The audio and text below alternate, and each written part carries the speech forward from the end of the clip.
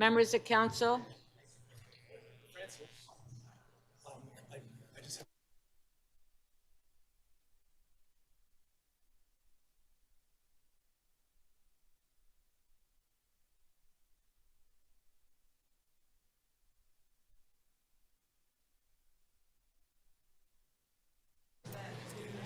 okay, members of council, I will call this meeting to order.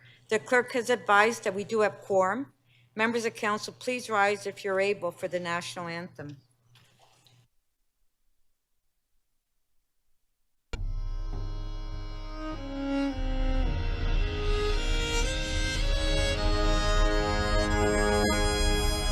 Oh, Canada, our home and native land, true patriot love, and all of us command.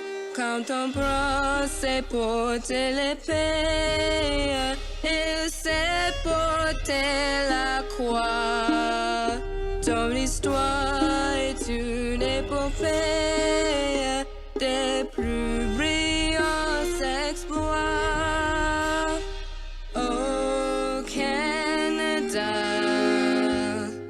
Kichigwanach, Nani Bueda Migueche Wendanda.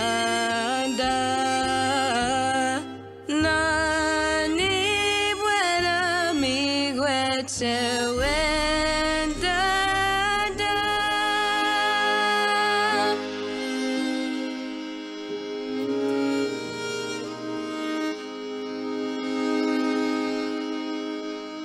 Please remain standing and join me in observing a moment of silence in memory of Sue Cork, Mark Summonwich, and David Saul.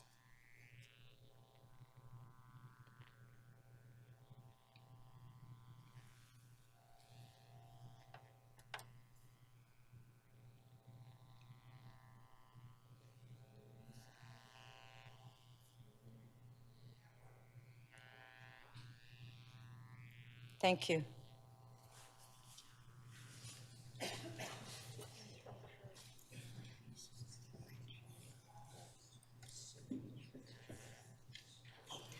I would like to take a moment on behalf of council to acknowledge the Indigenous peoples of all the lands that we are on today. We do this to reaffirm our commitment and responsibility in improving relationships between nations and to depending on our own understanding of Indigenous peoples and their cultures. It is a moment to reflect on the importance of this land, which we call home. We acknowledge the land we are meeting on is the traditional territory of many nations, including the Mississaugas of the Credit, the Anishinaabe, the Chippewa, and the Haudenosaunee and the Wendat people, and is now home to many diverse First Nations, Inuit, and Métis peoples. We also acknowledge that Toronto is covered by Treaty 13 with the Mississaugas of the Credit. For the benefit of those who are connected to the internet, the city clerk has posted all of the agenda materials for today's meeting at toronto.ca/council. This meeting is being held as a hybrid meeting. Members of council, staff, and the public are participating in today's meeting remotely and in person, and the meeting is being streamed live on YouTube. I'd like to welcome the public who are with us here today and who are watching the meeting online. Members, before we start our meeting today, I would like to take a moment to recognize two members of the City Clerk's office who are retiring this month. Kara Kostanen and Helen Devlin have both had distinguished careers with the city and the City Clerk's office. Carol and Ellen have both spent time at the table here in the chamber providing support to members, staff, and the public. They have also managed their own teams supporting various standing committees and city boards. Ellen most recently was clerk to the Toronto and East York Community Council and the Toronto Preservation Board, and Carol most recently to the boards of Create TO, TO Live, and Exhibition Place. Many chairs and senior officials have benefited from their advice, calmness, and dedication to ensuring open and transparent decision-making. Ellen and Carol, on behalf of City Council, I would like to thank you for your service to the city and its residents and wish you each a wonderful retirement.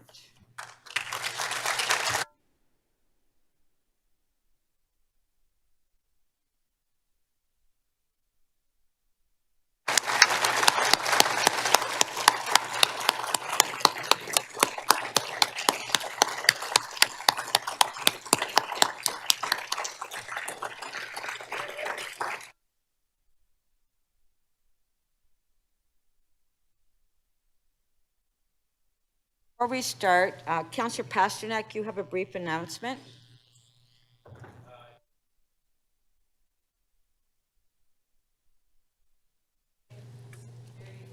Yes, thank you very much, Madam Speaker. I wanted to take a moment to celebrate a recent notable accomplishment by the city, as we held an extremely successful hosting of the 2023 Federation of Canadian Municipalities Annual Conference and Trade Show in Toronto from May 25th to 28th. A lot of work went into the planning and execution of the much anticipated event, and that work was reflected in the success of the conference. I am new to FCM, and having been just elected last fall by, of course, councillor colleagues along with Councillor Ainsley. And while I've been at FCM events in prior years and know about this vital work, by seeing its workings up close and being involved to this degree, meeting elected officials and public servants from across Canada, I know how crucial this work can be. This event brought together over 2,000 delegates from cities and towns across Canada and showcased Toronto. Delegates included mayors, councillors, and of course, senior officials. It was likely one of the biggest gatherings of elected officials in Canadian history. Special thank you once again to all the organizers, including the City of Toronto and FCM staff, for making FCM Toronto 2023 the great success that it was. And of course, I want to thank the hundreds of delegates, exhibitors, participants, many who traveled long distances for being part of this great success. We trust they took away fresh ideas, updated perspectives, and strengthened the collaborative approach and culture that has made FCM the success that it is. Under the theme of local action, national results, we had many productive discussions about how we can address our shared priorities and issues affecting Canadian cities. Our municipal governments are the vital pillar of the Federation, keeping communities safe, making sure our cities and towns are livable, and ensuring that people can go about their daily lives in peace and security. Canadians ensure that their neighborhoods are safe, and it is hundreds of municipalities that are part of the FCM that make it happen.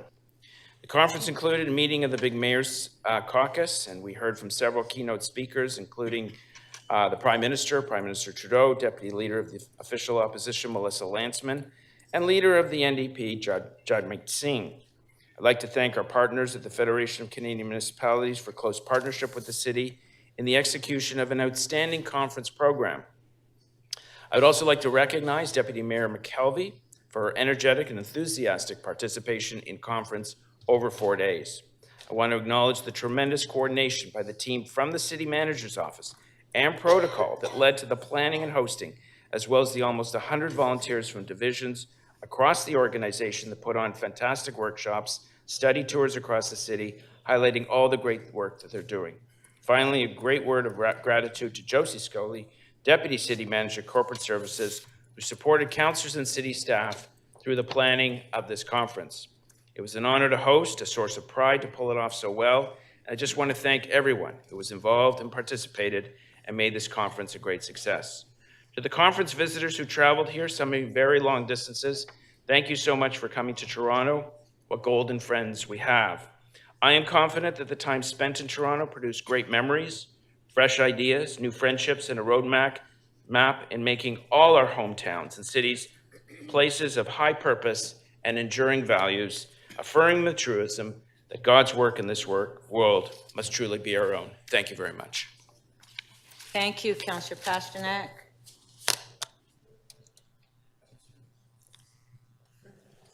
Councillor Myers. Thank you, Madam Speaker. I'm rising this morning to provide gratitude and express thanks to the members of the Toronto Police Services 42 Division, members of the Emergency Task Force and TTC staff for their swift and seamless efforts in apprehending the suspect who is alleged to have threatened Toronto's mayoral candidates. I was attending a ride-along with 42 Division at the time the arrest was made and can personally attest to the professionalism of the officers involved and TTC staff, and thank them for ensuring the safety of TTC riders, my constituents, and the mayoralty candidates. I would also like to thank Councillor Crisanti for his encouragement in attending a ride-along. It was a unique, eye-opening experience and gave me valuable insight into the day-to-day activities, challenges, and opportunities of our city's police services. Finally, I would like to just add a quick reminder to all of us that everyone is presumed innocent until proven guilty. My hope is that the accused receives any mental health support that they deserve. Thank you. Thank you. Councillor Matlow? Thank you. And actually, just before I begin with what I was going to present, I just want to also add on to what Councillor Myers mentioned to acknowledge corporate security, who also kept us up to date throughout that episode, and I really appreciate their very timely updates and their support. Today I rise to congratulate the residents of Forest Hill Village on the 100th anniversary of Forest Hill. Originally it was known as Spadina Heights. Ishpadina, which was the Ojibwe word on which Spadina is based, and it means a place on the hill. I want to acknowledge the Forest Hill BIA, along with the Upper Village BIA and the Eglinton Way BIA on the celebrations that they're holding for the residents of the community. Thank you. Thank you.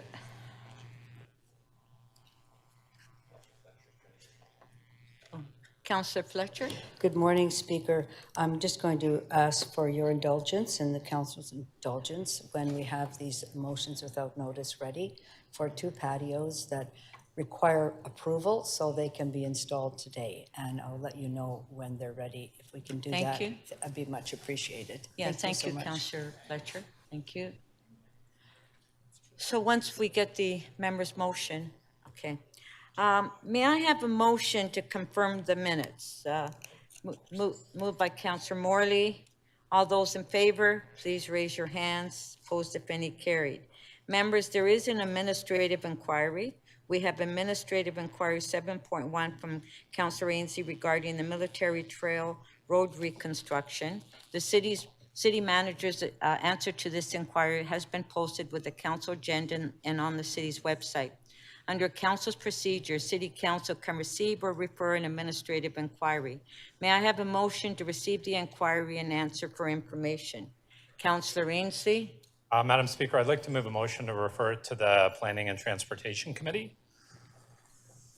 Okay, so Councillor Ainslie is moving a motion to refer to the Planning and Housing Committee. Sorry, infrastructure, sorry. Oh, infrastructure. Okay. It's been a while.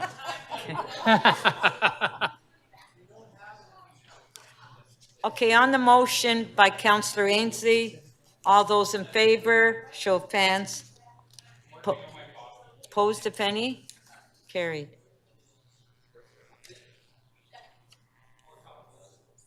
I will now call upon the committee chairs to introduce the reports.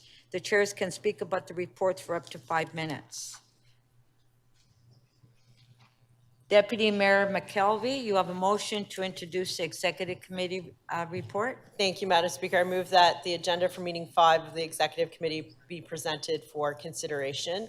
I just want to start by thanking the Executive Committee for working with me over the last few months as I unexpectedly chaired this committee, and I just thank them for their support. I will also point out that Smart Track, we have added a report on that has the deal with the province. So that should be uploaded and will be the first item of discussion tomorrow morning as one of the key items. Thank you. Thank you.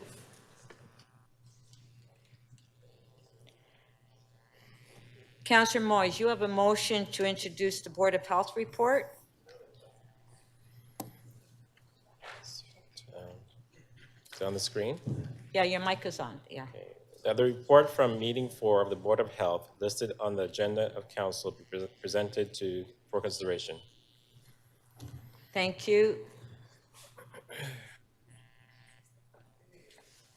Councillor Crawford, you have a motion to introduce the Civic Appointments Committee report. Screen because I haven't got my CMP open yet.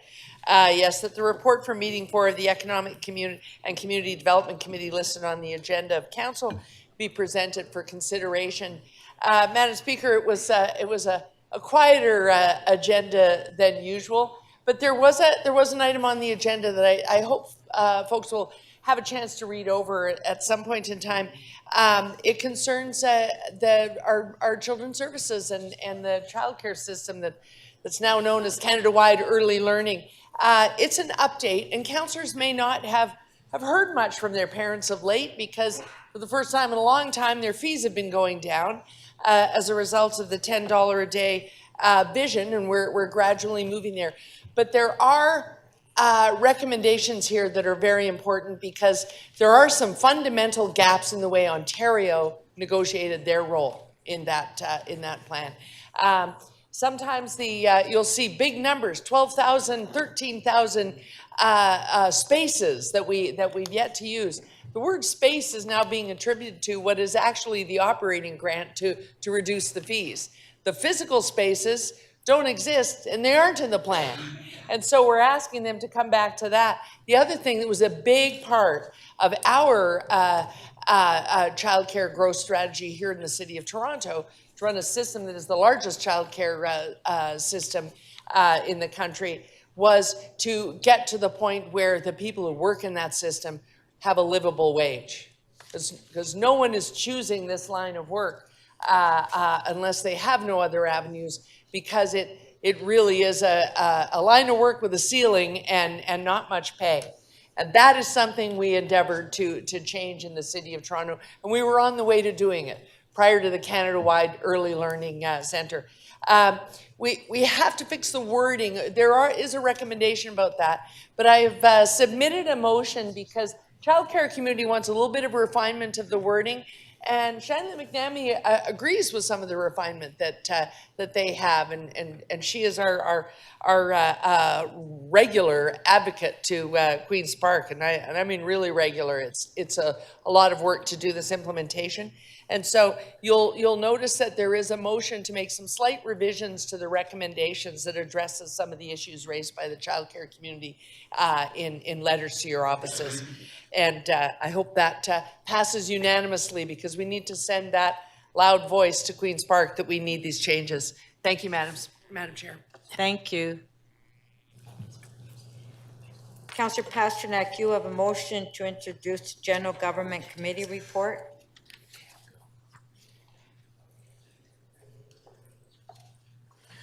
Yes, thank you very much, Madam Speaker, that the report from Meeting 4 General Government Committee listed on the agenda of Council be presented for consideration. I would just like to echo the earlier comments made about our retiring clerk, Ellen Devlin, who was remarkable around the General Government Management Committee. She kept everything flowing in a wonderful way.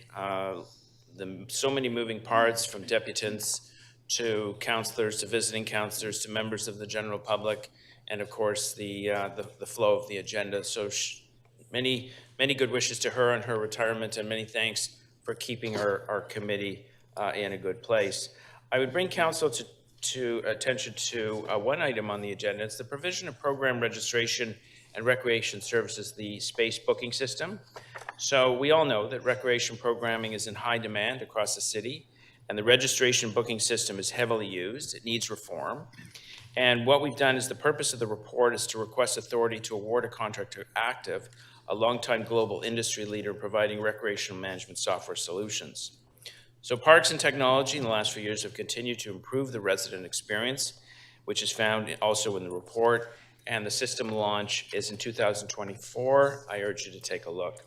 Not on the report is a 2022 update of fire and life safety compliance at the City of Toronto.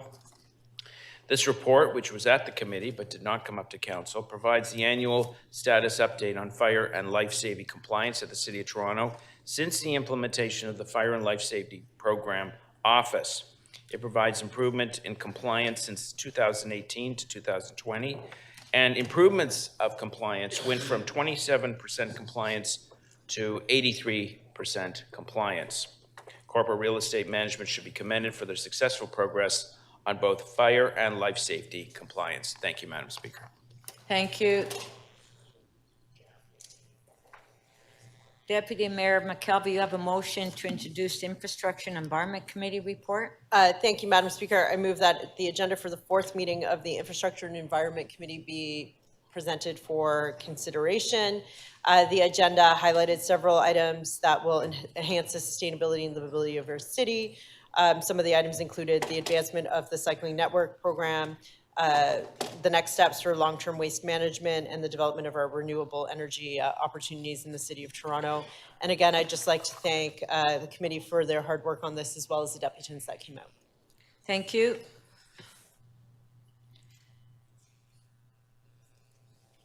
Councillor Bradford, do you have a motion to introduce the Planning and Housing Committee report? Yes, thanks very much, Madam Speaker. I'd like to introduce the agenda for meeting 4 of the Planning and Housing Committee for consideration. This includes a report that outlines the changes from the province that they're bringing forward with their new consolidated provincial planning statement, which will of course impact all of our communities here in Toronto. I want to thank staff for all of their hard work on this and continuing to move things forward from the Planning and Housing Committee, the Housing Action Plan. All that work continues, and very grateful for that. Thanks, Madam Speaker. Thank you. Councillor Holyday, you have a motion to introduce the Etobicoke York Community Council report? Yes, thank you. Good morning to you, Speaker. That the report from meeting number 5 of the Etobicoke York Community Council be presented, listed on the agenda of council, be presented for consideration. Thank you. Thank you.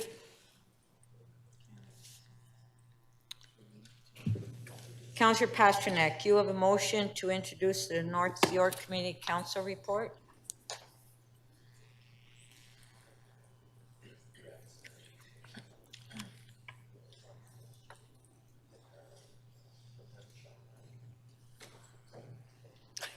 Your mic is on. You're waiting for the Yes. motion.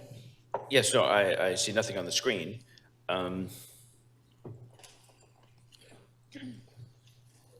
Thank you very much. That the report from meeting 5 of the North York Community Council listed on the agenda of council be presented for consideration. Thank you.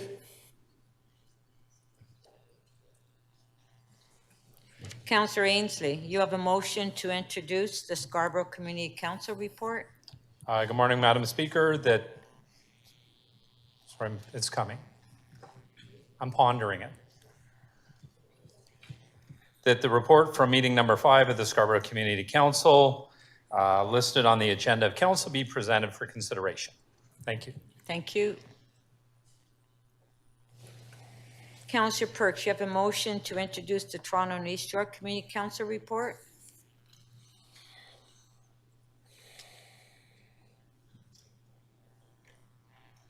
Good morning, Speaker. I move that the report from meeting 5 of the Toronto East York Community Council listed on the agenda of council be presented for consideration. Thank you. May I have a motion to introduce a new business from city officials? Councillor Thompson, could you move that?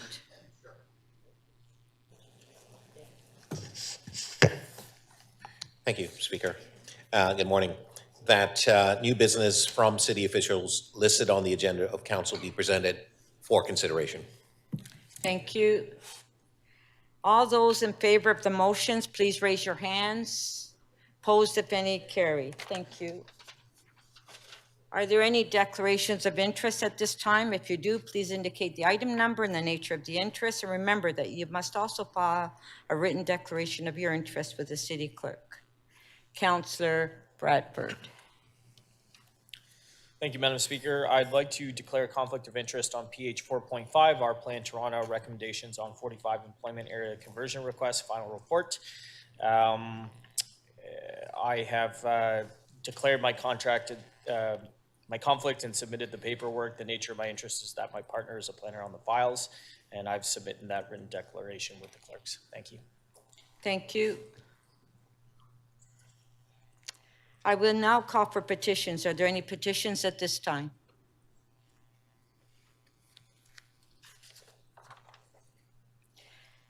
Members, I will now review the order paper. Once the order paper has been approved by council, any change would need a 2/3 vote.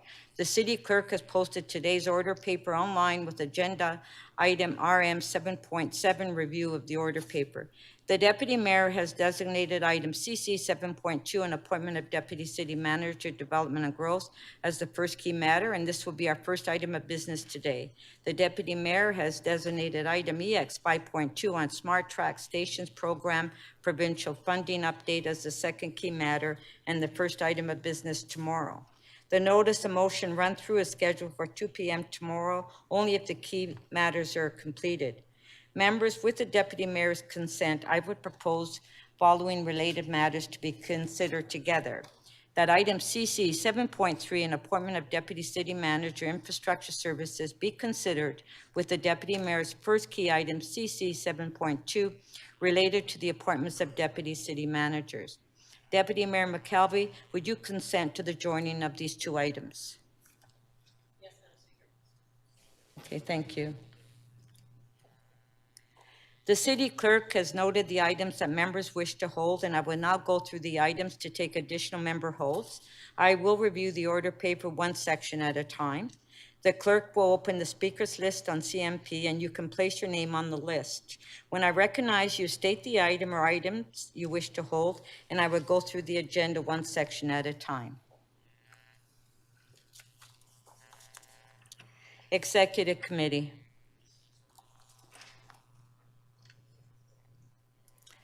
Councillor Cheng. Through the chair, I'd like to hold 5.1 and 5.3.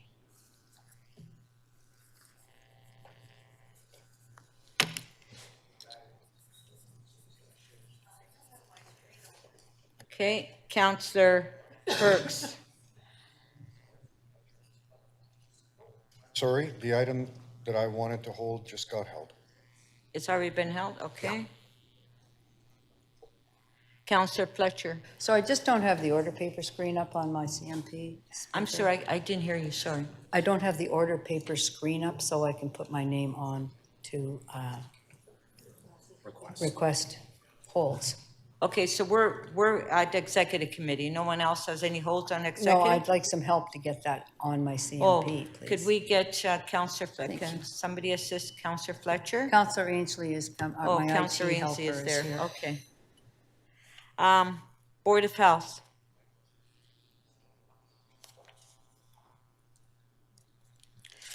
Civic appointments.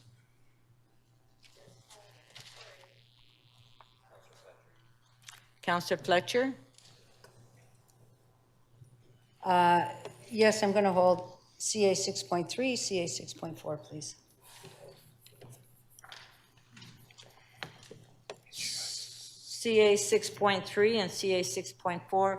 And if we can have members, when you hold an item down, if you can please indicate the item. Thank you. Thanks, Paul. Okay. Oh, Councillor Moyes. 6.5. I'm sorry? CA 6.5. Oh, Yes, you've already held it. okay, great. Thank you. Yeah. Okay, we're now going to General Government Committee. Councillor Pasternak. Yes, thank you, Madam Speaker. I'd like to hold GG 4.13. I can release it right away. There's a technical amendment that has to be embedded, and Does the staff have your technical amendment?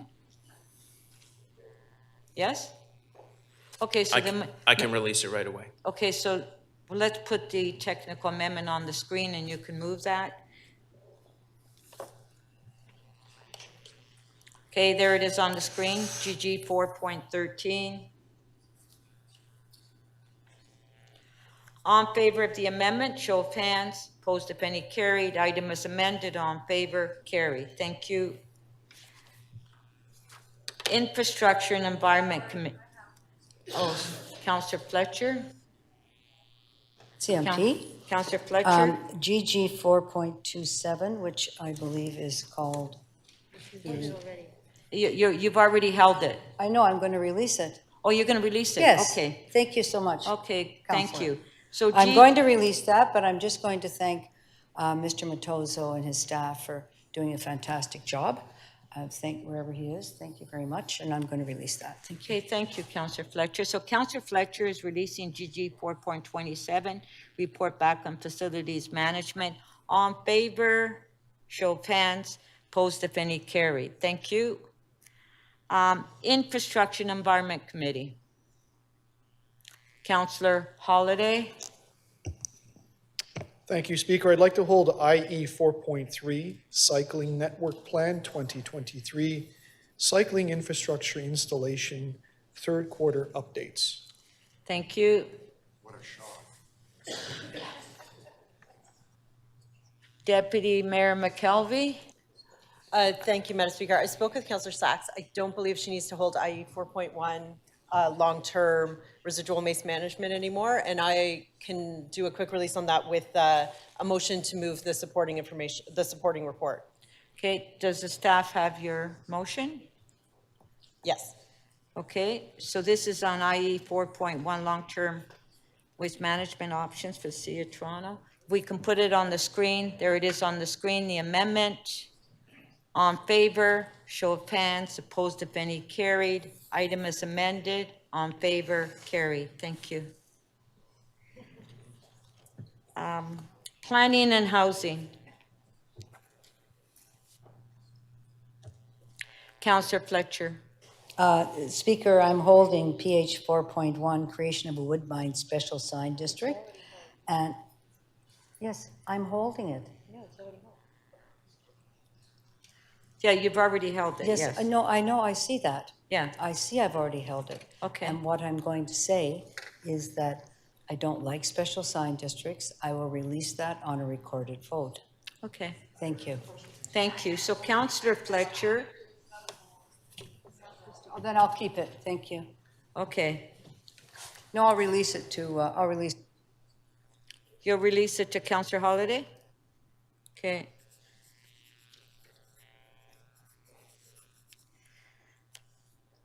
Okay, Etobicoke York Community Council.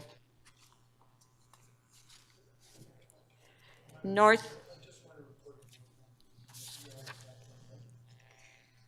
You want a recorded vote on EY 5.1? Okay, recorded vote.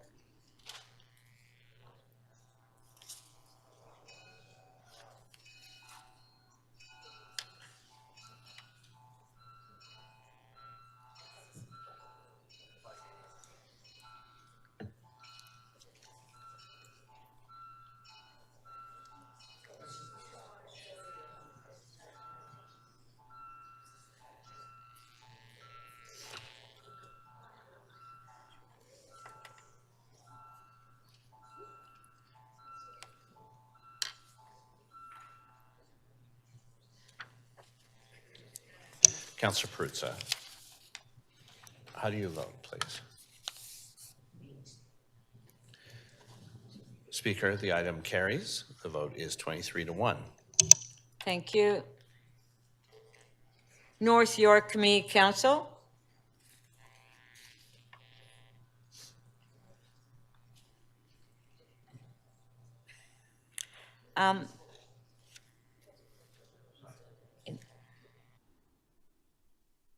Councillor Fletcher, I still see your name on the screen. Is it?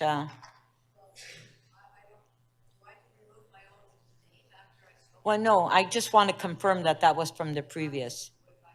Yeah, okay, so if we can have her name removed, thank you. So North York, Scarborough. Scarborough. Toronto and East York. Councillor Holiday. Speaker, thank you. I have concerns with 5.40, 40 kilometers per hour speed limit on major arterial roads. I'd request a recorded vote. Okay, so you want a recorded vote on that? Okay, so Councillor Holiday is asking for a recorded vote on T 5.40. Which is 40 kilometers, not 30. Yeah, 40 kilometers, yeah. No, he said 40. We all heard 30, so That's what you wanted to hear. I know you'd like 80.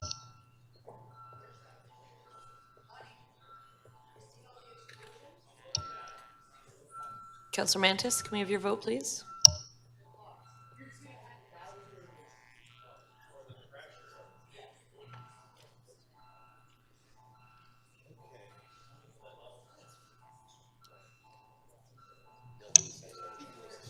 Councillor Mantis, please.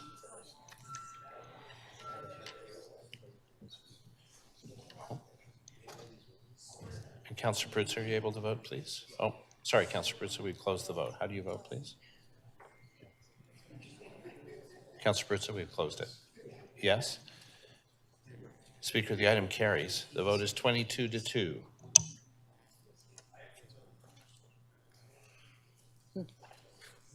New business.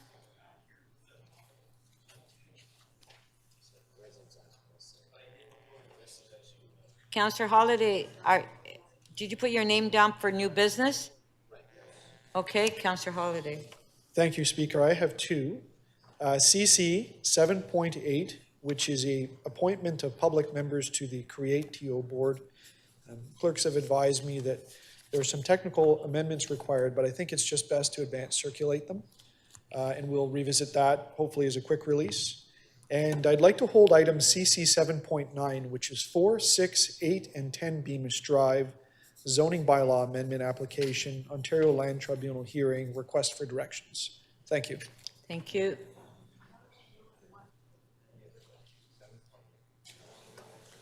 Councillor Fletcher.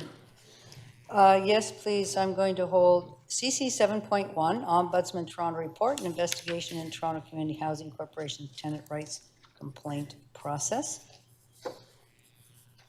And I believe 7.3, is that not part of yours, Deputy Mayor? That's the Deputy Mayor's key item. Oh, I'll hold that and we'll do that at the same time, correct. I'll hold SAC 7.3, appointment of Deputy City Manager Infrastructure Services, and then that can be dealt with at the same time on the Deputy Mayor's first item. That would be it. Thank you. Thank you. Councillor Sachs. Time. Okay, just one sec, Councillor. Okay, go ahead. I'd like to time 2 items for tomorrow afternoon. Oh, when we get to it, I'll Okay. get to it. All right, thank you. Okay? And I'll acknowledge Well, you then- then. Which item, Councillor Sachs, did you want to hold? 7.10 and 7.14, please. Okay, 7.10 and 7.14. Okay, thank you. All right. So that's it.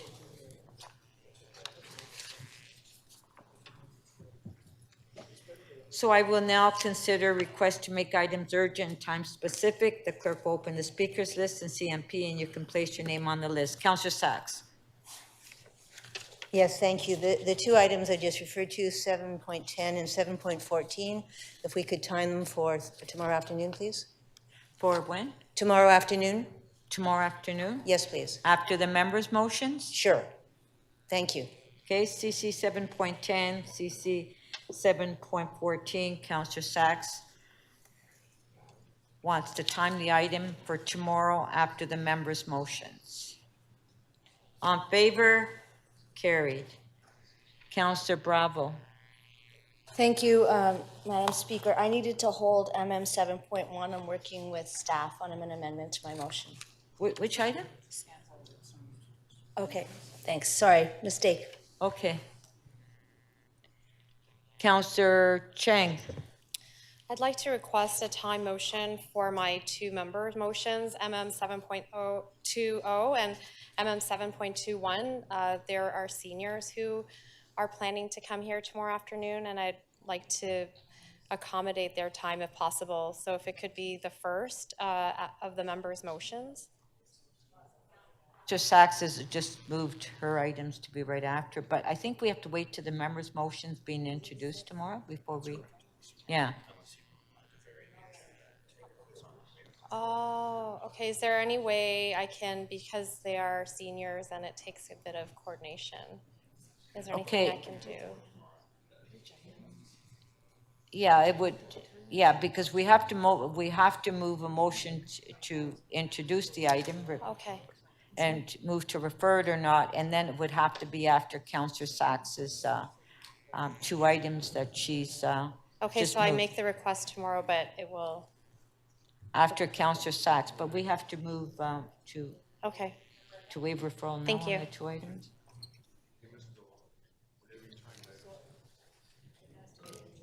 Okay. Right. Right, right.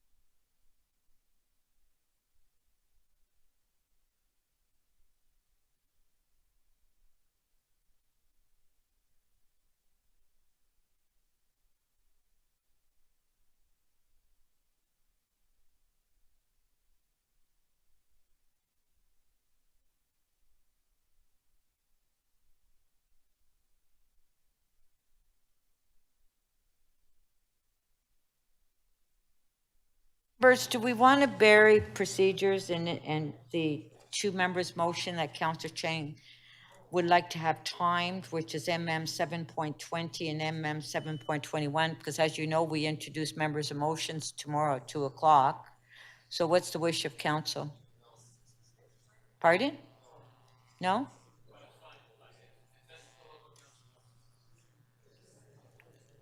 What, do we need to take a vote on this? Okay, let's take a recorded vote. Yeah, to bury, yeah.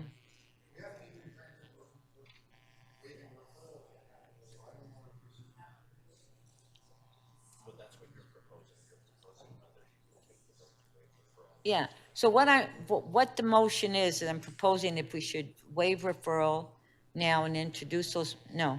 Okay, well, recorded vote then.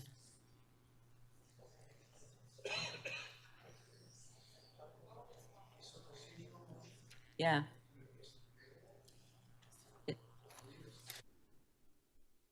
It is, yeah. Well, Councillor Chang, unless you want to wait till tomorrow, we do the members' motions. And then we do, and then at that time, you hold the item down and you move a motion that you deal with it after Councillor Sachs's two timed items. I think that would be the simple way to do it. Okay, thank you. Okay. Councillor Burnside?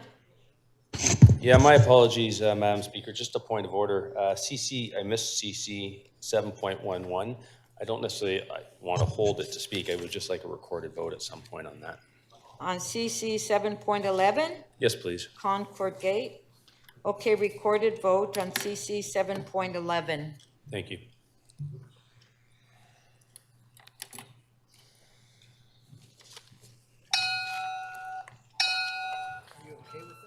Well, I'm voting. You can turn off my speaker, please. Where? The button that's shining there, the light. Yeah, this is it. Yes, mine. I'm voting against it, but don't worry, I'm voting. I don't like it, but I know we're not going to get any better. So don't worry.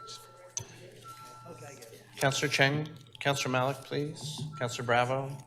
Thank you. And Councillor Perruzza, please. Councillor Morley, please.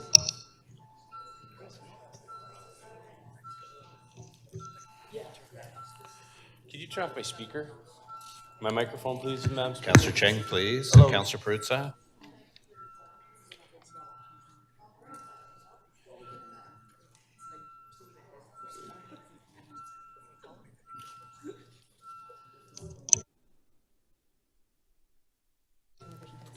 Councillor Cheng, thank you. Speaker, the item is adopted. The vote is 18-6.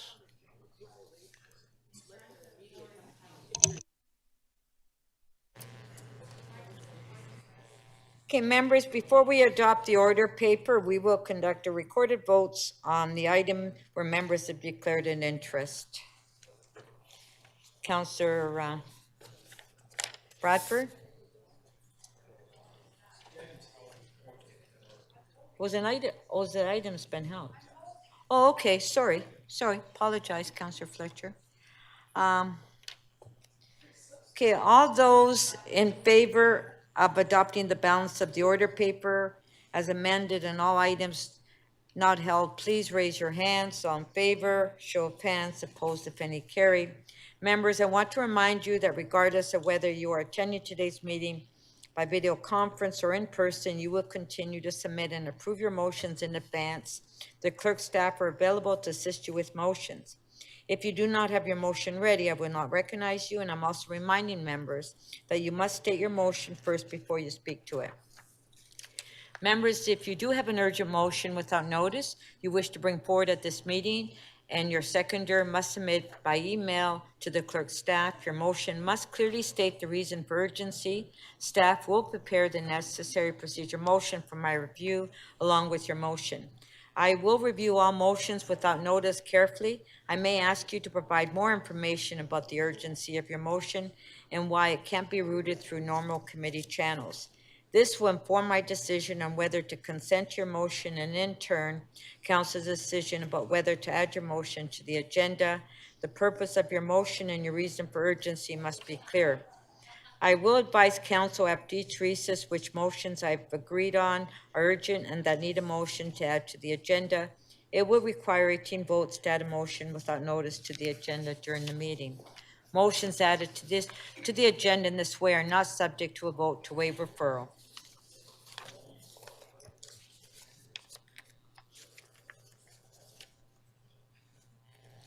We will now go to the Deputy Mayor's first key item, which is CC 7.2.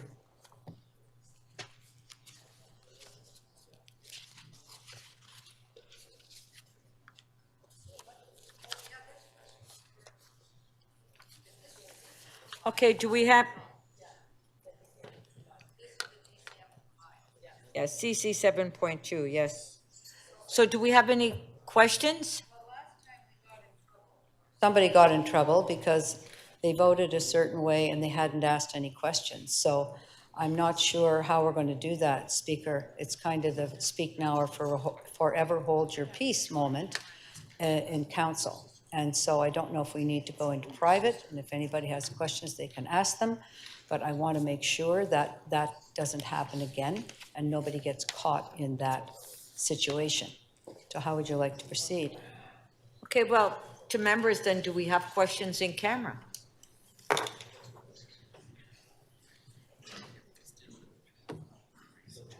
As you recall, someone voted against the person, and then the Integrity Commissioner said, you shouldn't have done that, you didn't ask any questions. So that was the report, yes.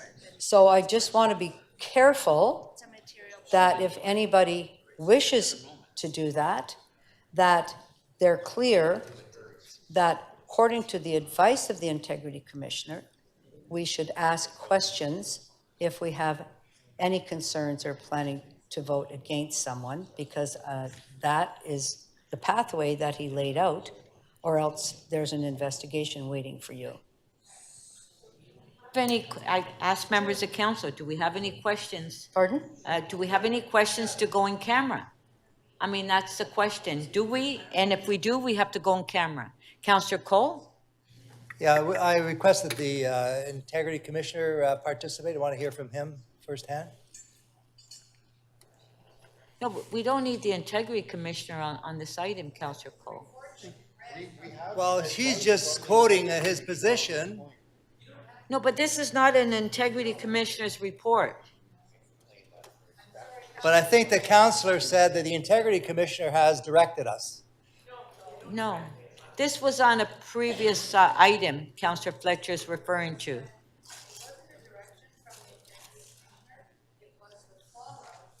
From not asking questions and then voting against someone, that an investigation took place. It's not really, it's just an advice that I'm saying to councillors. just to make it clear, this was on a previous item that the Integrity Commissioner had a report on the agenda, and that's why Councillor Fletcher is Not referring today. that. Councillor Perks.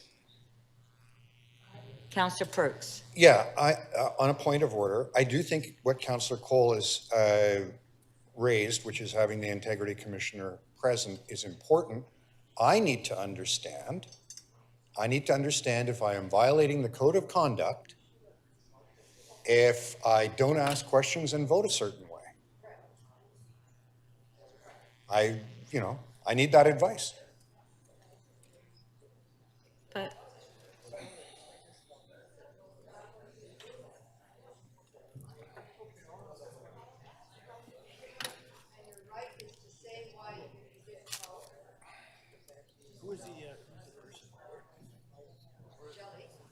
I don't have any problem. members, okay, one at a time here, please. The item that we're at is CC 7.2, which is the appointment of the Deputy City Manager, Development and Growth. That's the item we're at. So we're not at a report from the Integrity Commissioner. It's an item that committee appointed, and that's what we have before us. If we have any questions in camera on that item, then we go in camera. Councillor Holyday. Only a simple point of order, Madam Speaker. My screen seems to be locked on review of order paper. I would like to ask a public question about either of the item. And I just wondered if there's a glitch here or if I can just simply raise my hand. Okay, but first we have to decide if we're going in camera or not. Okay. Do members of council want to go in camera on this appointment?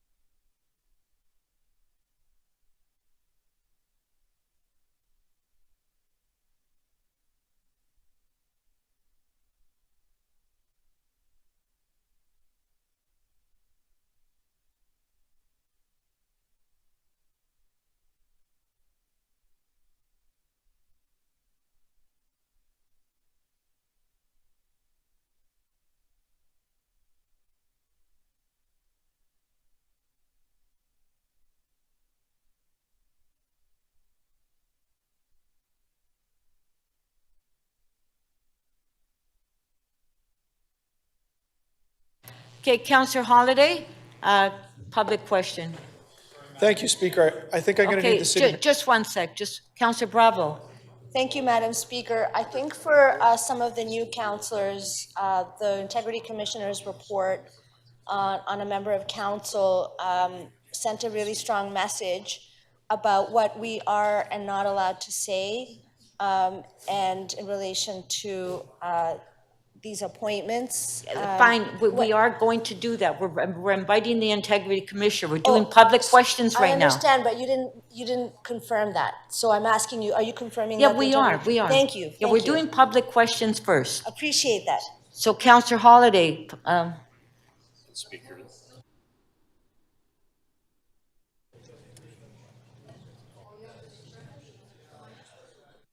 okay, so I'm told that the city solicitor can answer the questions to the Integrity Commissioner. Okay, so let's do public questions. Councillor Holyday. Thank you, Speaker. I think mine is relatively straightforward to the city manager. Before us is the appointment of 2 new deputy city managers, 2 new executives. But I wondered, because this is really the first time council's seen, I think, this new organization structure, if you could provide comments to council as to the origins and to why you're creating a new division and a new executive. Just from the lens of, the growth of the public service, why are we adding another executive? What benefit does this bring? And if you can just elaborate to council the rationale for the organizational change. Sure. So through the Speaker, the big change is to create a service area, which is comprised of actually 4 divisions.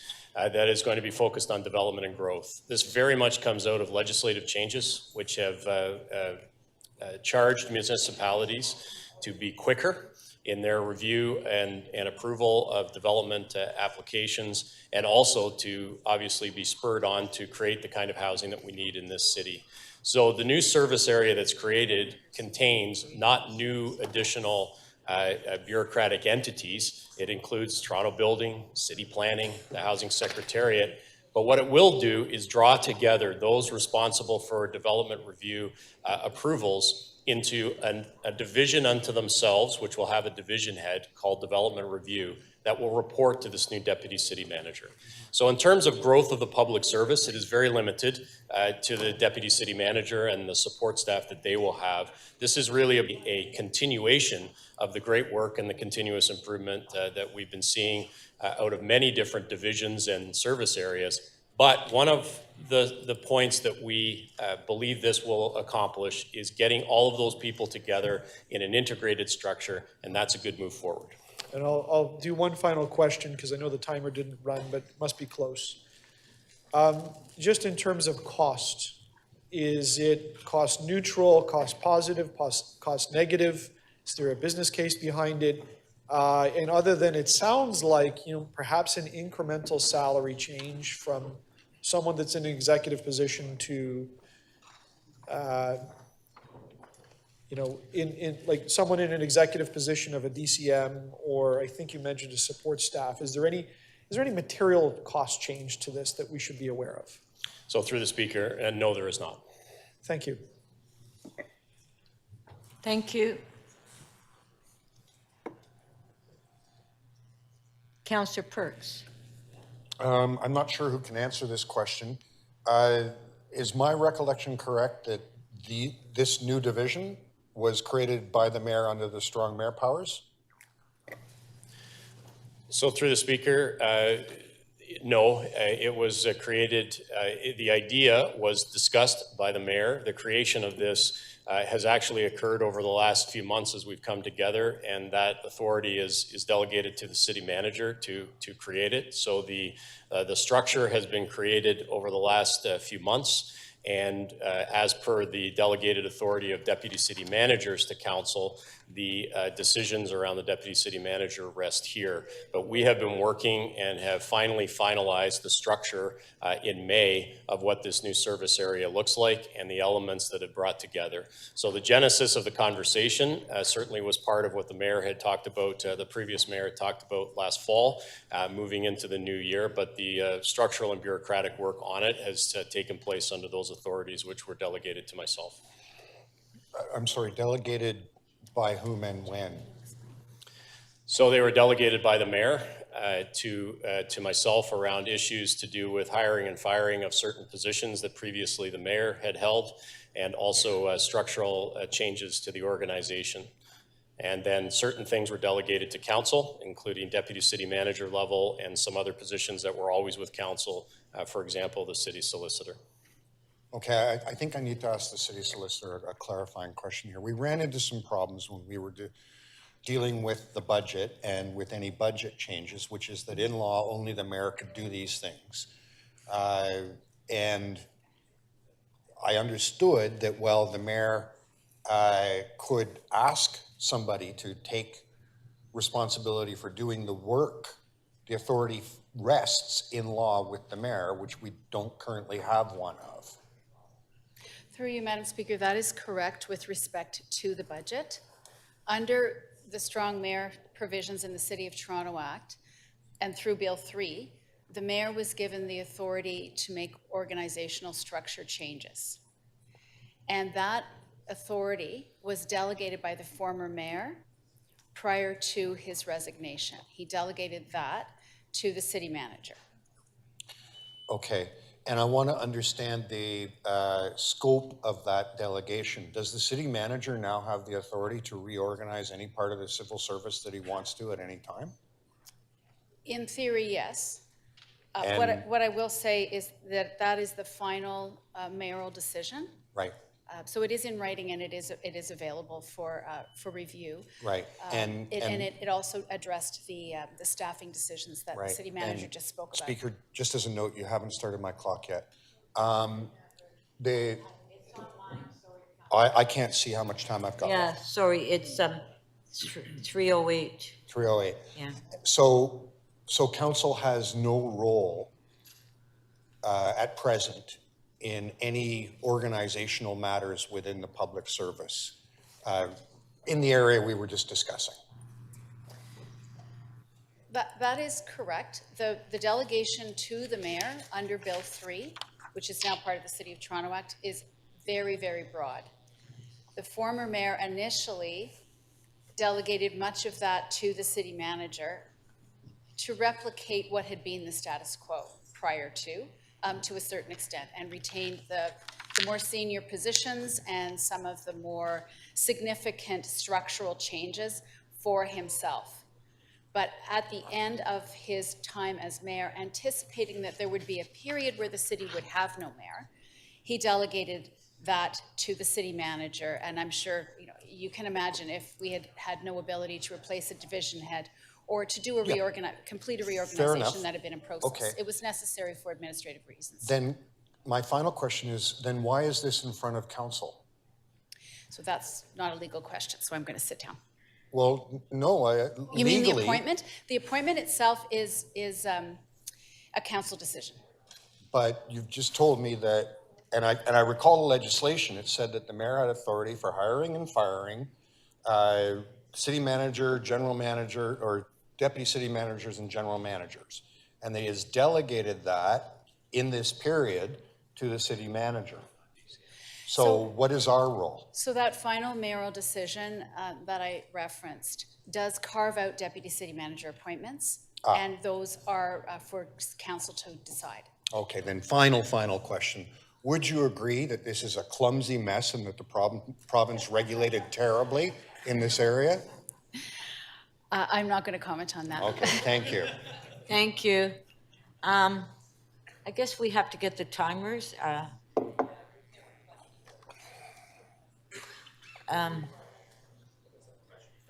No, but the timers are not working. Huh? We're working on it? Okay.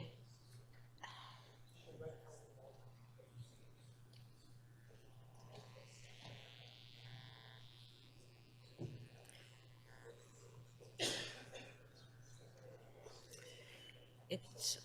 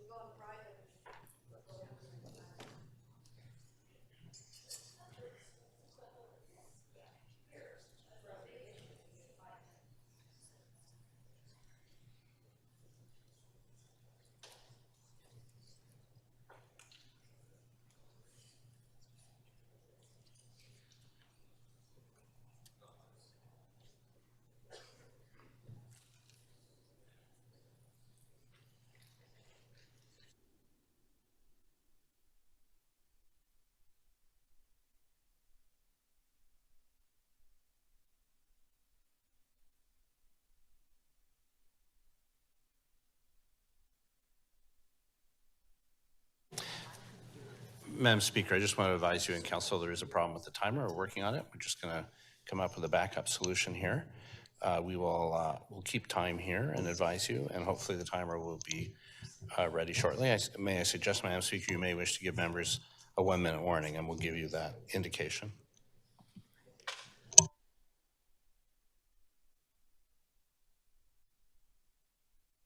staff will do the timer because it's not working on my computer either or on the screen. So Councillor Fletcher, question. So I have my own phone timer on now, Speaker. Just around the delegated authority. So the former mayor left a letter saying he was delegating that back. What did he delegate back to, and what did he not delegate back? So the mayor delegated the organizational structure powers to the city manager. He delegated most staffing decisions to the city manager, but he did not delegate deputy city manager appointments to the city manager. That is with council. He delegated that to city council. There's something else he didn't delegate. Staff naming committee, I can't remember. Oh, there were other things. I could open it up and take a look at it here. Yeah, that would be helpful, just to remind us that what's in force with the city manager and what isn't. And then the question here is, I guess it's probably for you, given that we're however many days out from an election, I don't know how many, 2 weeks, 13 days, where there will be a new mayor, what would happen if the new mayor wants to restructure? I'm not The saying only they other would, position- but would they have that authority under the strong mayor? I could answer your former Yes. question first. Yes. My position is delegated to City Pardon Council. me? My position is also delegated to City Council Yes? in the final mayoral decision. There's Those are the exceptions. Yes, the new mayor could, while these mayoral decisions will remain in place when a new mayor assumes office, the new mayor could change them. Because of the strong mayor Yes, the system. new mayor will assume all of the strong mayor powers upon assuming office, yes. They'll have all those powers back. Yes. So that could happen. And the other one is, Speaker mentioned the committees that hired the deputy city managers. Could we please hear who the committees were and who were on our, and what the structure was for the hiring? Thank you. I don't think that's a private question. It's public. The city council also has the power to hire and dismiss a city manager. So No, that's the I other understand, one bound a different that was question now, delegated in but that thank you. Is decision. there something else that he kept? I think it was, Oh, if you could- the mayor did not, upon leaving office, he did not delegate the authority to appoint committee chairs and vice chairs. Correct. So Thank no you. one has that right now. They are as they are. But the Thank- new till mayor the will new mayor, assume that, assuming. yes. The new thank mayor you. will assume that. My question is, you mentioned committees. What was your structure for hiring? Who were on the hiring committees for these positions, please?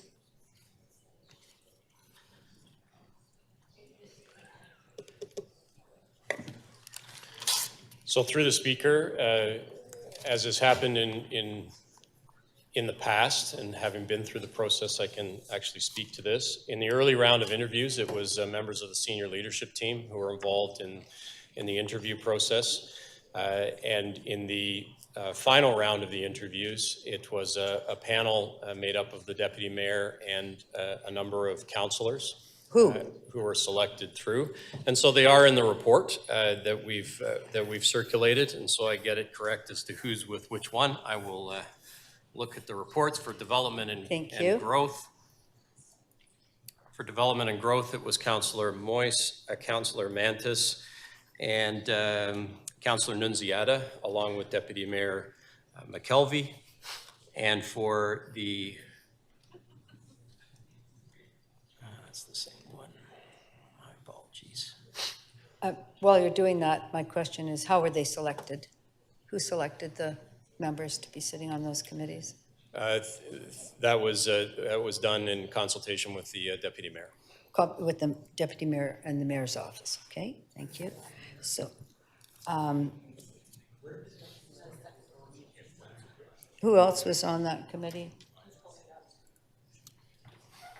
You have 1 minute left. I want to be clear, I'm not disagreeing with candidates, but I think these are important questions. So on the in the second panel, Councillors Crawford, Councillor Carroll, and Councillor Myers joined the deputy mayor.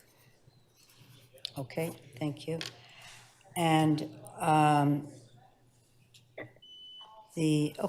have 56 seconds left. I'll sit down, but I think we'll have to ask a few other questions. Thank you.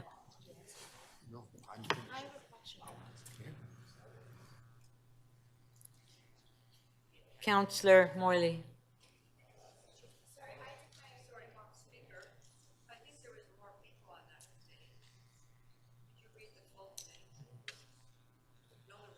No.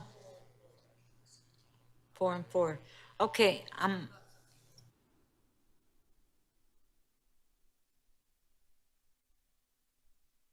okay. So, who's next?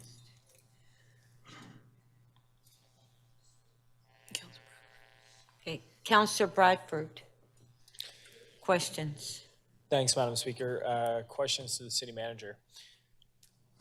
Was it your recommendation and advice how to structure and move forward with the Development and Growth Division? Through the speaker, yes, ultimately how it's been configured was a decision not made myself alone, but made with the staff who've been working on this. City staff. Yes, but it was a staff decision to look at the final version, both the divisions that would make up this, but also the the structures of those we would be bringing into the new Development Review Division, which of course is pulling people from various spots across the organization. I will also say just quickly that staff have been involved throughout this process, so we've done an engagement piece to try and make sure that we bring the best thinking of those who do this work every day to the new organizational design. Could you tell me what the rationale from staff's perspective was in standing up a new approach, business transformation with respect to development approval timelines? So through the speaker, very clearly it's to continue the continuous improvement and get remarkably better or markedly better in terms of the speed that we can review things and make decisions on development applications. But then the second piece is to really have a group that is focused and thinking every day and clustered together to think about the housing needs in this community. And that covers off everything from social housing through the Housing Secretariat and some of the work that's happening there through to all the housing development applications if that I come could just through. ask, could you remind me and colleagues about Bill 109 and what that did to the legislative timelines in which we needed to have applications, decisions reached on applications? So through Bill 109, timeframes are significantly shortened and now in legislation about the targets that we have, and in some cases as little as 120 days. We are needing to organize ourselves to meet those mandates, and while we've done a number of good things over the years to get to that place, we need to continue to work through that, and that will be one of the key deliverables for this new service area. So it's a business performance transformation, business improvement, but would you say that staff's recommendation, this was an essential step to take to respond to the legislative timelines imposed upon municipalities through Bill 109? Through the speaker, yes, that's a key piece of it. So that's actually what we're doing here. This is the business transformation to respond to provincial changes through legislation, Bill 109, that requires timelines for decisions, 90 days, 120 days on applications, development applications. Through the speaker, that would be correct. So your professional advice as staff and the big team that have been working on this for many months, does that change a month from now? Does that change 2 months from now? Or are we still living in the world where we have to have a business transformation that allows for us to respond to application deadlines imposed by the province, 90 days, 120 days? So through the speaker, neither our housing needs in this community nor the legislative requirements are changing in anything we know. So we would need to be doing this type of work and responding to that legislation and also responding to the housing needs of this community regardless. So just a last question there, but to reiterate the point, your recommendations as they stand in front of us today, that doesn't change, 2 Mondays from now. That doesn't change 3 months from now. This is staff's best response for business transformation, ongoing improvement, and responding to legislation, Bill 109 from the province that requires us to hit those timelines or remit the application fees. Through the speaker, yes. Thank you very much. Thank you.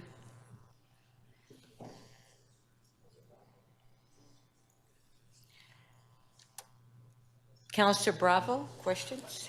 Through you, Speaker, I believe my questions would be to the city solicitor.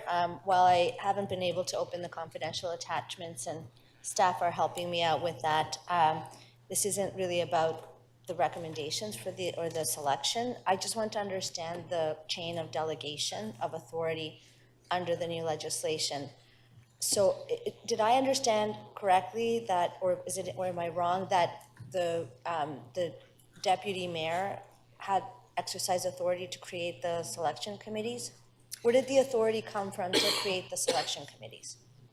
So through you, Madam Speaker, the legislation gives a variety of powers and duties to the mayor. Currently, there is no one in that role. Yeah. And the powers did not flow to the deputy mayor. So the deputy mayor does not have those powers.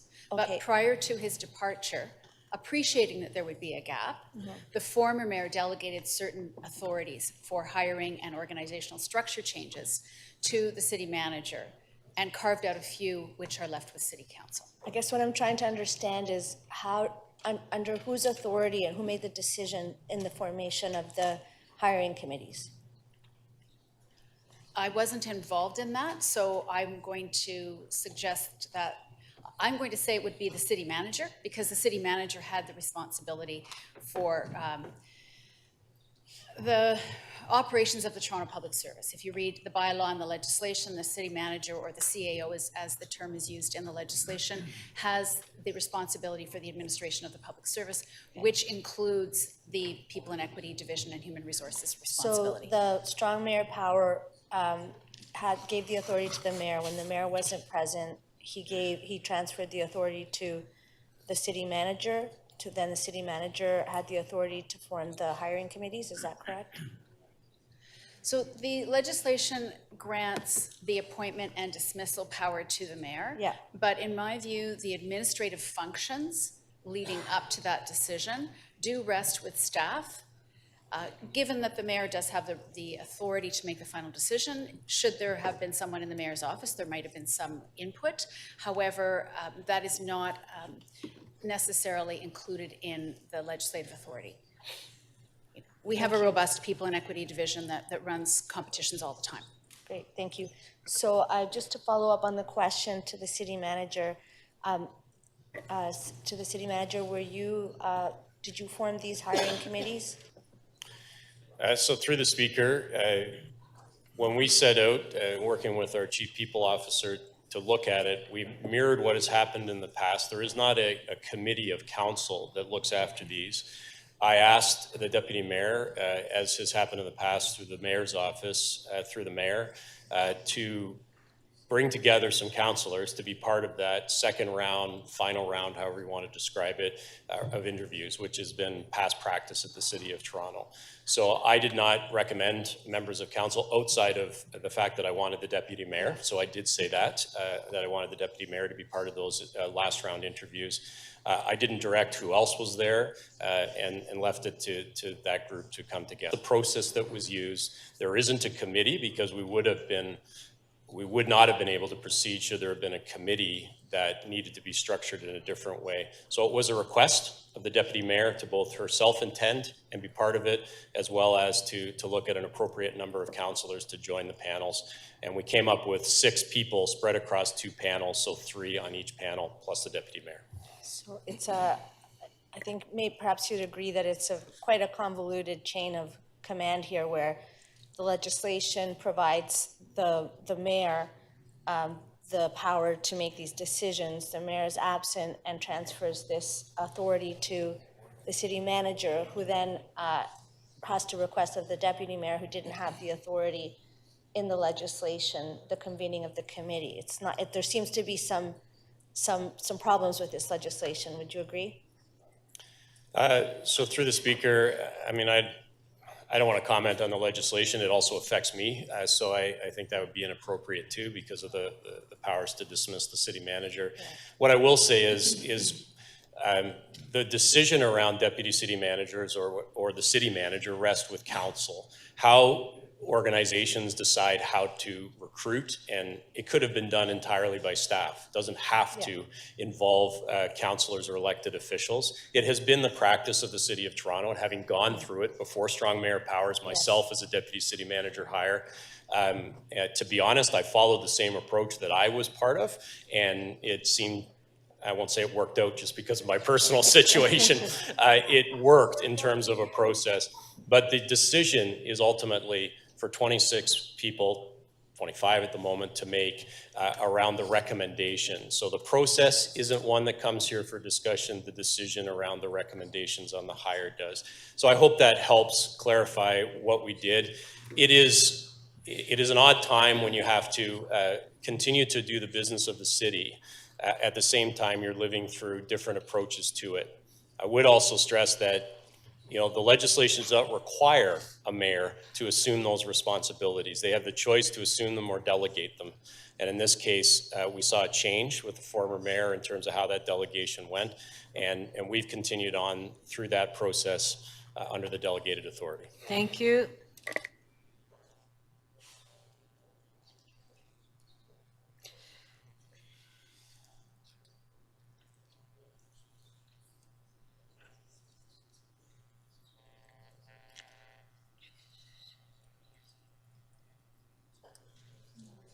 Councillor Cheng.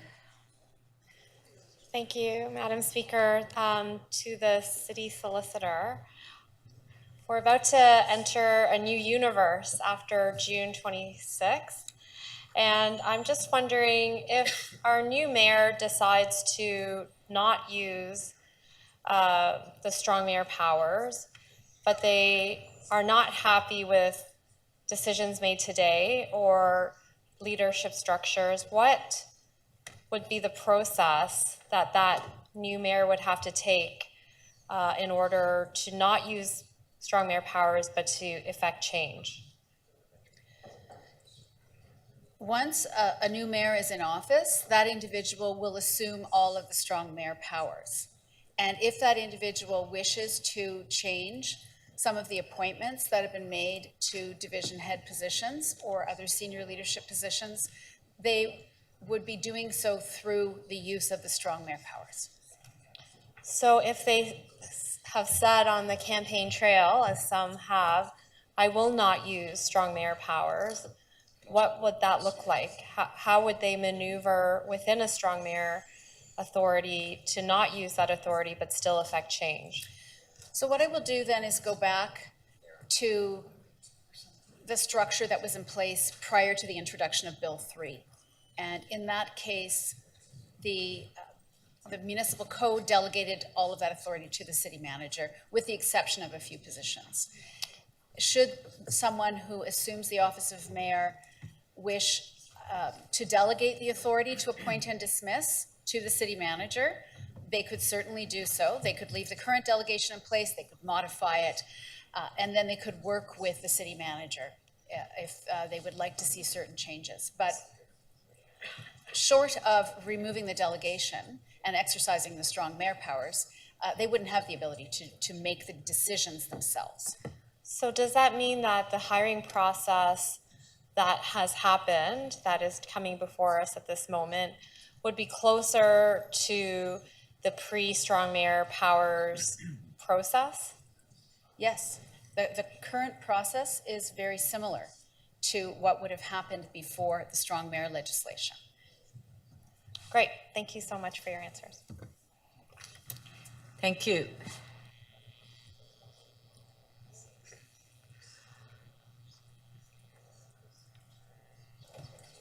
Councillor Myers. Thank you, Speaker. My first question is to the city manager. When can we expect to know if these new structures are working? So through the Speaker, we've laid out metrics that through 2023, we have to see improvement in our time and our processes for development review application approvals. So that is one piece that will absolutely happen through 2023 to some measure. This is going to take some time, but we've been very clear, and we're very clear during the recruitment process, that there needs to be immediate improvement so that we can work towards meeting the legislated timeframes. And my time is not working on my screen. So is there going to be publicly, or at least to council, is there going to be certain KPIs available for council to evaluate whether or not these new structures are working? So through the Speaker, yes, that's certainly my expectation, that there will be metrics available to the public and to council on how we're doing, which would be an ultimate measure of how successful we are in terms of the leadership. Thank you. And a follow-up, a different question. So I was in the committee for the appointment of the DCM Infrastructure Services, and I will note that someone from the mayor's office was in the appointment process. I understand they were in the appointment process for the other position. So who decided that someone from the mayor's office should be in these interviews? Working in the conversation with the deputy mayor, both councillors, the individual from the mayor's office was also present, as was our chief people officer within the interviews as well. So who made that decision exactly? So I would say it's a joint decision through the Speaker. Can you comment on the appropriateness of someone from the mayor's office being in on those positions when there is a concern among council about the politicization of the staff? So through the Speaker, again, trying to mirror past practice, it is not, something that was there in place that in processes that we've seen before, and ultimately the decision is made here. So This is, quite frankly, a political decision because of the very nature that it is here today. So through the process, it was very clear who the key people were that were asking questions and involved with it, and that was the councillors and the deputy mayor in terms of the panel and myself. But it's ultimately a decision that comes here. So yes, decisions were made about who's in the room, but ultimately the decision on the recommendations lies here. Okay, and just to add for clarification, I thought the person from the mayor's office did add value, and they did play a good part in the process. But I do think it's worth discussing as to what the appropriate role of the mayor's office is in these appointments. Thank you.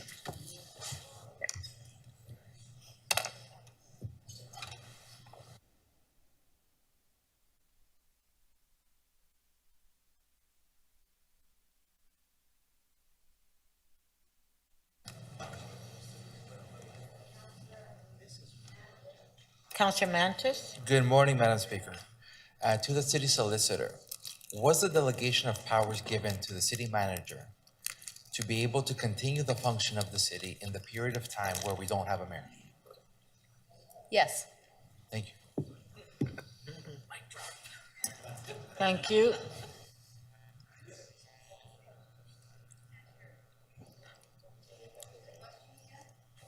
That was a great question. Councillor Carroll, questions? Madam Speaker, I'm willing to wait. Some of the councillors are asking what Councillor Mantis's question was because the microphones were a little quiet on this side. Councillor Fletcher wants to know what he asked and what the answer was. Read it again. Yeah. Sure. Read it again, Nick. Yes. Slow it down. Maybe increase the font size. Was the delegation of powers given to the city manager to be able to continue the function of the city in this period of time where we don't have a mayor? Could you read the name And of the Madam sender, too? Speaker, my response to that was yes. Councillor Carroll? Yes, Madam Speaker, I suppose I'm probably putting the city manager on the spot here because he hasn't been here as long as I have. I'm trying desperately to remember if Ms. Wahlberg has. I can take this all the way back to when we moved from a commissioner system to having deputy city managers at all. When we made that first change, we weren't under the City of Toronto Act. And my recollection is we followed roughly the same process. City manager began to figure out how he was going to hire, and then he conferred with the mayor, and largely the mayor's office came up with a panel of people to help in the thing. The mayor at that time was, I believe, David Miller. And I see nods from Ms. Wahlberg. That's roughly the process we followed all the way back to that time. So through the speaker, we did ask, and I did ask questions about, so how do we? I had personal experience, but not that far back. So Yeah. we tried to follow a process that was very similar and quite frankly, similar to when this new legislation has changed things. And so, you know, we're always looking for improved ways to make sure that we do the business of the city well, but you're quite right.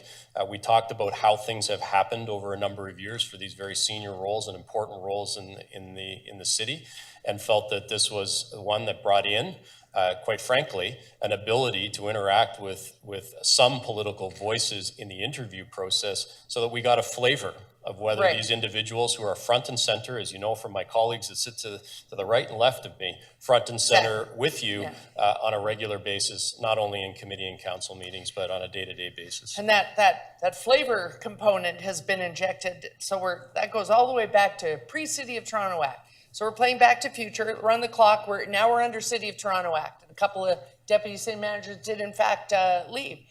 I think the first time they left, we still had Mayor Miller in office.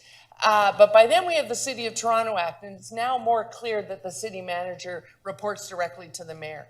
The process, as I recollect, did not change that much. I think it was Mr. Penichetti the first time, I can't remember, I think it was whether it was Ms. Cork, rest in peace, or Fareed, who was making an exit.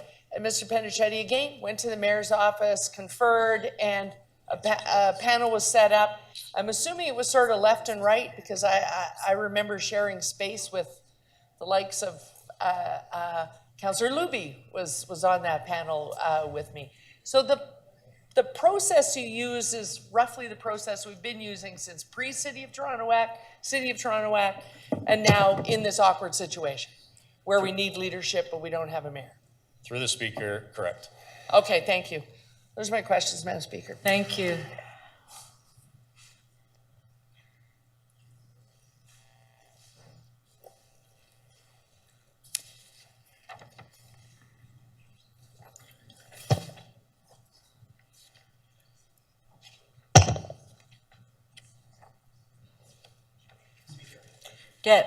Deputy Mayor McKelvey, question.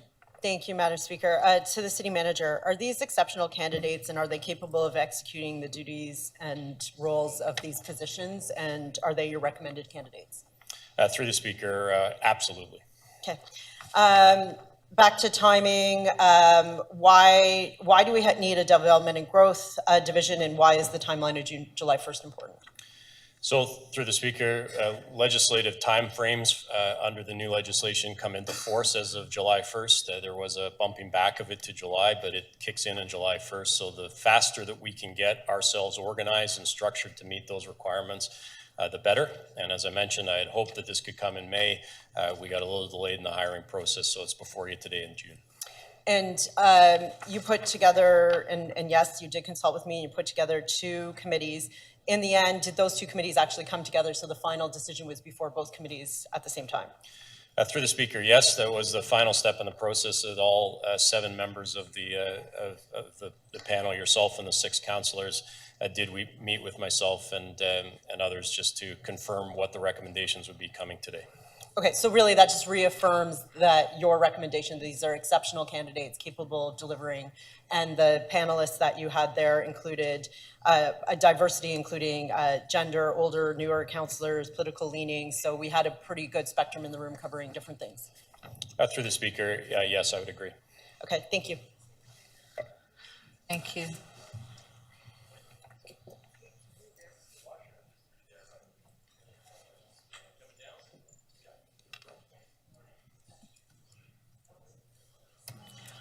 Okay, if I can have the timer just changed there.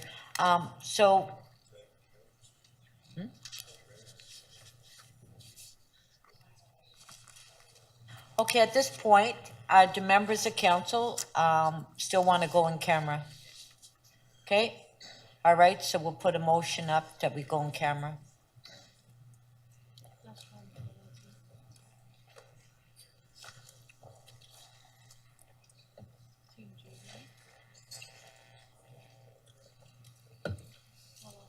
If I can have Councillor Thompson, do you want to read the in-camera motion?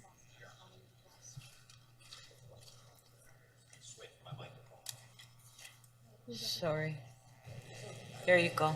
Thank you, Speaker. That council recess its public session to meet as committee of the whole in closed session to consider CC 7.2, appointment of Deputy City Manager, Development and Growth, reasons for confidential information, personal matter about an identifiable person, CC 7.3, appointment of Deputy City Manager, Infrastructure Services, reason for confidential information, personal matter about an identifiable person. Thank you. All in favor? Show of hands. Recorded vote. To go in camera? Okay, recorded vote. This is just to go in camera, Councillor Cole. That's what the vote is. I thought you were the one that said you wanted to an hour ago. Okay. Okay, recorded vote to go in camera.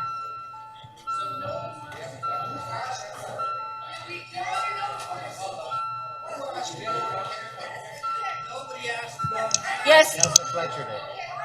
Councillor Fletcher asked for it. Can I have some quiet? Councillor Fletcher asked. I asked the question, do we still want to go in camera? And Councillor Fletcher said yes. Okay,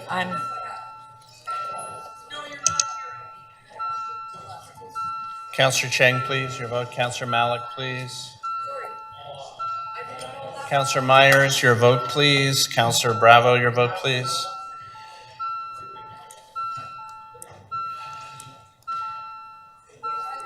Counselor Chang and Counselor Malik, please.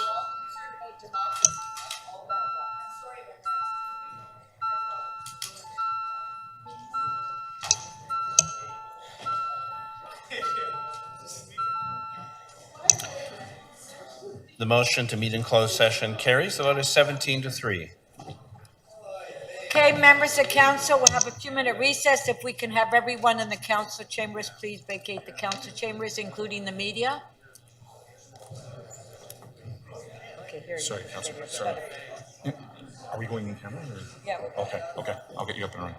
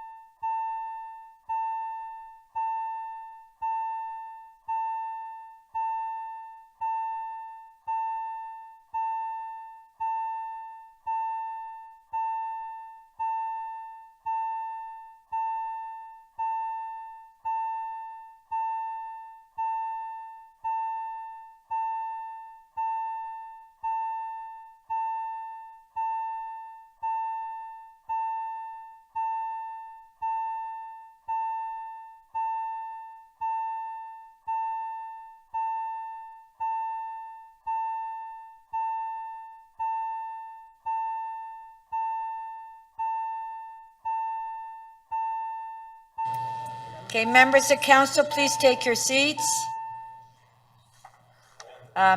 City Council has completed its closed session, consideration of items CC 7.2 and CC 7.3.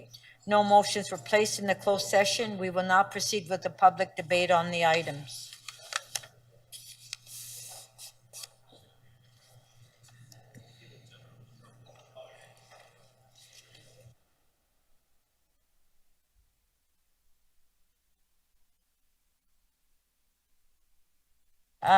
Councillor Fletcher to speak. Just a second here. Is the deputy mayor not speaking? No, she's going to speak last. Oh, okay, fine. Thank you. Okay, just one sec. Okay, there you go. Go ahead. Thank you, Speaker. I will be supporting the deputy mayor who will be moving these appointments. I believe you'll be moving those, deputy mayor, yes. Thank you very much. And certainly very happy to hear from the city manager that they have really taken into consideration and given due thought to the fact that while we're going to be appointing a fantastic deputy city manager for the Growth and Development Division, we'll be removing a fantastic CEO from Toronto Community. Awesome.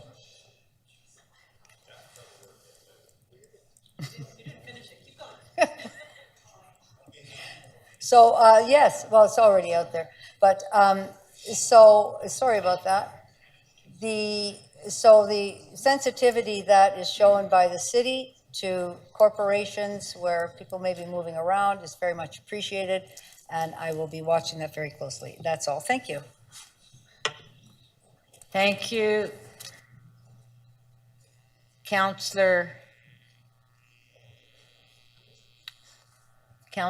Myers. Sorry, I removed myself. Pardon? I removed myself. Okay. So we're voting on. Okay. And yeah. Okay, Councillor Thompson to speak.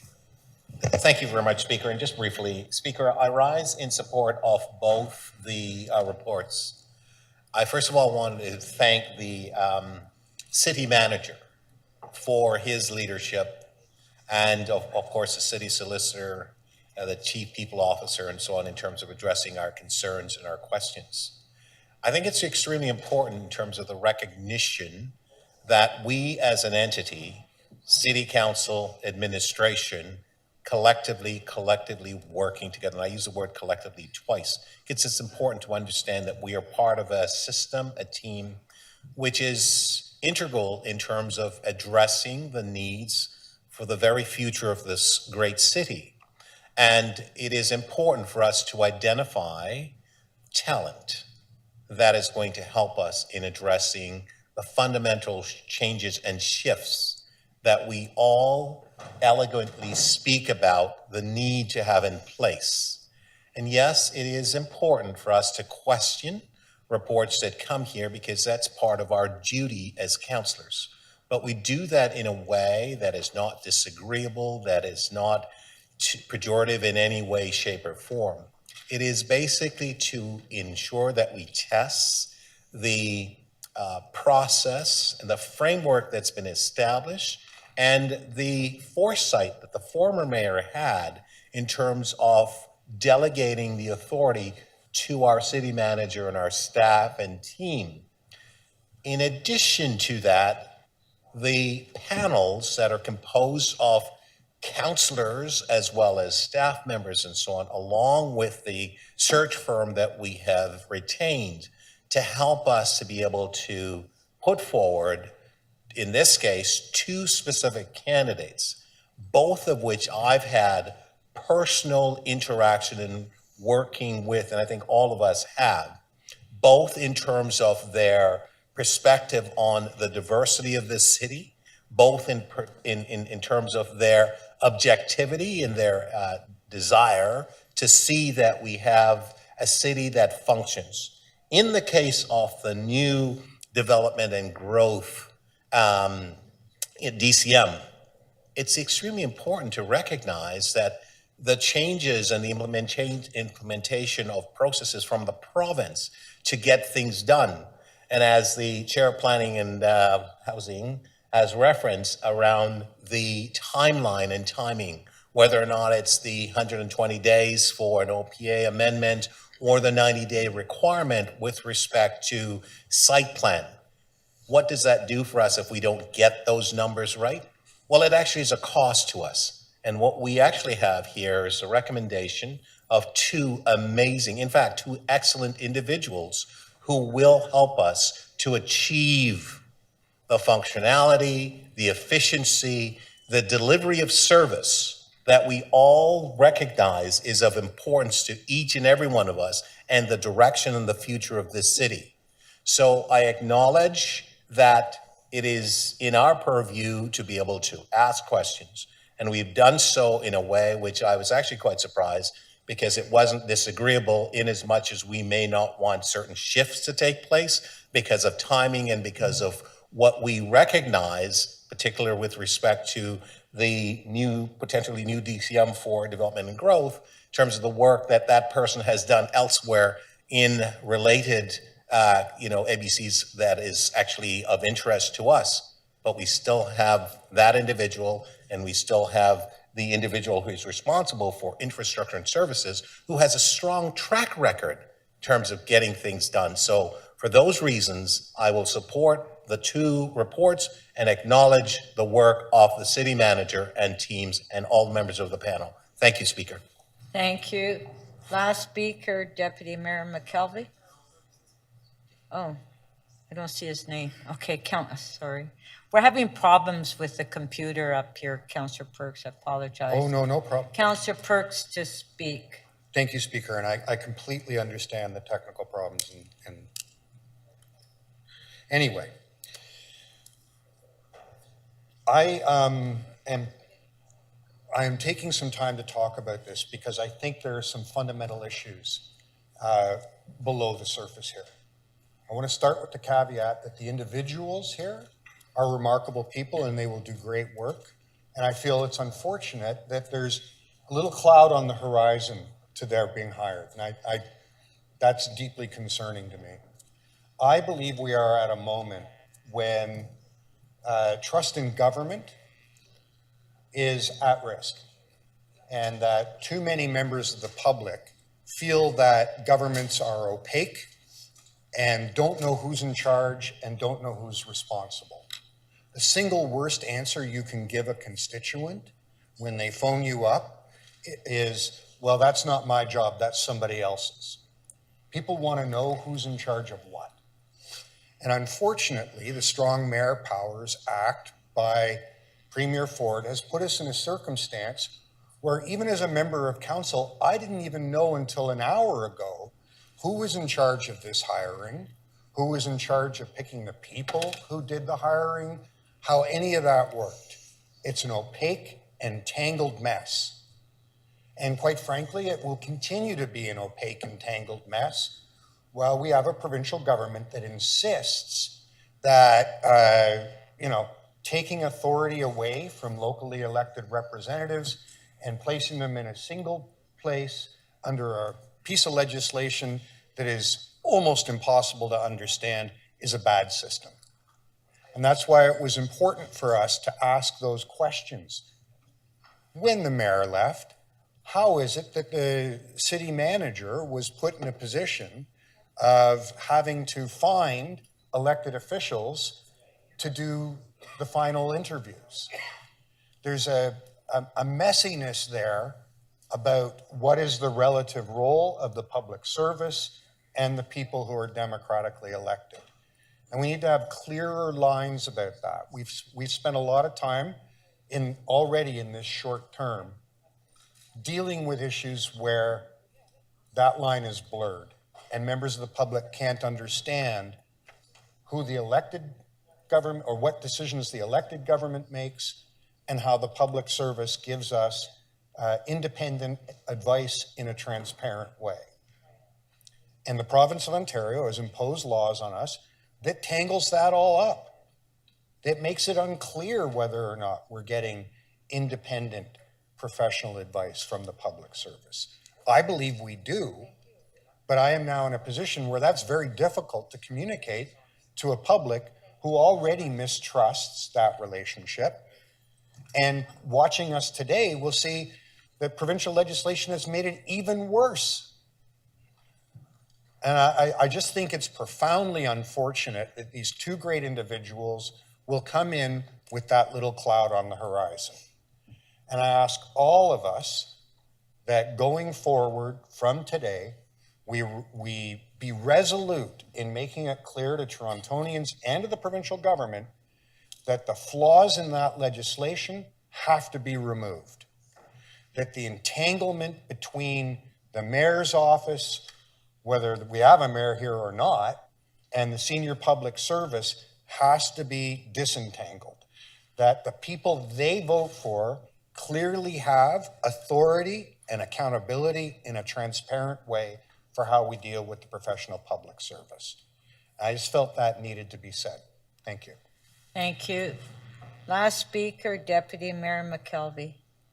Thank you, Madam Speaker. I'd like to thank the city manager for running a fair process, hiring a search firm, conducting the initial interviews, putting a panel together. And I think it's important that there are councillors on that panel because ultimately the DCMs, they answer questions in front of us. So it's good for them to be in the hot seat with councillors in that room, and it gives the opportunity for the city manager to see their performance answering those questions. I will say that the two candidates that we have before us are exemplary. They are wonderful. They have lots of experience, and I'm very excited that they're joining Team Toronto in this new way, and I'm hopeful you'll all support them as well when we vote on it momentarily.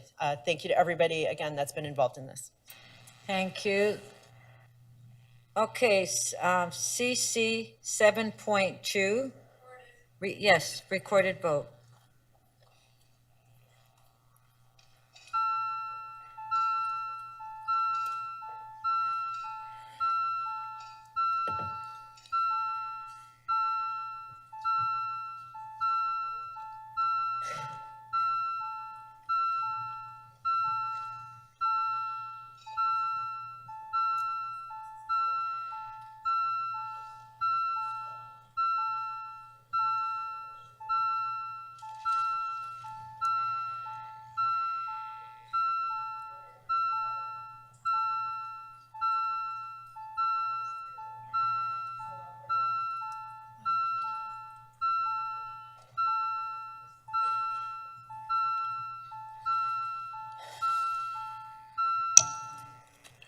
Councillor Sachs, it appears you haven't received the vote. Could you?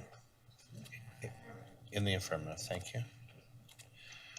Speaker, item 7.2, CC 7.2, I should say, carries. The vote is 22-1.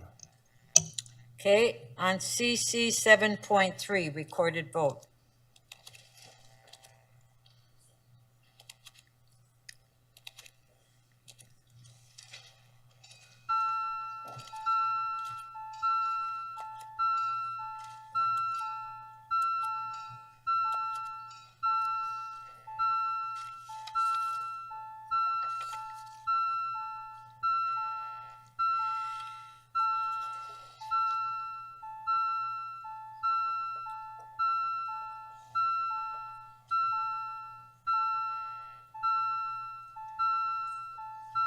Councillor Peruzza, can you enter your vote, please? Thank you. Speaker, item CC 7.3 carries. The vote is 22-1. Okay, thank you. Yes, Councillor Matlow? Madam Speaker, if you indulge me, I just want to recognize some people who are in the chambers right now. Okay, well, can you, hold on, can you finish wait till we finish the items, please? Of course. Thank you. Okay, may I have a motion to introduce the confirmatory bills, Deputy Mayor McKelvey?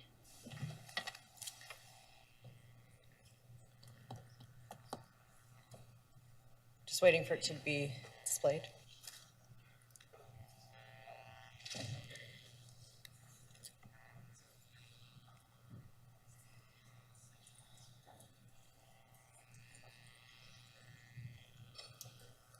That leave be granted to introduce bills to confirm to the point of the introduction of this motion the proceedings of City Council Meeting 7 on June 14th, 2023. Shall leave be granted to introduce these bills? All in favor, show of hands, opposed if any, carried. Shall these bills be declared as bylaws and be passed subject to section 226.9 of the City of Toronto Act 2006? All in favor, show of hands, opposed if any, carried. Deputy Mayor? Thank you, Madam Speaker. I have a point of privilege. I would just like to congratulate and welcome two exemplary individuals to their new positions, that being Jay Sharma, who will now be Deputy City Manager for Development and Growth, and Will Johnston, who will be the Deputy City Manager for Infrastructure Services. Welcome both of them for their new positions.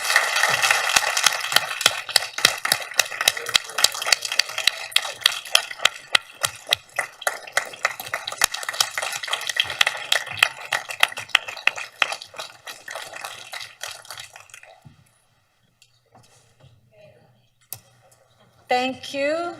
And Councillor Matlow. Thank you, Madam Speaker. I want to acknowledge, we have in the chambers here the Ethiopian Association for the Greater Toronto Area, who are selflessly and out of their own pockets supporting Ethiopian refugees, along with those from Kenya, Ghana, and Tanzania, who have arrived in Toronto recently but have nowhere to go. They're caught in a dispute between the city and the federal government with respect to who is going to ensure that they have shelter. I hope that there will be an item on the agenda, and I hope that the Deputy Mayor, along with Council, would support one, to address the issue this week. If it is not resolved by Friday, they are under threat to have to go to Montreal to seek support there. This is unacceptable. We can't allow the Ethiopian refugees, along with others, to end up being pawns in a dispute between the federal and the city governments. I hope that we can resolve it this week and support those, because once they arrive in Toronto, they are Torontonians, and we have a responsibility to support them to ensure that they don't end up on our streets. Thank you. Thank you. Our next item, Councillor Perruzza. Thank you so much, Speaker. Speaker, I too want to recognize a group that was in the chamber just before we went in camera, but they asked me to acknowledge them, and I'd like to do so. We had Professor Pask here in his Seneca at York Municipal Government Relations class. They attended part of our meeting. They always come, and they find it very informative. And I wanted to acknowledge the fact that they were here and really acknowledge them in their absentia currently, but I know that they'll be tuning in, and they will see that we did acknowledge them and welcome them as always, and hope that they will come back in the future. Thank you, Speaker. Thank you. Okay, our next item, which was the timed item, is EX 5.2, which is the Smart Tracks Stations Program. Oh, okay, sorry. Yes, of course, Councillor Fletcher. Yeah, we're gonna have to clear we'll have to clear the screen after lunch. Yeah, Councillor Fletcher? Yes, thank you. CC 7.6, appointment of public members to the Toronto Community Housing Corporation. Councillor Holiday has a motion.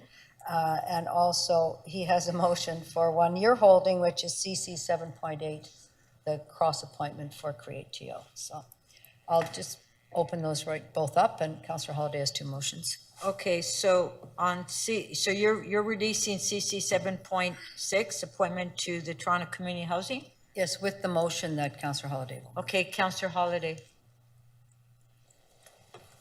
Thank you, Speaker. The motion is being advanced circulated. It is a change of the designation of the chair. Okay, it's on the screen. On favor, show of hands, carried. Item is amended. On favor, carried. What was the other item, Councillor Fletcher? I thought you... Councillor Holiday? Yes, CC 7.8, which is appointment of public members to the Create TO Board. The clerks have asked me to move the two motions which are contained in the supplementary report. Okay. So Counselor Holiday is releasing CC 7.8 with the two motions in the supplementary report. It's on the screen. On favor? Carried. Item is amended on oh, sorry, there's another motion. There it is. On favor? Show of hands. Carried. Opposed, if any. Item is amended. On favor? Carried. Is that it for the quick releases? Anybody else have any more? No? Okay, so we'll go back then to the EX 5.2. Pardon? Oh. Sorry, Counselor Sachs? I have one, I'm just gonna get the number. Okay, It's, okay, yes, TE 5.45. There's a technical amendment on permit parking. Staff have the language. that's on 374, 390 DuPont Street? Correct. Okay, so does the staff have the motion, the amendment? They sent it to me, so they said they did. Oh, there it is on the screen. Yes, thank you. Okay, so for the amendment by Counselor Sachs on T 5.45, on favor? Carried. Item is amended. On favor? Carried. Thank you. Oh, I'm sorry. Oh, Smart Track is tomorrow, sorry. Do we have any further quick releases before we break?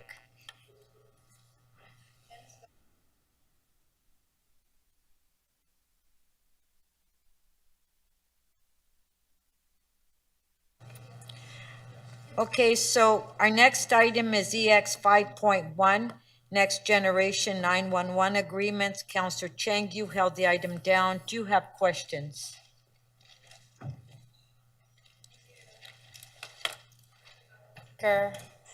I'm just wondering about the length of the contract. Is there a reason we're signing a 10-year contract with Bell? This is a technology agreement, and I worry that we're locking ourselves in for such a long time, and it puts us at a disadvantage if we're trying to add things along the way, including video 911, which I know we're still years out from that, but so I'm just wondering, is it, why are we signing a 10-year contract? Madam Speaker, good afternoon.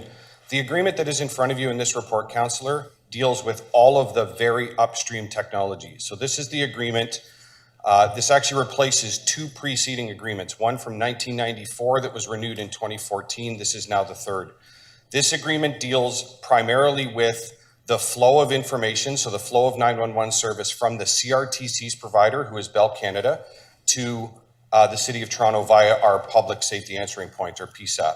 That 10-year agreement is the recommendation. It is a boilerplate agreement that comes to us from CRTC. So it really just facilitates the continued provision of those services. In no way does that agreement impact the implementation of future technology within any of the emergency services communication centers. It deals solely with the infrastructure backbone on the very, very far upstream end on the CRTC end. So if we want to add capacities, is that something that we have to then partner with Bell, where because the CRTC has mandated this contract, that we can't shop around, look for other technologies or providers? Madam Chair, we are, there's two answers to that, Councillor. I'll do my best. So the technology that CRTC mandates that enables the implementation, the future implementation of Next Generation 911 is established by them. They simply direct that we have to be in a position to continue to receive incoming 911 calls that are today routed to us through a very aged legacy analog system. This transitions that to a new digital system that enables all of the technology that you're making reference to.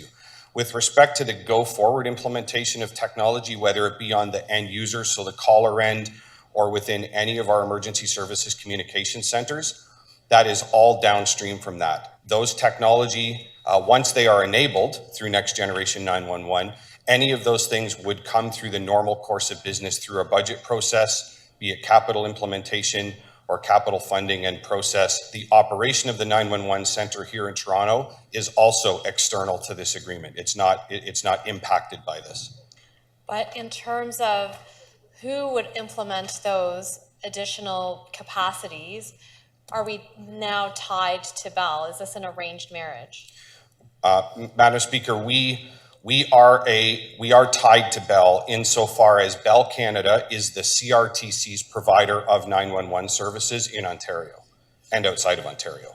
So they are the provider. We have no jurisdiction over that. We are not involved in that decision. That is an arrangement set up by the CRTC. Bell Canada has been that provider for multiple decades now. So we're not limited by that at the point where the Next Generation 911 technology continues to be implemented. And as you rightly point, it will enable the future implementation of exciting things, which will change the way and expand the way that people are able to access 911 instead of being only limited to being on a telephone. So once those systems are enabled on the upstream end, on the Bell Canada and CRTC end, we will be able to implement them locally here. And I can tell you that we're already ahead.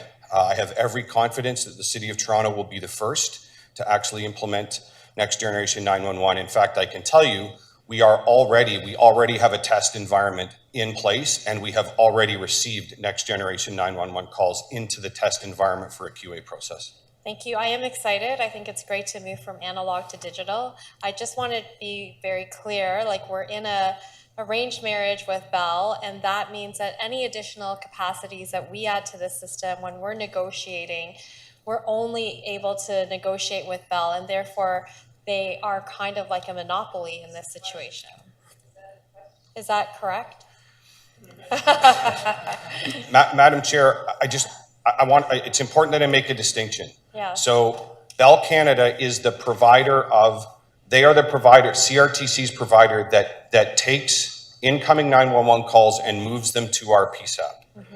We do not have a direct relationship with Bell from the standpoint of the operation of the PSAP or end user or 911 functionality. So it's actually, with reference to your arranged marriage, it's actually CRTC that has a relationship with Bell Canada. We are a downstream recipient of those services. Okay, and have been. Thank you. I'm sorry, that was your last question, Councillor Chang. Sorry. Yeah. Okay. Councillor Chang, the staff comment. Okay. Councillor Carroll, questions. I think this will be the last one before we break for lunch. Councillor Carroll? Right, there it is. I'm hoping my questions can illuminate. When we enter into a long-term contract, and that's at the further downstream and the actual hardware people hold in their hands and what exists in the centers where the response is made. We do long-term contracts for economy of scale and economy of terms. We generally build into those, do we not, some language that speaks to update. If there's an innovation, our vendor agrees that they will work with us to bring in that innovation if it leads to saving more lives. We build that into our contracts. Madam Speaker, yes, we absolutely do. Okay, so do we know if CRTC takes the same precautions? They have a long-term relationship with Bell Canada. Would that not include terms that also allow, if some miracle innovation comes about, they enter into a conversation with CRTC right away to make sure that Next Gen 911 in all major cities can in fact deploy that new innovation? Madam Speaker, I can't speak directly to what the contractual relationship between CRTC and Bell is. What I can say, Councillor, is the entire purpose of Next Generation 911 is to transition from analog to digital, which enables all of those possibilities. Right. This agreement really does a couple of important things for the City of Toronto. And first and foremost, it gives CRTC and Bell Canada as their agent, the authority to continue to flow 911 calls to us. Right, right. It sets conditions on them. They have to meet data and information security protocols. They have to maintain a control center in the event of a failure. Yeah. And then it gives us a certain set of authorities and responsibilities as well. It allows us to receive that information as we do, and it requires us to comply with the technology standards to make those things work. Right. We are required to provide certain GIS or make sure that we have GIS and data routing or map routing information in order to send emergency responders to emergencies. So this is very much a preliminary agreement.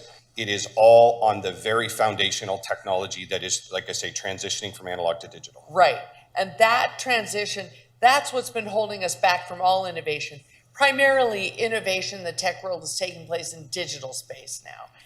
So next gen isn't locking us into a set technology. It's just allowing us to move into the environment, digital, where tech innovations largely take place across life-saving, making movies, and all the rest.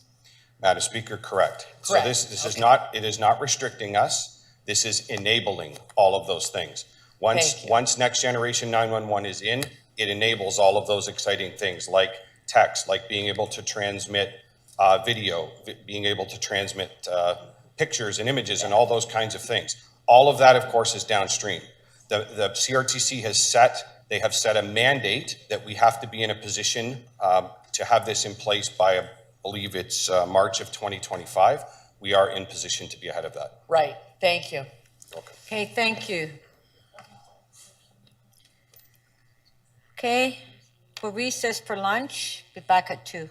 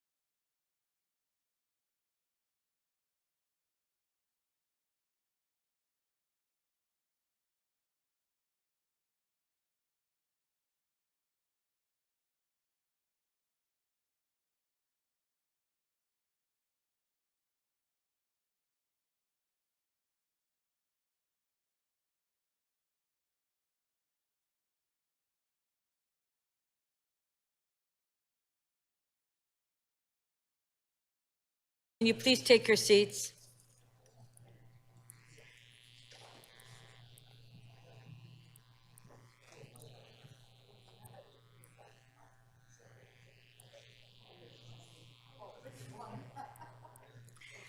Okay, members, I have reviewed a number of urgent motions without notice to be added to the agenda.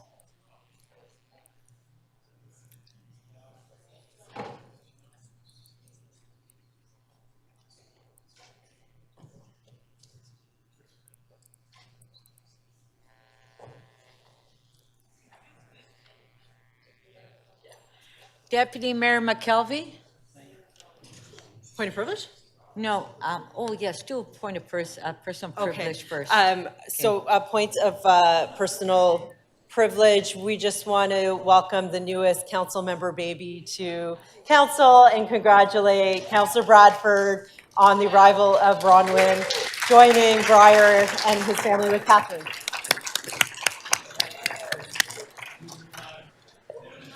Thank you, and just a sec, Councillor Bradford?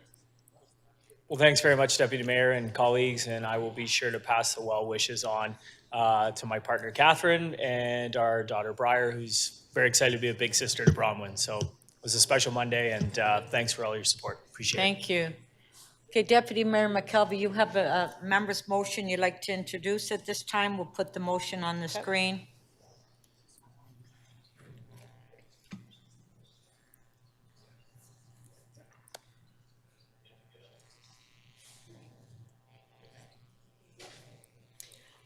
Thank you. That Deputy Mayor Jennifer McKelvey be permitted. Oh, sorry, that's the beginning. So, okay, what am I introducing? Appointment of interim chief financial officer and treasurer.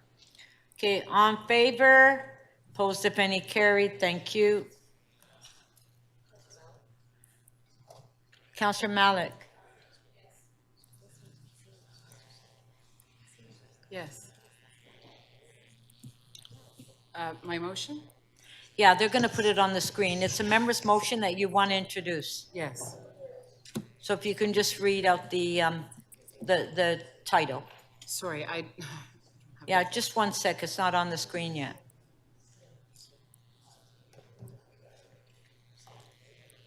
Okay, there it is. Thank you. This is an urgent motion for 892 Queen Street West, Cafe TO Curb Lane Cafe, waiving intersection setback requirement in Municipal Code Chapter 742. It won't be unfamiliar to folks why this has urgency to it. We want to make sure that our local businesses are benefiting from the time frame in our precious summer when it comes to Cafe TO, and want to be able to move this forward as quickly as possible. Thank you. On favor, show of hands, opposed if any, carried. Thank you. Councillor Malik, you have another one.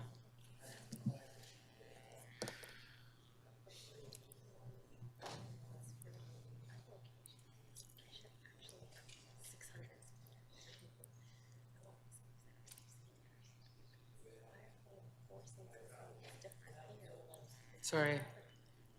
Okay, sorry, it's Councillor Bradford. Councillor Bradford. Thank you, Madam Speaker. I have a motion I'd like to introduce as well with clerks. Same thing as Councillor Malik with Cafe TO patios in my riding, my ward. Okay, on favor, show of Thank you. hands, carried. Councillor Fletcher. The same, I think that motion's ready for 161 Danforth. There it is. It is, they are now putting these in today, and so getting this done as quickly as possible, very much appreciated. Thank you. On favor, show of hands, carried. Deputy Mayor McKelvey, you have another one? Thank you, Madam Speaker. I believe this is section 37 for the Colonel Danforth Dog Park. Oh, here we go. Approve authority to amend the 2023-2032 council approved capital budget and parks plan for the Colonel Danforth Park off-leash area expansion project. Okay, on favor, carried. Councillor Sachs. Yes, there should be three of mine. I'm not sure what the clerks have. One is for a lane closure for Fringe. Yeah, let's just wait for them to put it on the sorry. screen. Yes. It should be any minute now.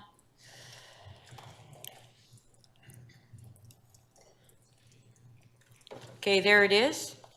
This is released. Okay, yes, thank you. Section 37, motion for urgent construction. Okay, on favor, show of hands.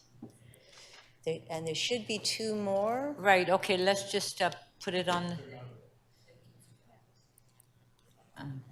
Councillor Bravo. Thank you, Speaker. I have a motion without notice. It's about Cafe TO. Okay, it's on the screen. On favor, carried.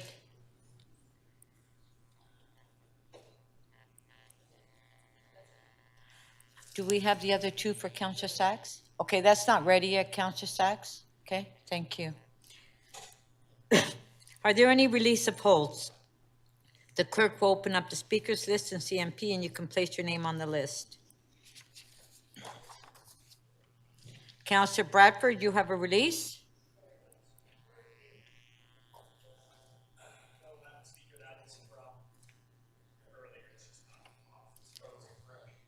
That's for questions on the other, okay. Does anybody have a release of holds? Councillor Fletcher. I'm trying to put my, there, my name turned up there. PH 4.8, PH 4.5, our Plan Toronto recommendations on 45 employment area conversion request. And I know Councillor Bradford has an interest in that, but I'd like to release that, please. Recorded Okay, vote. so this is PH 4.5? Yes. Okay, they want to release, and Councillor Bradford, you have a motion? No, he's got a conflict. Oh, so right, okay, recorded sorry. vote, Yeah, Speaker. sorry, Thank you. okay, Yeah. so you're releasing it, and Releasing Councillor it with a Bradford. recorded vote. Yeah, That's we right. have to ask for a recorded Yeah. vote. No So on problem. PH 4.5, Councillor Fletcher is released, and we'll have a recorded vote on that item. Recorded.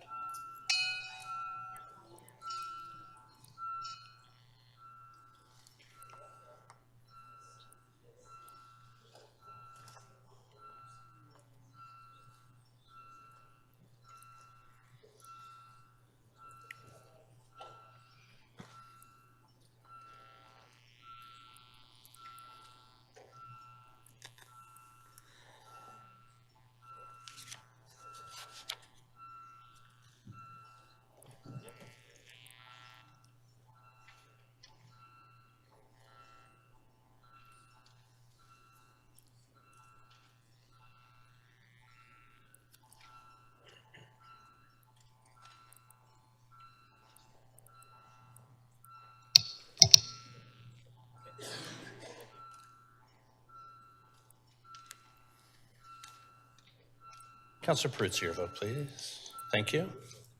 Speaker, the item carries unanimously, 22 in favor. Thank you. Do we have any further releases? Councillor Fletcher? You let me make a few comments. If not, I can hold it and have a lot of questions. Up to you. Which one is that one? TE 5.9, 880, 882, and 888 Eastern Avenue, 7480 Knox Avenue. Motion's been circulated. Maybe I'll just wait and have that speech then. Thank you. Unless I can just say a few words. So you'll continue holding it? I can, unless you'd like me to say a few things and then. Yeah, release it's it. here without a recommendation. No, there's circulated motion, Speaker. Okay, so there was an advanced circulation on it. So do members of council have the opportunity to look at the advanced circulation? Just keep holding it if you'd like. Okay, Councillor Fletcher, go ahead. Thank you. This is a settlement offer that was without recommendations from Community Council because at the beginning and in our community meeting, it was very clear the request for affordable housing that was requested at committee. Strangely enough, it came to us at Toronto and East York without one unit of affordable housing. I was terribly upset that somehow that the Housing Secretariat, that planning had not coordinated for affordable housing here on Eastern Avenue and sent it without recommendation, fully intending to turn this down because I can't believe that the number one place that our staff don't go is to the Affordable Housing Office. So I'm very happy when Mr. Sharma takes his place, Deputy City Manager, that those days will be over. I hope. I will really hope and try to make that happen. So between Toronto and East York Community Council and today, the developer, Taz, and our Housing Secretariat staff, with assistance from planning, have now got 6 affordable housing units and the opportunity to add more if there's other funding coming. So I just want to note here that that isn't the same number I would have ever wanted out of this application, but it is something. And also note my very big disappointment that somehow we are not every time fighting for affordable housing every time a developer says they might do it in every planning application. And you'll hear me say that over and over again. So I'm going to ask for a recorded vote on this, and I'm going to ask that the city manager please make that clear to the incoming deputy city manager that, at least in Ward 14, those are the expectations. I would assume it's the same across the city. And this was unsatisfactory to start, and we have fixed it to a certain degree, but this is the best we can do right now. Thank you. Okay, thank you. So recorded vote on T 5.9.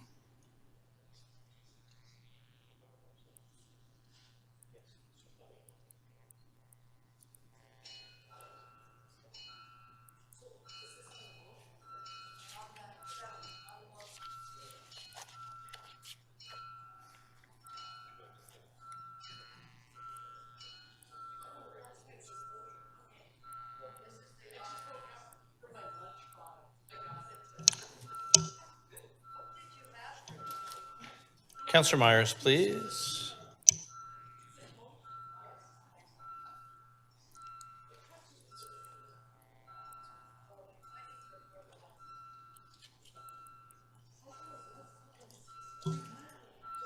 Councillor Myers, please.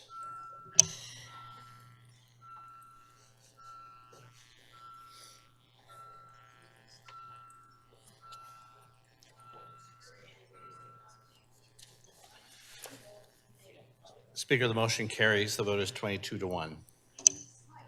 Okay, thank you. Do we have any further releases? Members, shh. Do we have any further releases? No? Okay. So now, before the recess, council was considering item EX 5.1, and we will now return to that item. I know there were questions. Do we have any further questions on the item? Okay, Councillor Cheng to speak. You held the item down. Just one sec. Okay, there you go. Thank you, Madam Speaker. Thank you to everyone who is working on this. I'm excited. We're moving from digital to analog. I hope that we move expediently to the new possibilities, including in the City of Toronto, where we have so many newcomers who don't speak English. I would like to see us move towards video 911, hopefully sooner than 3 to 5 years, but this opens the door for that. I also don't like that we're tied to a 10-year contract. It's something that CRTC is mandating, and Councillor Carroll explained to me this is why our cell phone fees are so expensive. The whole system is in a way that makes it very hard for us to negotiate competitive rates. But I'm not blaming staff, and I accept the motion as it is. Thank you. Thank you. On the item, all in favor, show of hands, opposed if any carried. Our next item is EX 5.3, update on Metrolink subway program. Councillor Cheng, you held the item down. Questions to staff? Well, we'll wait a minute till we get the staff down here.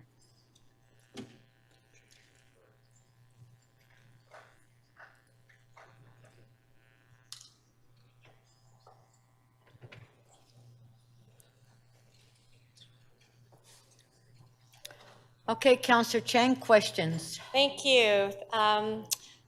Through the chair to the chief planner, I'm just wondering, when we approved quite a bit of density at Yonge and Comer, were those approvals tied to the possibility of a Comer station being there? Through the speaker, yes, Councillor, the concept of adding density in this area of North York Centre, I'll say, is certainly predicated on high order transit. And so at the OLT, was there an acknowledgement of a Comer station in the process of passing the many projects that are now passed for Yonge and Comer? Through the speaker, over the years, I certainly was not at these OLT or OMB hearings over the years, but certainly the expectation of transit was part of the planning rationale behind many of the approvals, and certainly the city, who may have been in opposition to some of those proposals because there was no certainty of the transit at the time. That's basically what played out at the OLT, and oftentimes the OLT will make a decision based on something that isn't quite funded or even approved yet. Great, thank you. My next question is about Cummer Station, or I wanted to know, did the city put forth a business case for the validity of building Cummer Station?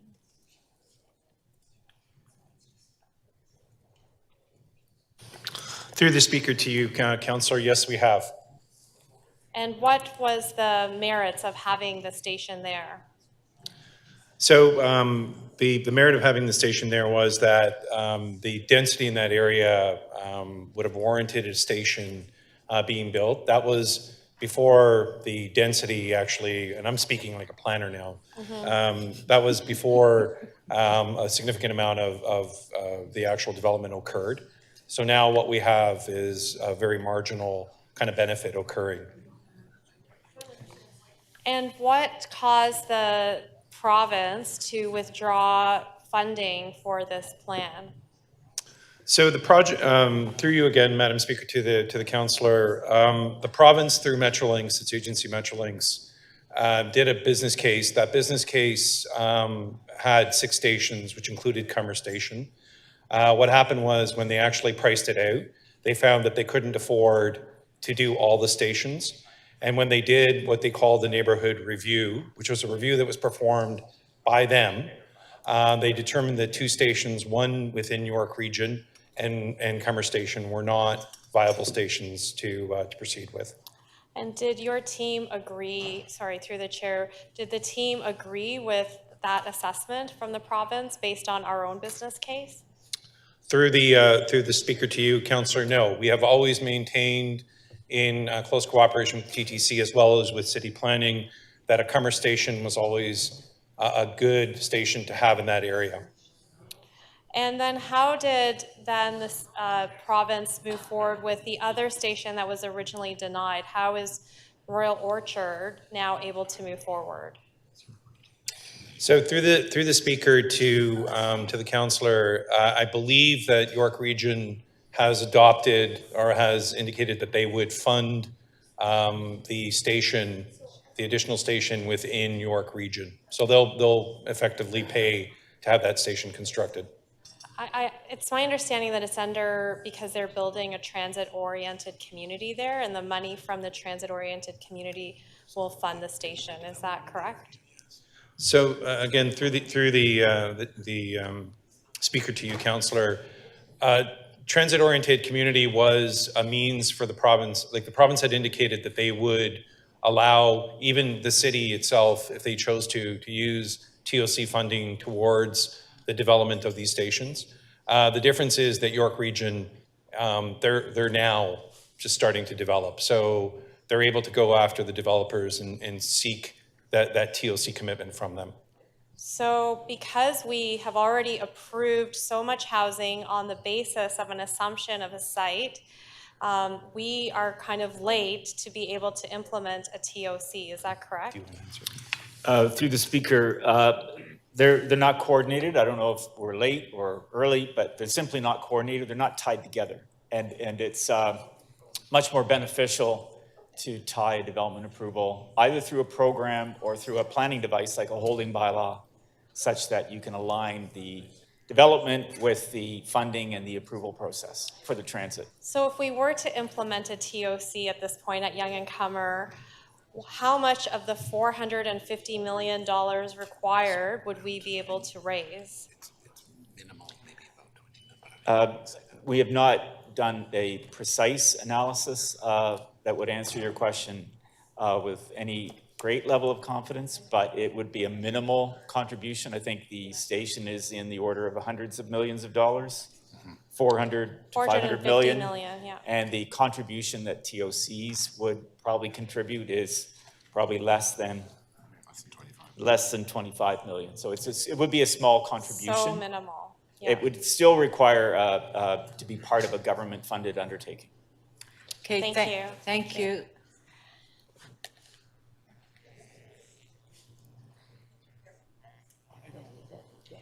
Councillor Carroll, questions? Hi, yes, sorry, we were sidebarring on something else. I'm not trying to criticize, but I just wanted to pursue the answers from the chief planner, because I think this is important as we go forward with any other projects. Councillor Chang was asking you, is the density here on, was it allowed on account of there being a future Cummer station? And in your answers, you said, yes, it was approved on the basis of future higher order transit.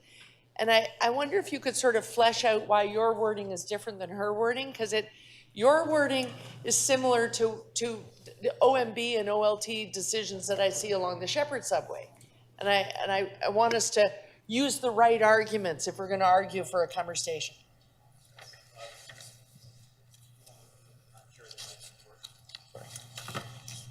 Through the speaker. My wording was careful because I'm not sure of when all of those approvals for all of that density occurred. Right. And it may have been that, the timing of this station and the York Region extension is in the last few years, I believe. That's correct. Whereas a lot of those density approvals have come over the last decade, probably. So I was referring to higher order transit because that's really what is on our maps. We've always imagined a young extension, but until it's been finally approved and funded and an EA approved, I was putting it that way, that when those projects were actually probably considered by this council and ultimately by the OLT, it likely predated the actual approval of the line. I can tell you that it did. Yes, yes.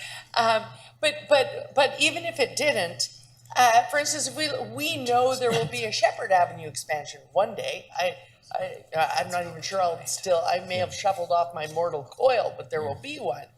But we are now, because we know that will happen, we are considering applications for density along Shepherd Avenue.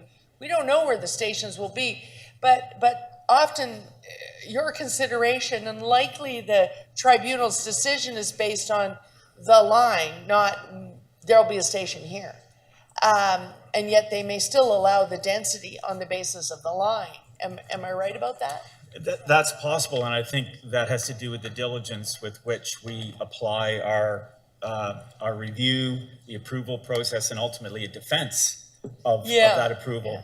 What we've tried to do, for example, Park Lawn Station, we tied the approval to the establishment of the Park Lawn New Go Station.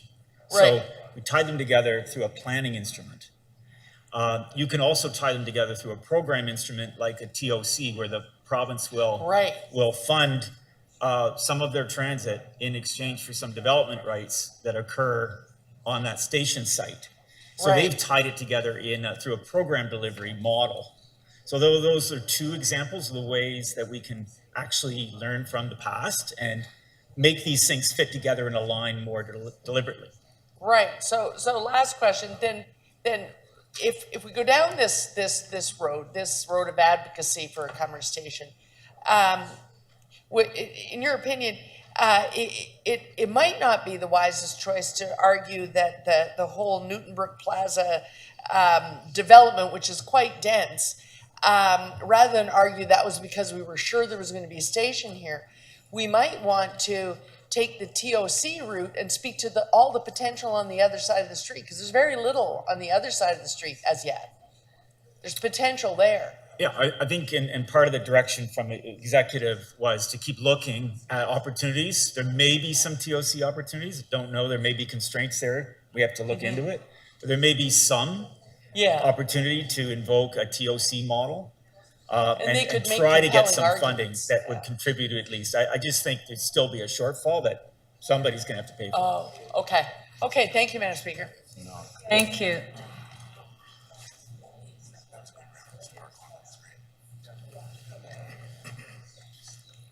Councillor Perks. Thank you. To the chief planner, I want to continue on this line of inquiry. So it is very common, in my experience, that when an applicant comes in, they argue for more density based on the idea that our official plan shows the potential for high order transit. Is that the case? Yes, that's quite common. So that could have been, and I know you don't have all the files in front of you, that would quite possibly have been part of the chain of consideration or evidence if it went to a hearing that this was potentially a higher order transit area. That's correct. Okay, so are we in a circumstance where we followed good planning principles and said, yeah, we want to put the density where there's going to be higher order transit. We did our thing correctly. But now we find ourselves in this circumstance where only people who haven't done it yet are eligible for funding through this TOC process. I'd say that, through the speaker, that does describe the situation. We're in a very long-term transition, if you will, between old models and new models and trying to learn from past experience so that we can actually deliver the transit in the funded. I understand that. I'm just trying to get to this particular thing about Commerce Station. Are we in a circumstance where we correctly built density around a future transit corridor or approved density around a future transit corridor, and we are being penalized by not being able to access TOC funding because it's not retroactive, whereas municipalities like York Region, who didn't get those approvals prior to the TOC funding, are being privileged? Through the speaker, I think you described the situation fairly accurately. So it is actually the case that the City of Toronto, which has built up density around being transit friendly, is under the current provincial rules not getting the same possibility of building transit stations as those municipalities that did not build around this potential future transit corridor. For this station, that's the circumstance, yes. Thank you. Thank you. Okay, that's it for questions. Now we'll go to speakers. Councillor Chang to speak. So I'm grateful for the recommendations that are being passed today. It is upsetting to me that this has happened, and I feel like when people ask me, who are you fighting for? And I'm actually fighting for people who don't even live in my neighborhood yet. These buildings are being planned, and I want them to have the convenience of a closely accessible subway station so they don't have to drive, so they can get to where they need to go. So this is what I'm fighting for, and I'm grateful for every effort that we can make to make it loud and clear to the province that they need to find a way to help us make this station happen. So I want to thank everyone who has been working on this, including the business case, and I hope that we can work together to keep amplifying this voice, knowing that the deadline that they have put out to say that we are putting in funding is August 2023. So the deadline is fast approaching, and I will be working hard to secure the cell phone number of our Premier and making my best Hail Mary plea to him. Thank you.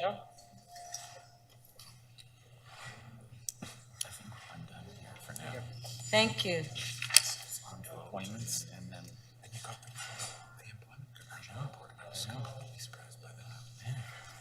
Councillor Perks to speak. Thank you.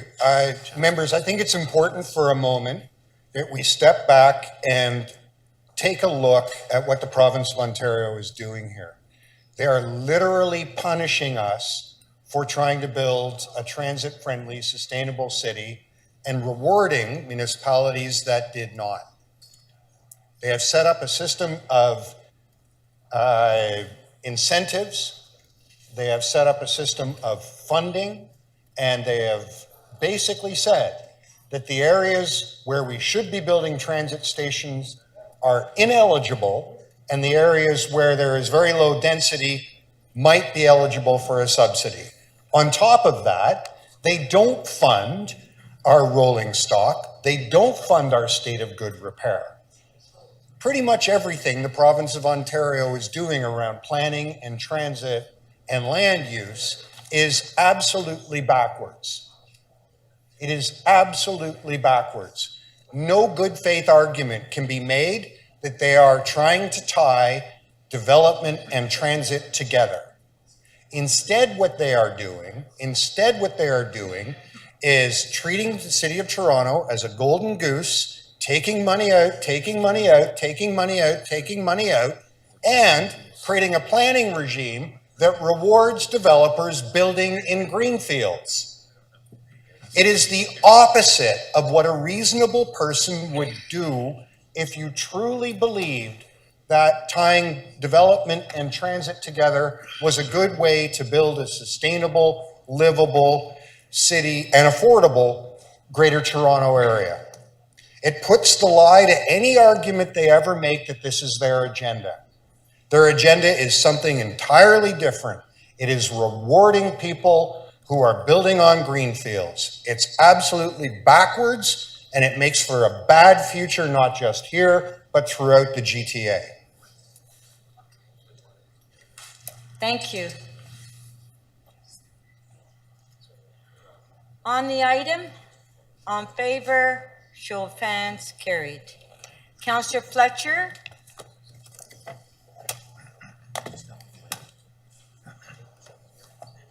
Councillor Fletcher?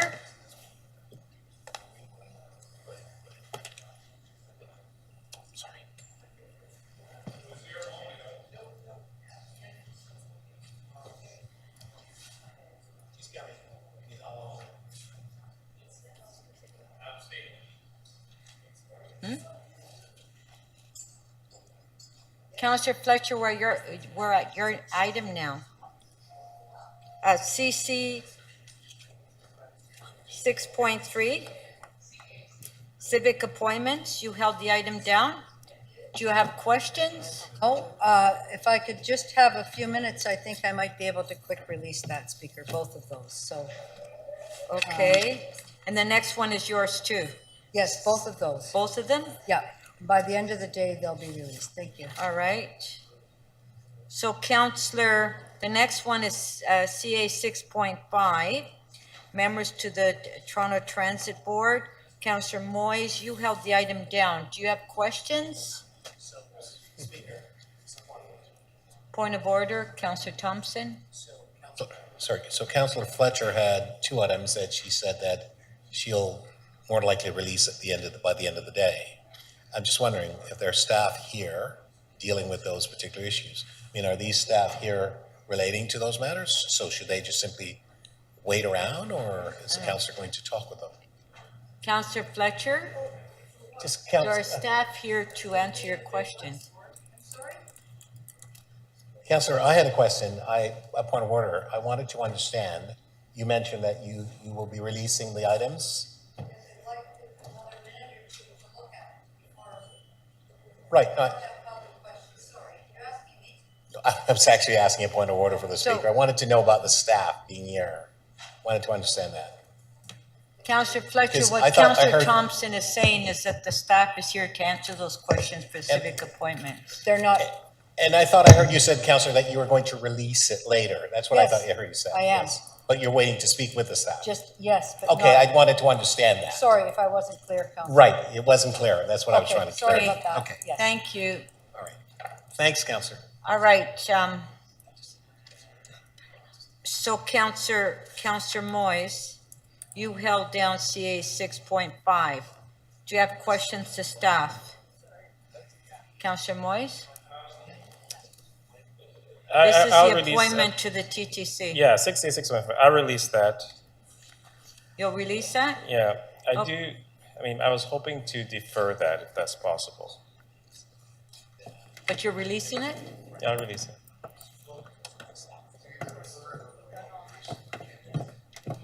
I'd like to defer it. Okay, so Councillor Moyes is moving to defer the appointment to the TTC, recorded vote. Pardon?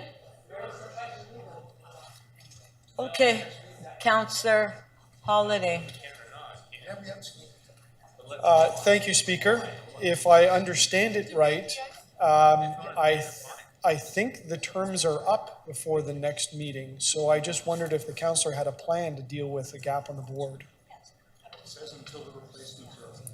That's correct.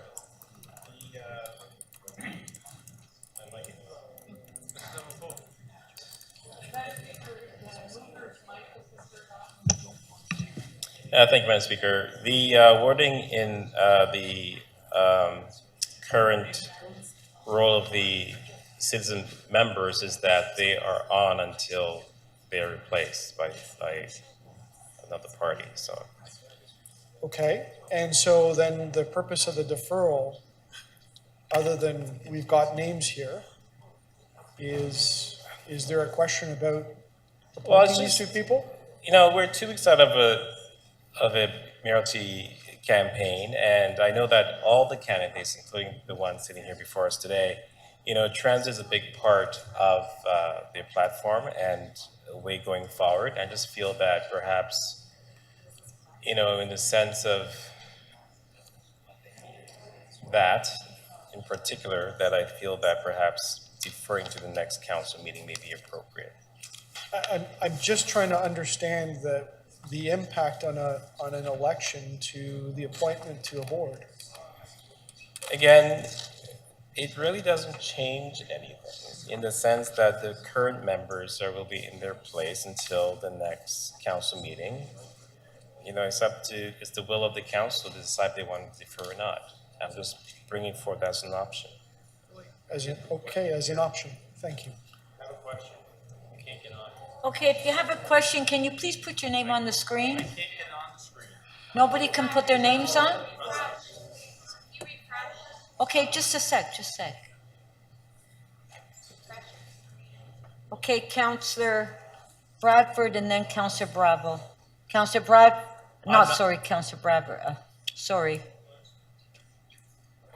Burnside, Counselor Burnside, there you go, question. Yeah, thanks. Sorry, just for clarification, am I understanding that you think this is such a serious appointment that we should wait till we have a new mayor? Is that? Yeah. Okay, go ahead. Through you, Madam Speaker, like I said to the previous speaker, to Councilor Burnside, you know, this is an important issue in that there are many stresses around the TTC. We've known that from some time. So, with all the problems that have occurred, we've had some budget issues on the TTC. There's a lot of changes that will go forward regardless of what the mayor is. I'm just saying that we need to give them the flexibility to make the changes that is required. Okay, so what you just described is actually kind of what's going on within the city. A lot of budgetary decisions, a lot of things we're discussing today, and a lot of things we're deciding on are extremely important. Should we maybe hold down all these items, defer them all till we have a new mayor? No, I'm speaking to this particular issue, Councilor. But there's a principle. So if that's the principle, given the seriousness of what we're discussing today, 2 days of meeting, should we defer everything? No, I'm not Okay, saying. thank you.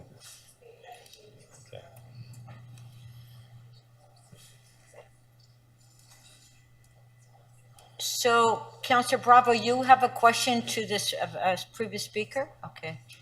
Counselor Bravo, questions? Through you, Speaker, to the mover, was it accurate to say that we are in an unprecedented situation with the resignation of a sitting mayor at the beginning of a term? I agree, yes. And would you agree that there isn't a single mayoral candidate right now who isn't every day on CP24 talking about transit as a top issue in the city? I agree. I mean, I'm a commissioner in the TTC, and, you know, from day one, I have actually spoken up about some of the things that happened in the board there, for example, in regards to reducing service was an issue that I took issue with, among other things. You know, increasing the single fare by 10 cents. I was not in support of that as well. I spoke up in council about this as well as I did at TTC.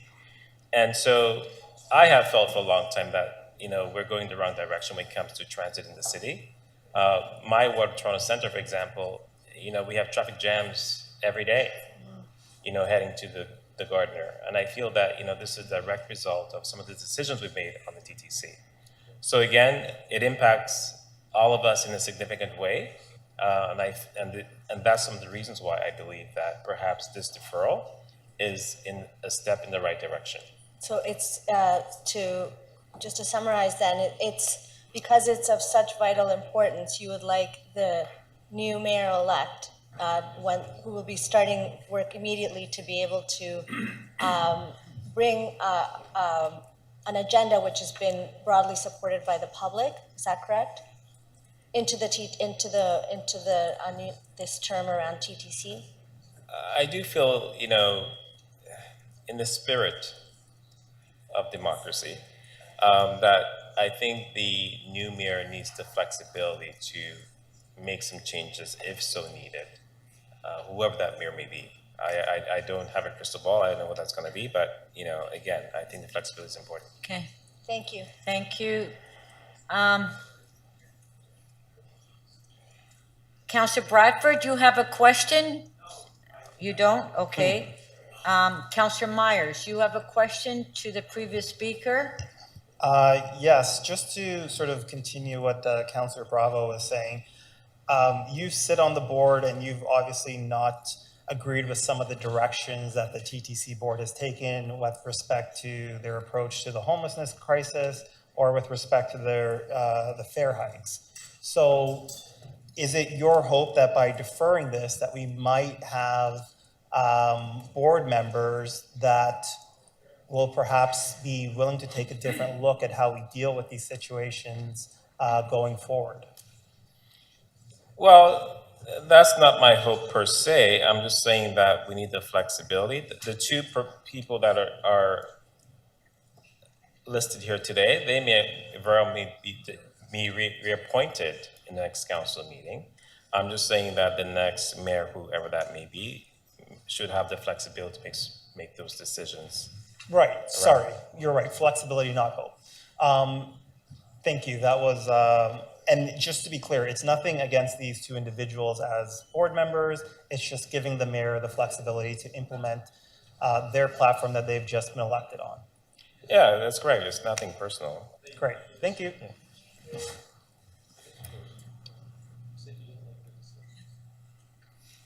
Councillor Crawford.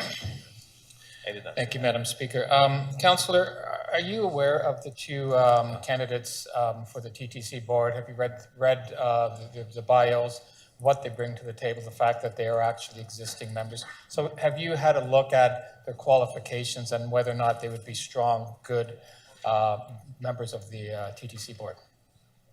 Yes, they've been there for the past term. I have seen their contributions firsthand. And they have made great contributions to the board while they've been on there.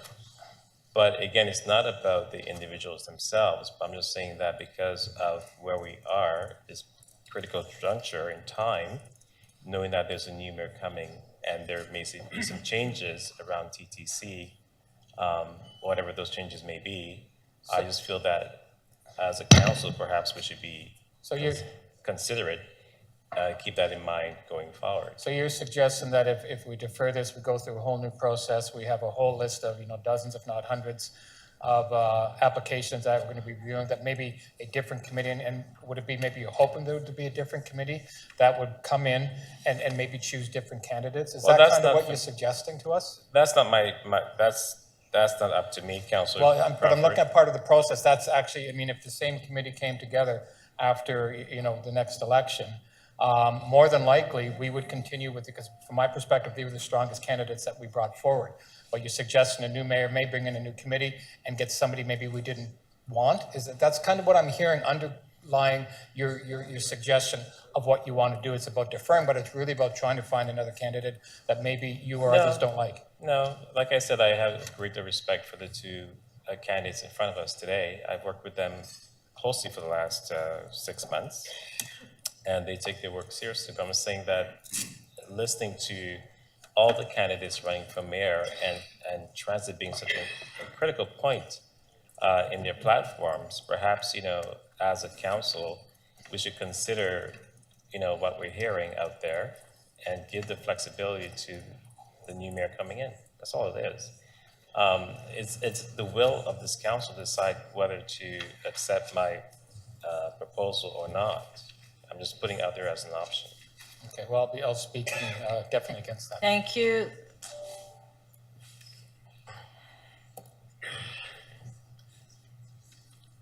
Councillor Carroll, question to the previous speaker, clarification of the motion? No, Madam Speaker, I don't need to ask the questions. I'll cover it in my comments. All right, so if we can go to the speakers list on the deferral.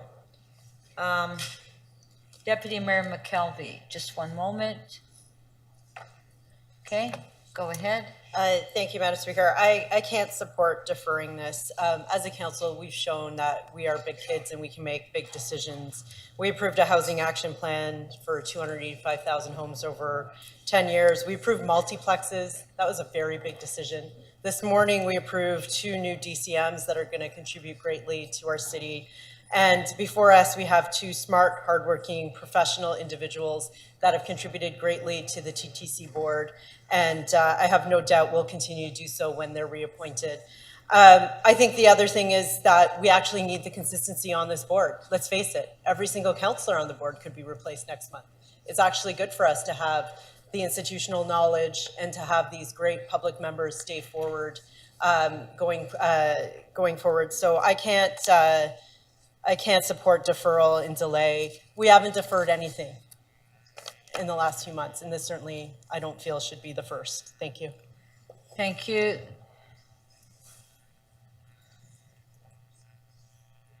Councillor Holiday. Thank you, Speaker. Sometimes in City Council, we quarrel. We really argue. But even on those days, I still say council puts its best foot forward. You know, we have the right and the obligation really to debate public policy. Today, in this item, we are not putting our best foot forward on this deferral.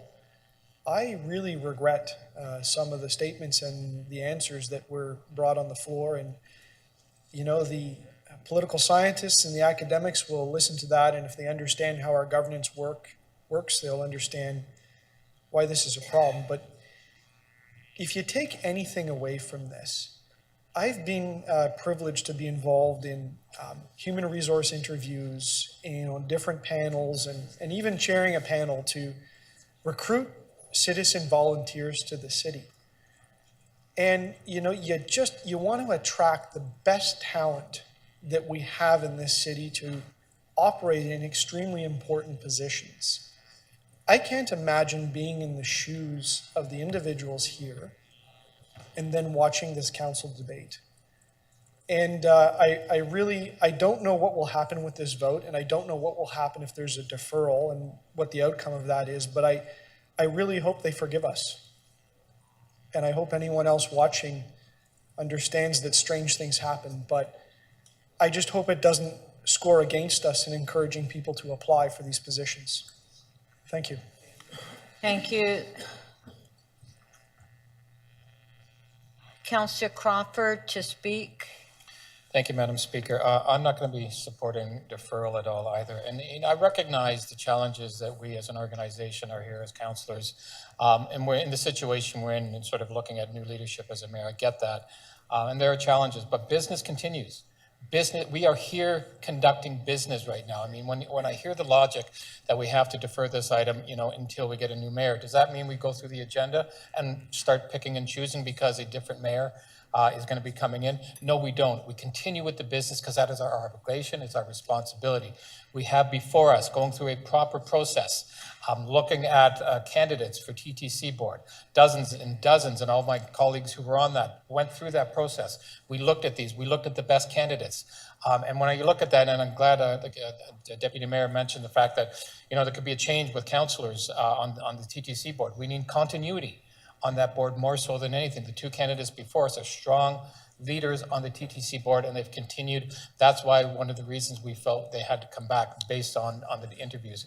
And to suggest, that we're going to defer this, as Councillor Hawley said, impacts these individuals. They were the two best candidates that this committee felt needed to be before you today to going on to council. So I can't support deferral. We need to continue with the business that we're here to do today and not defer things to another point when somebody else may be here wanting to make different decisions. We need to make the decision today based on what we know and what we have in front of us. Thank you.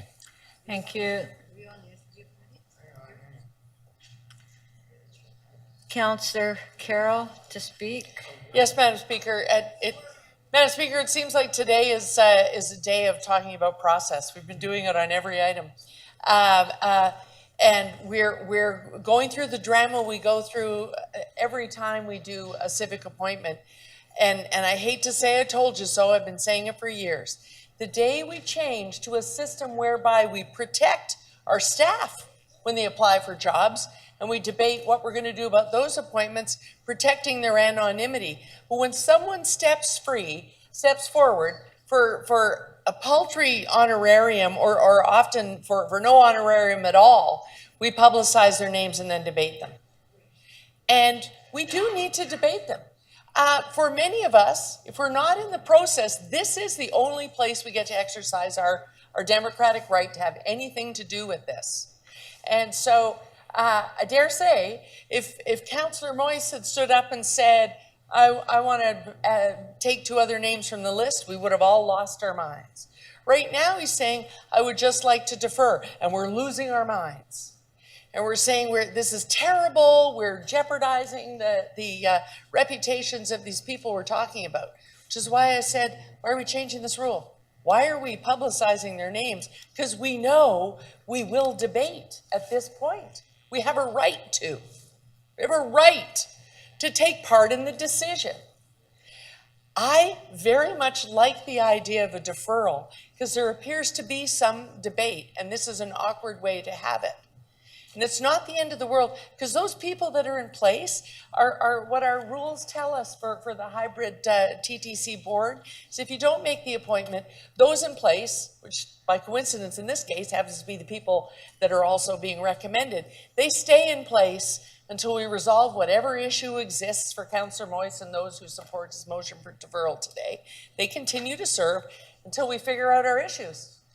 And then we will have another vote. And I dare say, because we know we had issues today, the next time it appears on this agenda, there'll be a consensus. And consensus doesn't mean 5 or 6 of us. Doesn't mean 3 or 4 of us over there. It means when this thing comes back, sure hope 15 people are madly in love with it, so that no matter what happens in the debate, 13 people will make sure those people are in place. If we really work towards consensus, it'll be in the 20s. But it's our right to do that if we're not happy with what's on that paper today. This is how we exercise our right. So I am going to support the motion to defer. Thank you.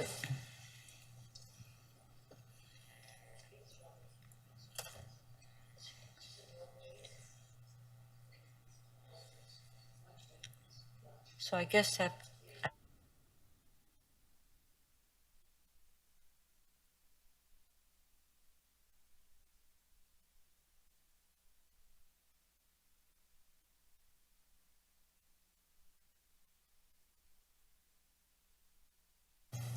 Pasternak to speak. Thank you, Madam Speaker. I will not be supporting deferral.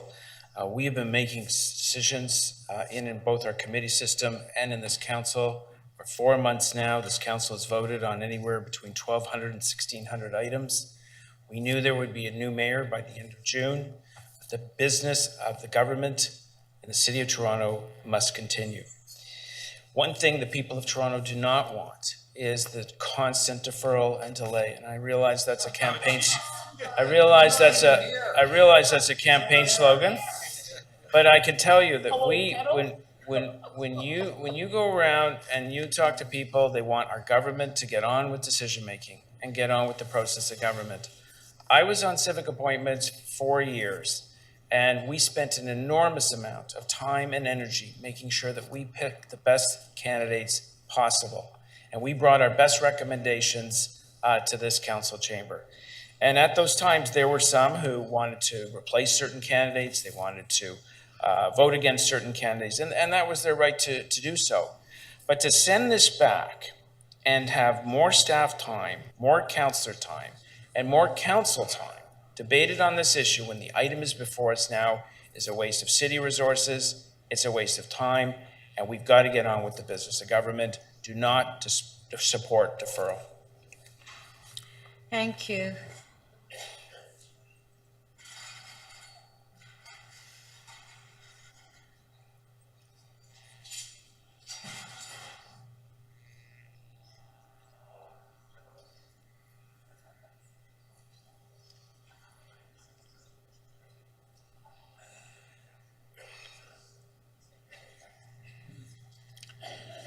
Councillor Bravo to speak. Thank you, Speaker. Much of what I would have liked to say, Councillor Carroll said much more ably. I think the notion here isn't about debating these individuals in the public realm, and that that decision to do it in this way has been harmful. But I want to add that to characterize deliberation and consideration, sorry, my time started at 2, as wasteful, a waste of resources, I think is problematic. And it's not a waste of resources for us to deliberate and discuss what is our right as councillors. This is the forum to do it. This is the place in the committee of the whole to do it. There is no other place where we can inject our point of view. It's our obligation to our constituents. And I think that, to say that deferral is constant here and that that's a problem that the people of the city are upset about is completely countermanded by the same people that are saying that we've passed many, many important pieces of policy here. Yes, we have done our job during a period in which nobody chose not to have a mayor. This wasn't our doing. But now we do have the reality of an upcoming election, and in particular, this file matters to the great majority of the people of Toronto. Just to characterize this deferral as irresponsible, I think is really unfortunate. Resources to deliberate, to be judicious, and to be accountable to our constituents is never a waste of time or resources.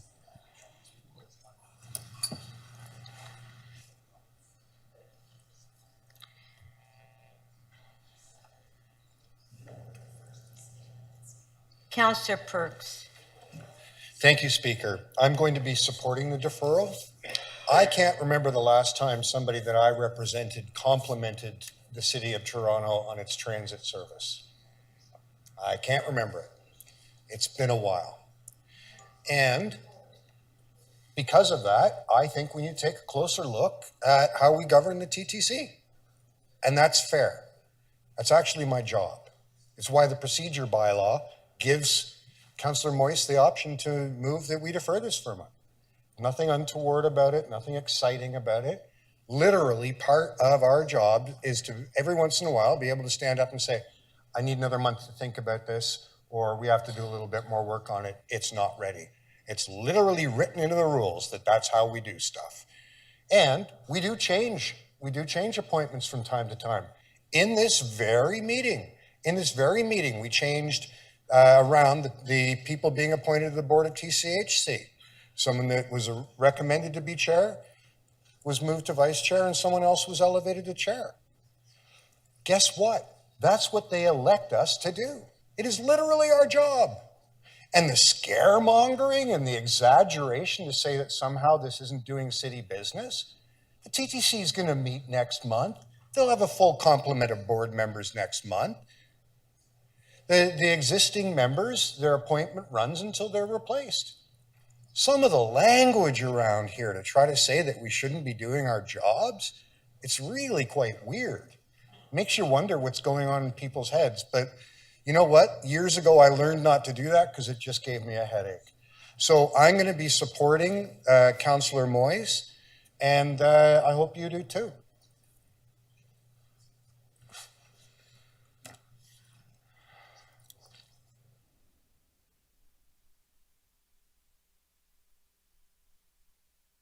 Councillor Robinson to speak. Thank you very much. Thank you very much, Madam Speaker. I will not be supporting the deferral. I don't think this is our job. We have a process very clearly laid out by City Council for selection. And this is very unfortunate, quite frankly, that we're wasting this time, and Councillor Perks is calling this weird. That's unfortunate because this should not be deferred. I can't speak in any great detail here, but you know, many of us know the individuals that are involved and the commitment they've made to our city and TTC. And I would also say, we just this morning appointed 2 former city councillors to a major board. So I think that's a bit rich, quite frankly, that we're debating citizen members when we just put 2 former city councillors. I wouldn't say we're particularly diverse on a major, very important organization that, quite frankly, is not once again functioning well. And so I don't think we can talk out of both sides of our mouths here, in that we're looking at citizen members that really represent Toronto, if you look into the individuals, versus former city councillors that have been around for years. Let's bring back, you know, all these former councillors and put them on major important committees when they've been on council for years. That's not fresh ideas. That's not new thinking. So I really can't believe, quite frankly, that we're debating this at all. It's very disappointing. Thank you. Councillor Cole to speak. Yeah, thank you. I wasn't going to speak, but I heard Councillor Perks stand up and say that he's never heard anything good about the TTC lately. Whatever. I was on the TTC this morning. I take it quite regularly. You know, the TTC is not a victim of people who sit on their board. I mean, you can have these 2 individuals that are qualified. You can have the new mayor come in, appoint. We're making people think this is the root of the problem of who sits on the TTC board. And I have sat on the board for 8 years myself. I think I know a little bit about how it works. But it's really illusionary to tell people who you put on and not put on is going to make a heck of a lot of difference in how people perceive the TTC when you're ignoring the real basic fundamental problem. The TTC is cash starved. You know, our friends at the province are spending $1 million a day trying to align the tracks on Eglinton. $1 million a day that they can't get the tracks to meet east to west. That's where our money's going. That should be going to the TTC to rather it is improved maintenance, state of good repair, hiring more people for security, etc. The province says they don't have any money for that because you have that train wreck on Eglinton taking up all the money that would normally go to Toronto and would go to ensuring we have a reliable working transit system. And I just tell people, you know, try riding the Dufferin bus. I dare you to ride the Dufferin bus. And then on the Dufferin bus, it's not the fault of the TTC. It's the fault of the fact is the city has no money to fill in the potholes that line Dufferin from the from the exhibition all the way up to Yorkdale, all filled with potholes. And the buses ride like the Wild West wagon trains, you know, with no shocks. So people, I'm telling you what the problem is with the TTC. It's not who you appoint or don't appoint, defer or not defer. You got to deal with the real problem. Okay, Councillor Cole, we're talking about the deferral. Yes, and I'm talking about the deferral too, and I'm saying the deferral doesn't make any darn difference. Okay. Let me speak. I've got my 5 minutes, don't I? No, it's 3 minutes. Okay, anyways, I'm going to vote against the deferral because it's an illusion to tell people this is the root of TTC problem. It's not. There's no money. It's all being wasted in that boondoggle on Eglinton. That's where your money's going. Put that money into the TTC. Thank you. Okay, so we'll vote on the deferral recorded vote. Ring the bells.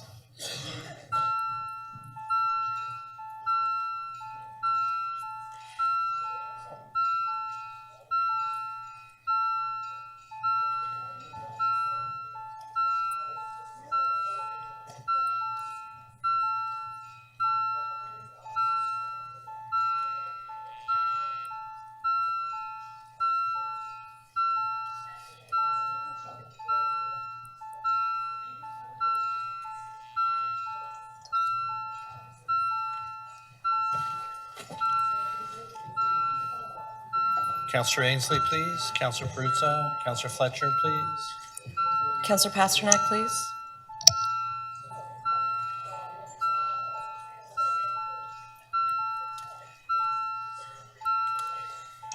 Councillor Sachs, thank you.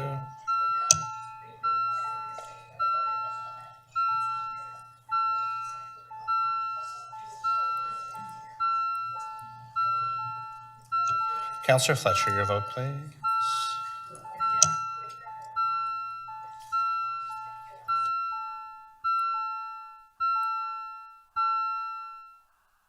Councillor Thompson, can you take your seat? We're in the middle of a vote.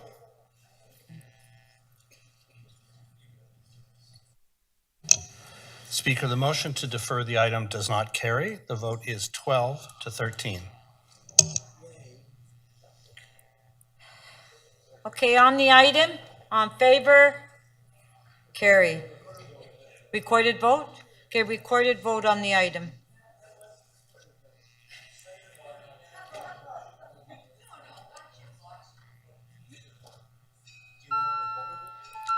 Councillor Perruzza is asking for recorded vote on the item.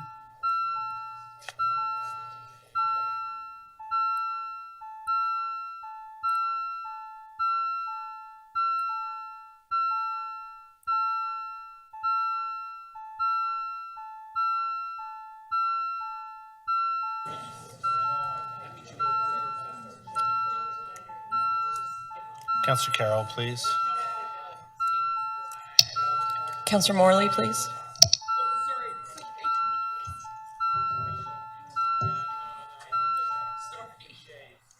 Speaker, the item carries. The vote is 23 to 2.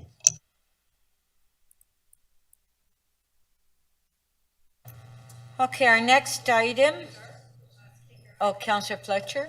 I'm really having a lot of trouble with the CMP today, to be honest with you, but Pardon, those I two can't- items that I was holding, that I said I needed to speak with, I can release those to CA, whatever number they Okay. were, and then the staff will be able to leave. Okay, so you're releasing CA 6.3. Councillor Fletcher, on favor, show of hands carried. On CA 6.4, Councillor Fletcher is Correct. releasing. Yes, thank you so much. Yep. On releasing. favor, Yep. we're carried. done. Thank you. Our next item is EC. Thank you. I'm sorry, Councillor Fletcher, I can't hear you. I'm just looking for some technical assistance for my CMP. Okay, can we have some assistance for Councillor Fletcher? Michael? All right. Our next item is EC 4.3, Canada-wide Early Learning and Childcare Agreement. Councillor Perks, you held the item down. Do you have questions to staff? Councillor Perks? Okay, questions to staff. Thank you. And thank you very much for this update. It's very valuable. I want to get a few things clear in my mind. So there's been a conversation about whether the way the province is handling it creates spaces. Could you talk to me a little bit about that and help me understand that better? Through the speaker, the implementation of the Canada-wide early learning childcare system, the province has developed an access and inclusion plan that commits operating dollars for spaces. So When you say spaces, they're not physical spaces, they're operating dollars for expansion. So in your view, does creating operating dollars without building out more physical childcare centers, does that get us to where we need to be? Through the speaker, it certainly presents a challenge. We do have, the city has 1,600 spaces in progress in our capital plan. There is some natural growth that happens in the sector. However, in order to, expand to the 18,000 spaces, we would certainly need capital dollars to build childcare. The province has committed startup funds. Initially, they were calling it capital startup, but now it's just being called startup, in recognition that it's not a large amount of money and it would not be enough to build or retrofit a childcare. It would really just allow them to purchase startup materials. Additionally, there have been some issues around the relative investments in not-for-profit and publicly run and privately run. Could you talk to me a little bit about how that works? Yeah, through the speaker, the Canada-wide system was open to operators in the City of Toronto, all operators, regardless of auspice, so not-for-profit and commercial operators, and continues in the growth and expansion plan, the access and inclusion plan.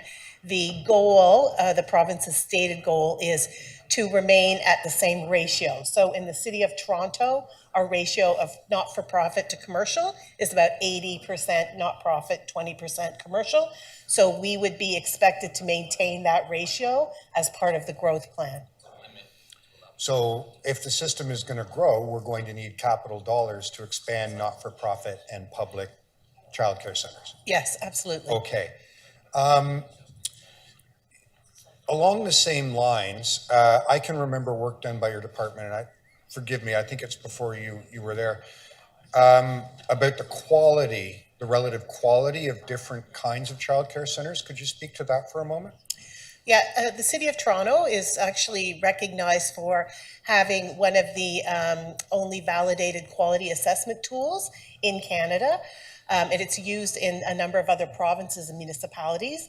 We use that quality assessment tool with about 80% of our operators, where we go out and assess quality, and we post those scores for families. So when they're looking for childcare, they can actually see how the program is doing. With the Canada-wide early learning system, we were specifically not allowed to impose those quality assessment reviews on new operators joining the system. So not only are we not being offered the capital dollars to maintain the public and not-for-profit share, we're not able to post information on the quality for new centers. That's correct. In your view, and you don't have to answer it if you don't want to, but given these two factors, do you think we could do better with changes to this, the way the province is rolling this out? Certainly, I think there's room for improvement. We've heard from the sector and from advocates that workforce right now, the childcare workforce, is in a significant state of crisis. And so in order to expand childcare and grow the system, we need staff. But the compensation for staff is very low. It's very difficult at this moment to recruit and attract people. So, we need the capital dollars, we need the staff, we need fee subsidies in order for all of those pieces need to come together to make a really strong system for families. So without those pieces, do you think we'd be meeting the goal of universal access to childcare in the City of Toronto? Well, it is a 5-year plan. It's being rolled out in stages. There's been some, in the media recently, the minister talked about a workforce strategy, but no details yet on when that's going to come or, what kind of commitment in terms of compensation. It's a bit challenging with it being rolled out in stages, each year something different. I think getting to be a universal system, that's a pretty high expectation. There is a limit on the amount of funding available coming from the federal government to the province, and there may be centers that are not able to participate because there is a lack of funding. Thank you very much. Thank you. Are there any further questions on the item? Okay, can you put your name? I know. Now my screen has gone crazy again. I'm trying to refresh, but it's not refreshing.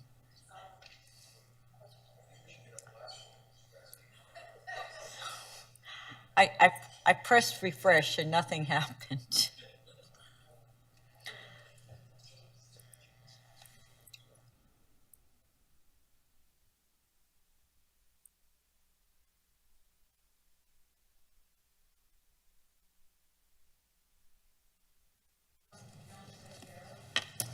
Yes, thank you. I'm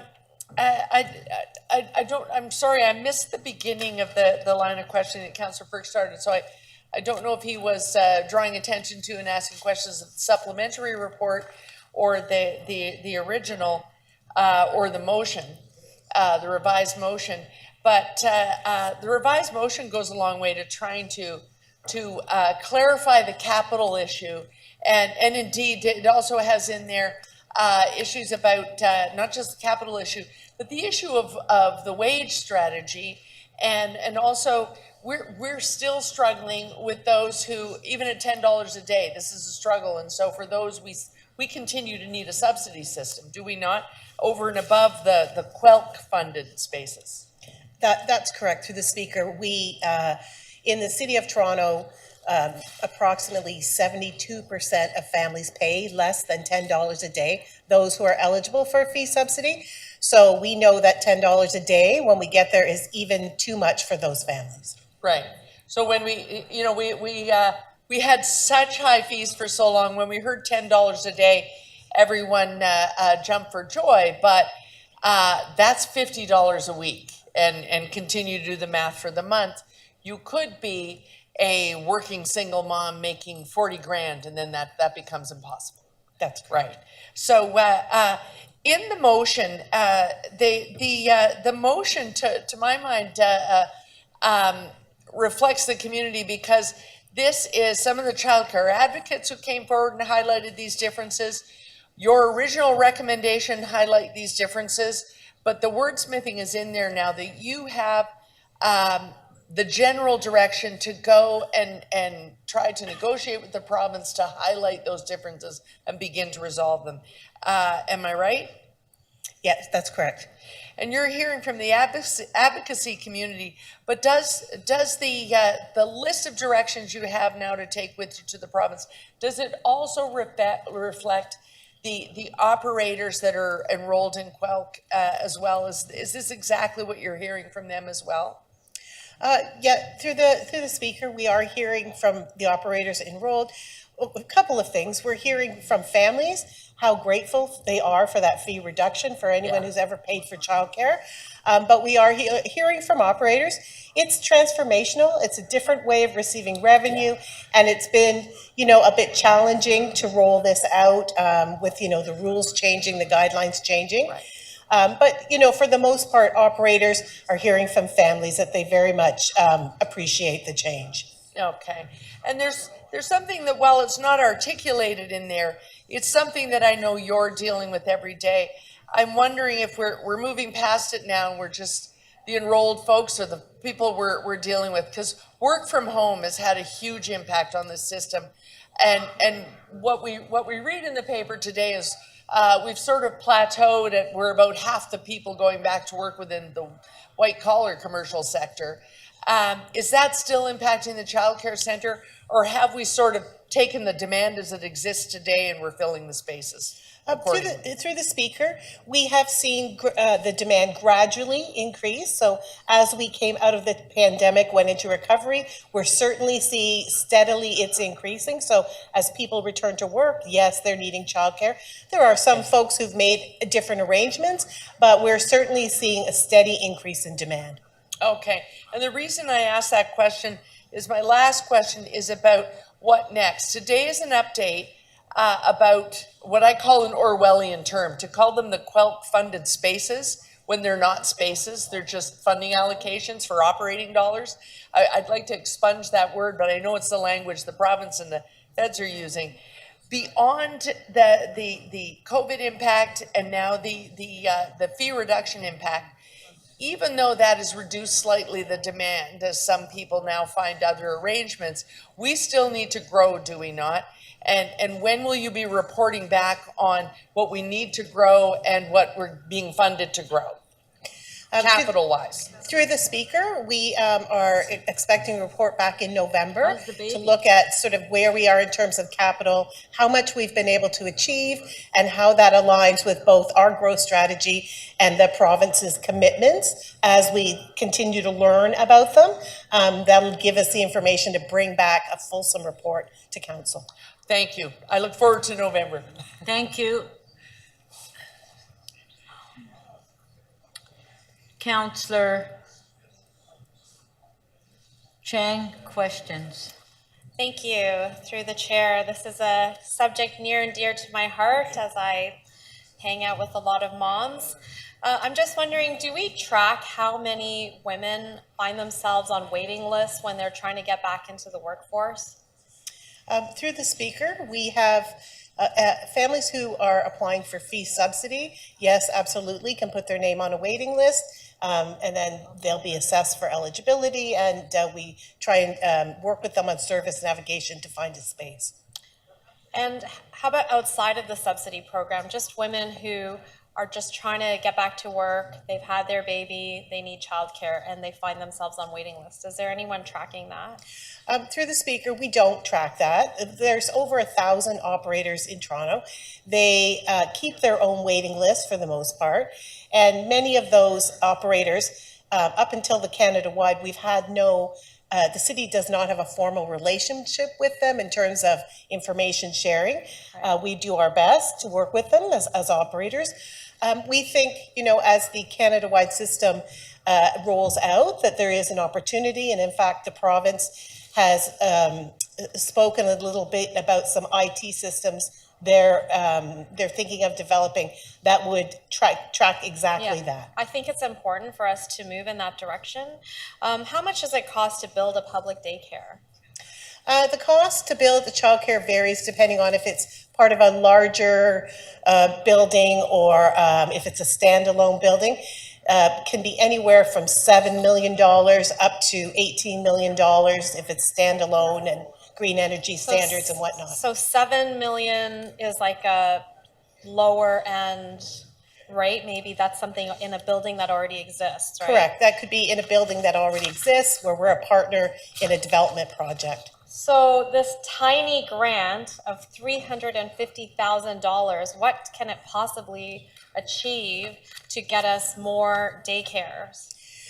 Through the speaker, so the grant is actually, you know, and they've actually changed the name to Startup Grant. So really that will enable operators to equip a center with toys and equipment, appliances, outdoor equipment, etc. But in terms of a retrofit or a renovation, that's not a significant value.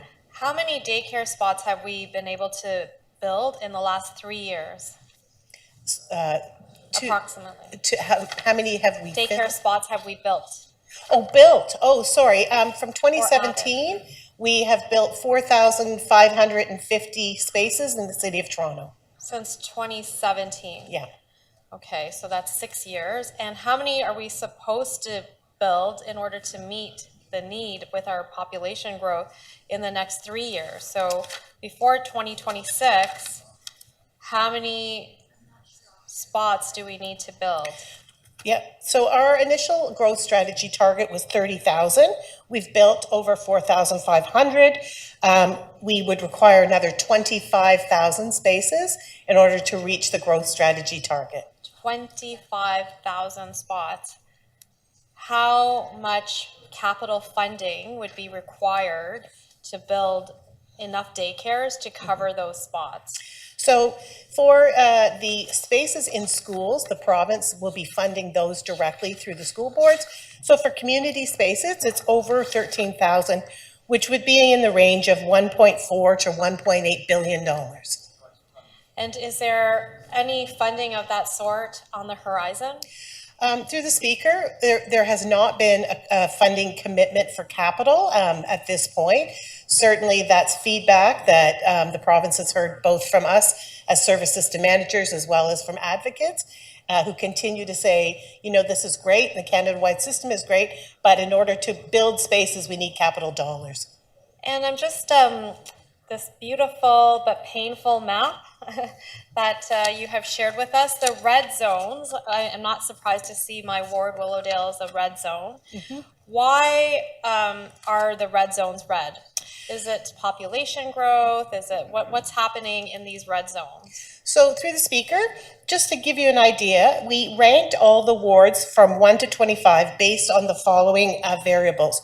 So childcare access rates. So for children 0 to 5, how many children could access childcare based on what's available in the ward? And then we overlaid the socio-demographic variables for the ward and the census data, which includes population. The variables were aligned with the province's access and inclusion plan, which asks us to look at neighborhoods that have low-income families, Francophone, Indigenous, Black children, racialized children, and new immigrants. So the red wards are furthest away from having access, and or their socio-demographic data indicates that there's some vulnerable families living in those neighborhoods. Okay, thank you very much.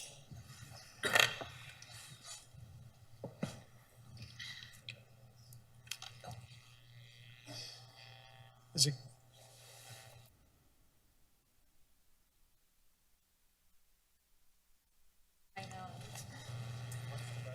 Councillor Malik.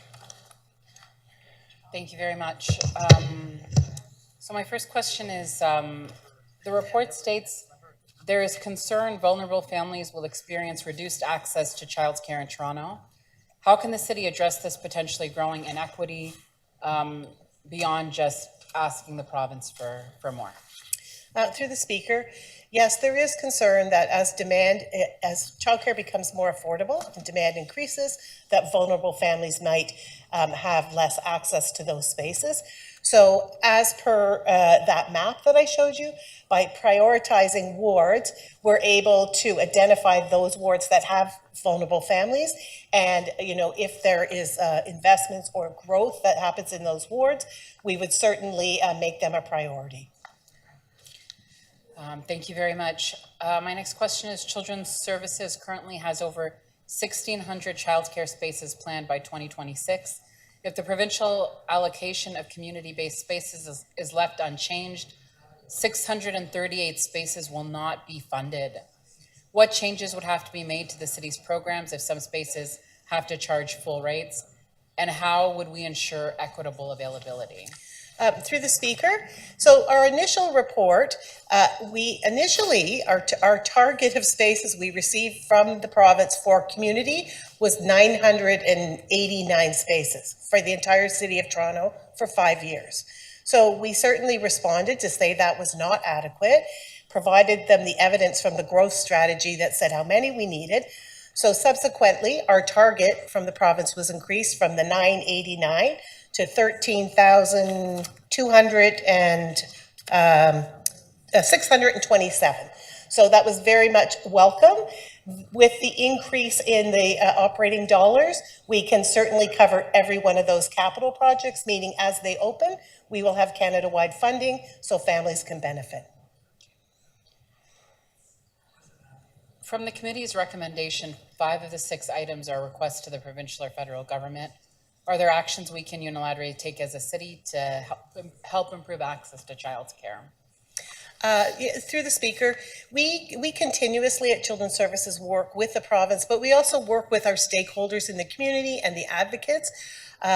We look at our policies in terms of access for families. We constantly, work on service navigation for those families. We have a 5-year service plan that sets out the goals for the City of Toronto and really reaches out to all communities and all families, not just childcare families, but families using early on programs, families from Indigenous families, racialized families. So the work that we do as the service system manager, we use those opportunities to improve the system overall. Thank you very much. Thank you. Councillor Nunziata? Yeah, I just have one question to staff. So are you including, like some of, and I think I asked that question before a while ago, but there's a lot of development applications that have come forward. And I know in my ward in particular, where we've asked the applicant to include daycare in their facility. So, and they're in the process, they're in the process of doing that. So your numbers, does that include all the ones where we will have daycare centers in these various developments throughout the city? Through you, Speaker, or, over Because here, the Speaker? capital Yes. cost, they pay for the capital Right, cost. that's right. And Yeah. so where we have community development funds and the childcare is, the capital is fully funded, yes, they are included in our capital plan and our calculations. So we can make sure that there's Canada-wide funding for those programs when they open. Okay, I just want to make sure they were included. Okay, thank you. Thank you, Councillor Nunziata. We'll give Councillor Perks a moment to get to his seat.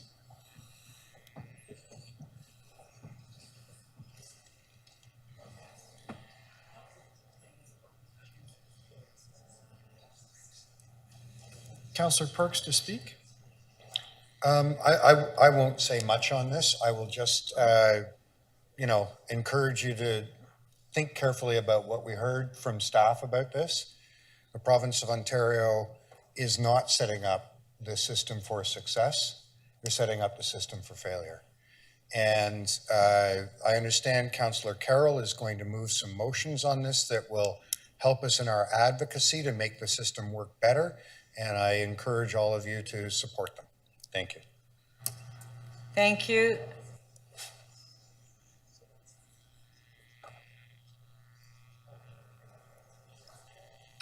Councillor Carroll to speak. Thanks, Madam Speaker. The motion that I'm moving was advance circulated, so it should be there. Okay, there it is on the screen.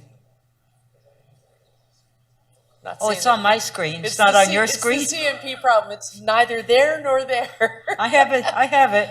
It is in your CMP if you're refreshed. We're still having our problems. There it is. There it is. So, councillors, you probably already noted in the main report that most of these recommendations are recommendations to the province. And whereas ordinarily you might say, oh, there's nothing here, we're just asking the province to do things. This implementation is very much a work in progress that can only exist through a good relationship between the province and the nation's largest deliverer of children's services in childcare, through the ones we run ourselves and those we deliver through purchases of service with not-for-profit centers. We're the largest. And the person who does that is sitting right over there. So these are directions that are all directed at the province, but they are to fill those gaps we've been discussing. I'm very happy that Councillor Chang asked questions about the map, because we pulled up the map.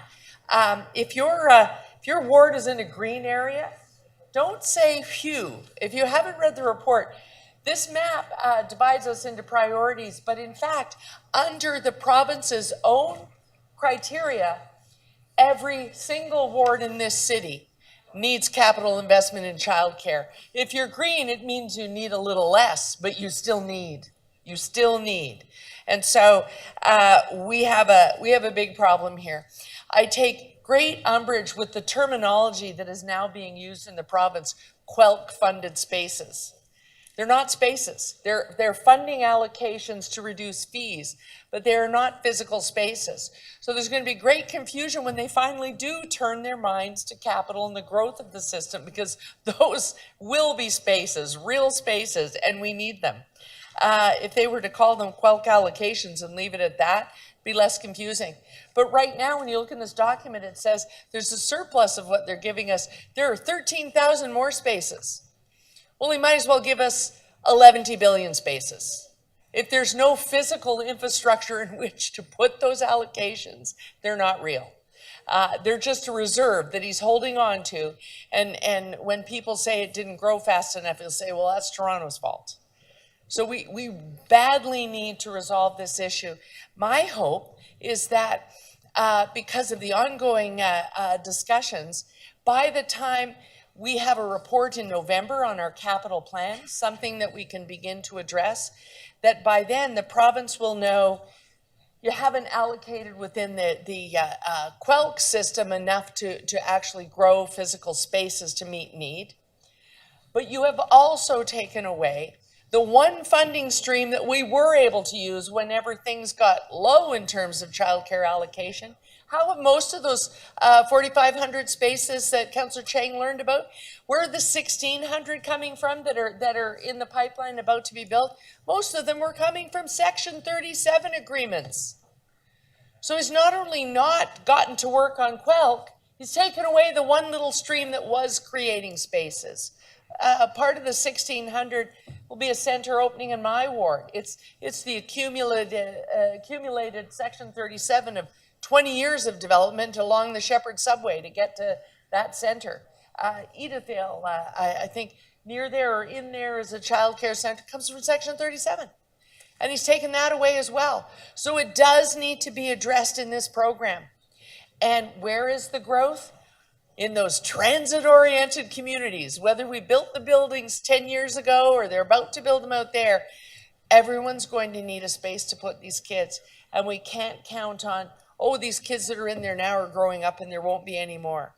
I don't know about the rest of you, but when I walk around the city right now, I see a lot of expectant moms because those demographic bulges are all starting to sort of water out and be more evenly distributed across the years.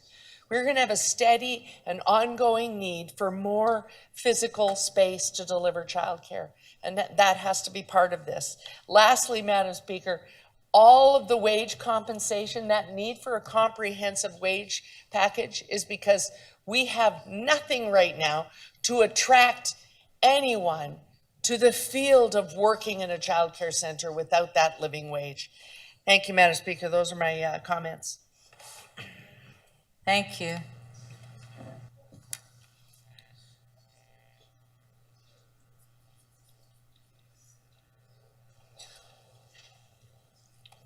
Councillor Chang to speak. Thank you, Madam Speaker. I am really worried for so many moms out there who are going to be stressed out when they are trying to get back to work and they can't find a daycare. This is the reality we see in these numbers, and we don't see hope on the horizon because we don't see where this influx of money is going to come. And I echo what Councillor Carroll mentioned, which is the loss of Section 37 is quite significant. I have been wrestling with developers trying to get daycare, and the 4% that we're allowed to ask for, that doesn't equal $7 million. It doesn't equal $7 to $10 to $12 million that is needed to build a center. And so where are we going to get the money to build a complete community? What I see here is that we need stronger intergovernmental collaboration. It can't be this person makes a policy, this person implements part of the policy, and everyone is guessing how this is all going to work together. And we're fighting together to have a complete community, a city that's livable. It can't be livable if moms can't find daycare spots for their children. So we need to work on an infrastructure action plan. We can't just say housing, housing, housing. All these people are coming into our city. The housing is being built, but we don't have the amenities that are needed to make that complete community. So this is a desperate cry. Once again, how many desperate cries do we need to make here on council floor? Please, Mr. Premier, please, Prime Minister, fund our city so we can make visionary investments to not just be sustainable, but to be excellent so that the families that come to our city can not just survive, but thrive. I thank you for the work that's being done here, and I fully support our work to try to get the investment that is needed. Thank you. Thank you. Okay, motion by Councillor Carroll. We put on the screen the amendment. Recorded.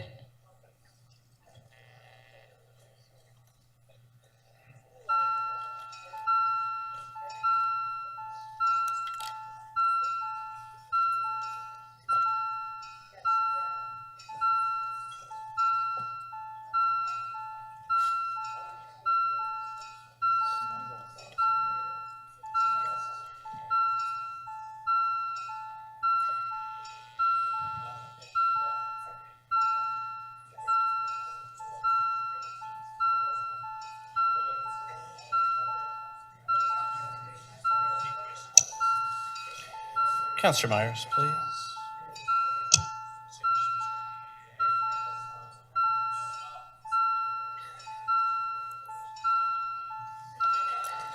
Councillor Burnside?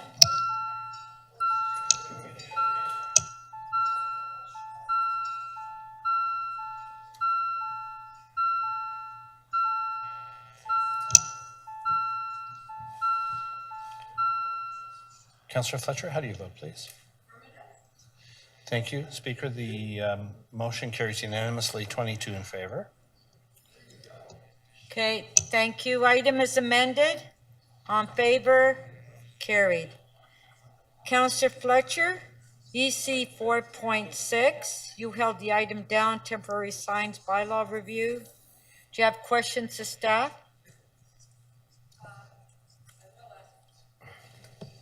I will ask a couple of questions. There was a request to review, oh, that's so loud, I'm sorry, A-frames and other signs, and you've come back with that. Where did the request come to review the advocacy signs? I believe the request was originally from council in 2013. We were, I believe it was, it goes 10 years ago? Correct, and we brought our report forward in 2019 that outlined a number of things that was referred back to city staff to do more work, which we have now done, and we have refreshed that report, and we have a new one in front of you today. So the original advocacy sign, the A-frames, I know I was very involved in because second-story buildings actually don't have any other way to advertise. So we did bring those into conformity probably in 2013. But the advocacy pieces are from 2013. Somebody made a motion at City Council and just said, tell us about that. The direction was around signs for non-commercial purposes. And I would also note that these are advocacy signs are now a big part of various communities in the city. They are popping up everywhere. And again, it's important that we have a framework to regulate them in a fair and reasonable manner.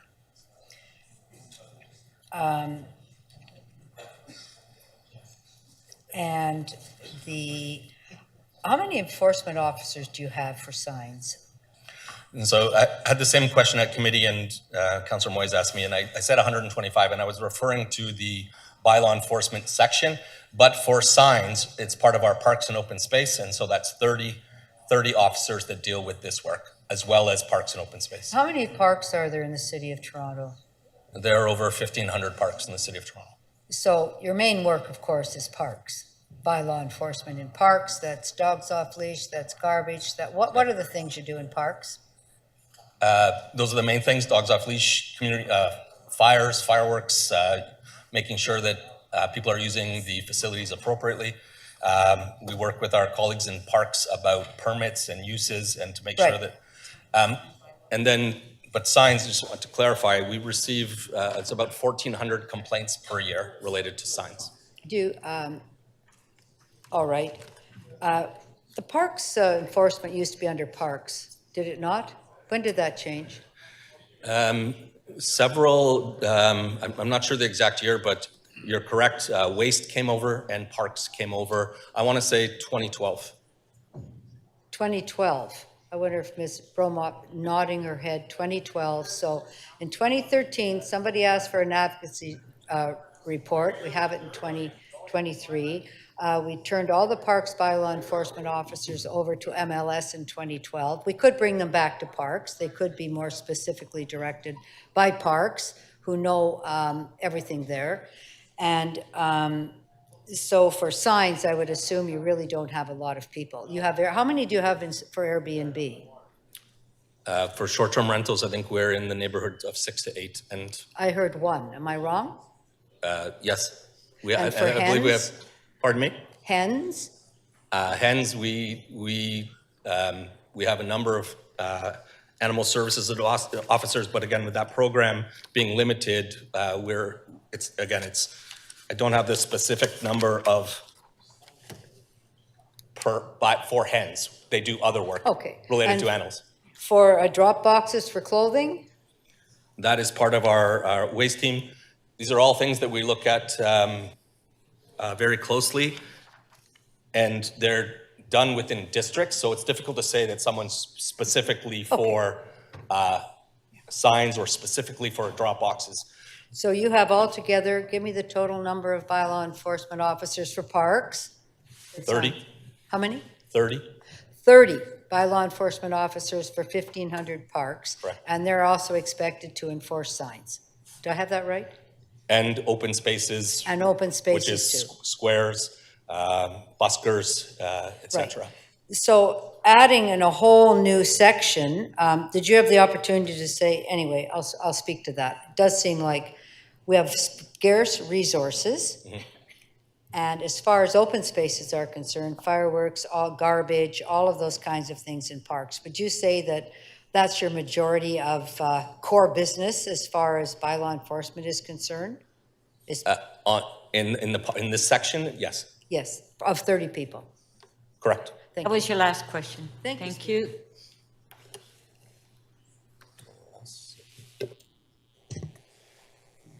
Councillor Holiday, questions?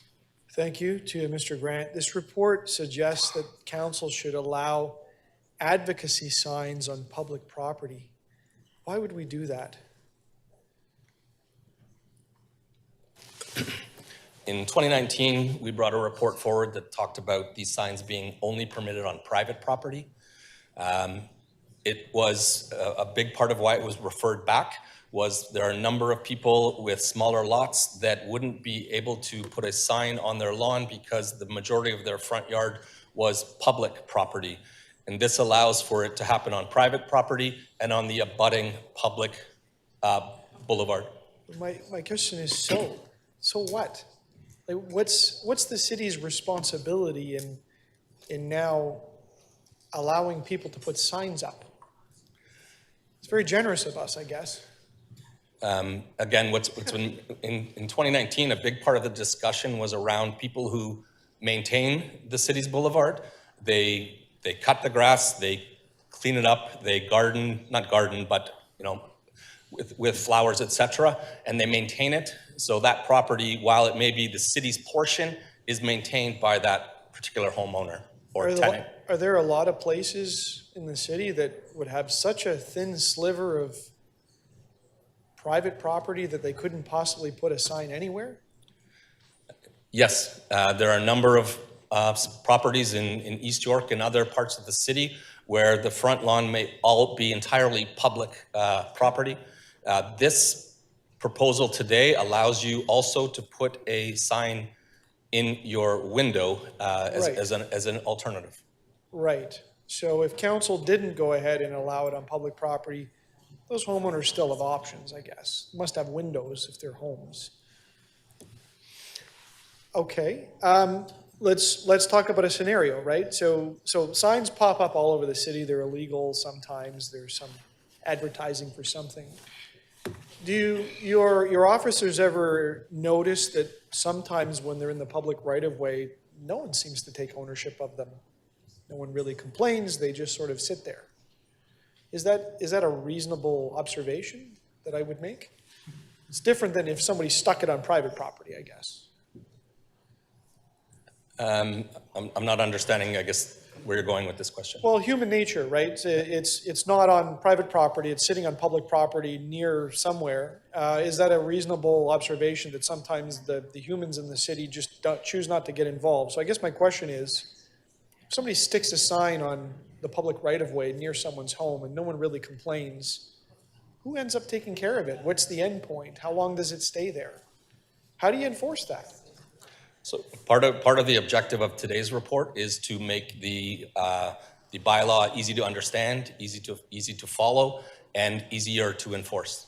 So again, when we can't be out there measuring private, public, if it's related to a property, that is what we're trying to do, is allow it to happen for people to express their opinions under a reasonable framework.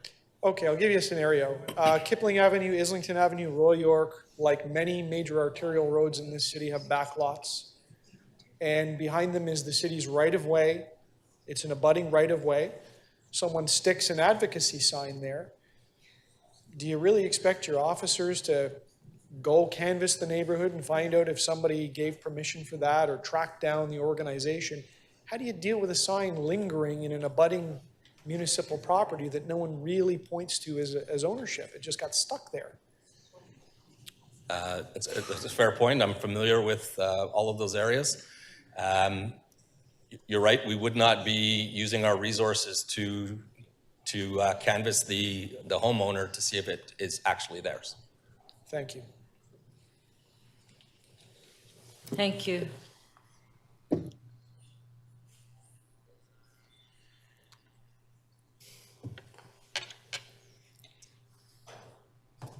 Councillor Carroll. Thanks, Madam Speaker. It's actually a follow-on of Councillor Holliday's line of questioning.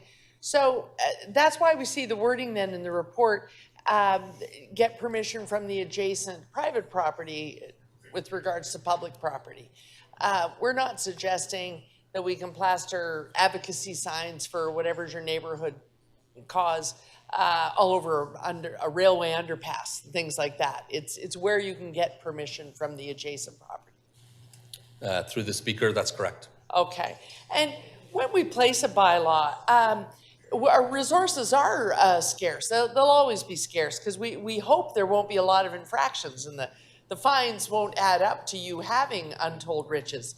So putting the bylaw on the books, are they meant to be proactive, or are they there because we need to have some language to address a complaint? Are we complaint-based in a bylaw such as this? The purpose of the bylaw is to provide clear regulations on what you can and cannot do. Yeah. That is the objective. Again, we're trying to make it easy to read and improve compliance. So if you're aware of the rules, to improve compliance, which reduces enforcement. Right, and that at that point you count on people's honor. Often when we will suggest a new bylaw, when I make a visit to my friends in AM radio, they want to rant for an hour about the city can't tell me how to do everything. This isn't, the intention here isn't to say you're not allowed to have an opinion. There's a complementary part here. It's figuring out where signs can go, but then it's all, you've been asked to address visual pollution for safety reasons. So that's another component, and that's a complaint you would take very seriously. Absolutely. Our objective, again, is to balance the visual clutter with the ability to advocate or to advertise in different, some of the other forms that we have here. Correct. Okay.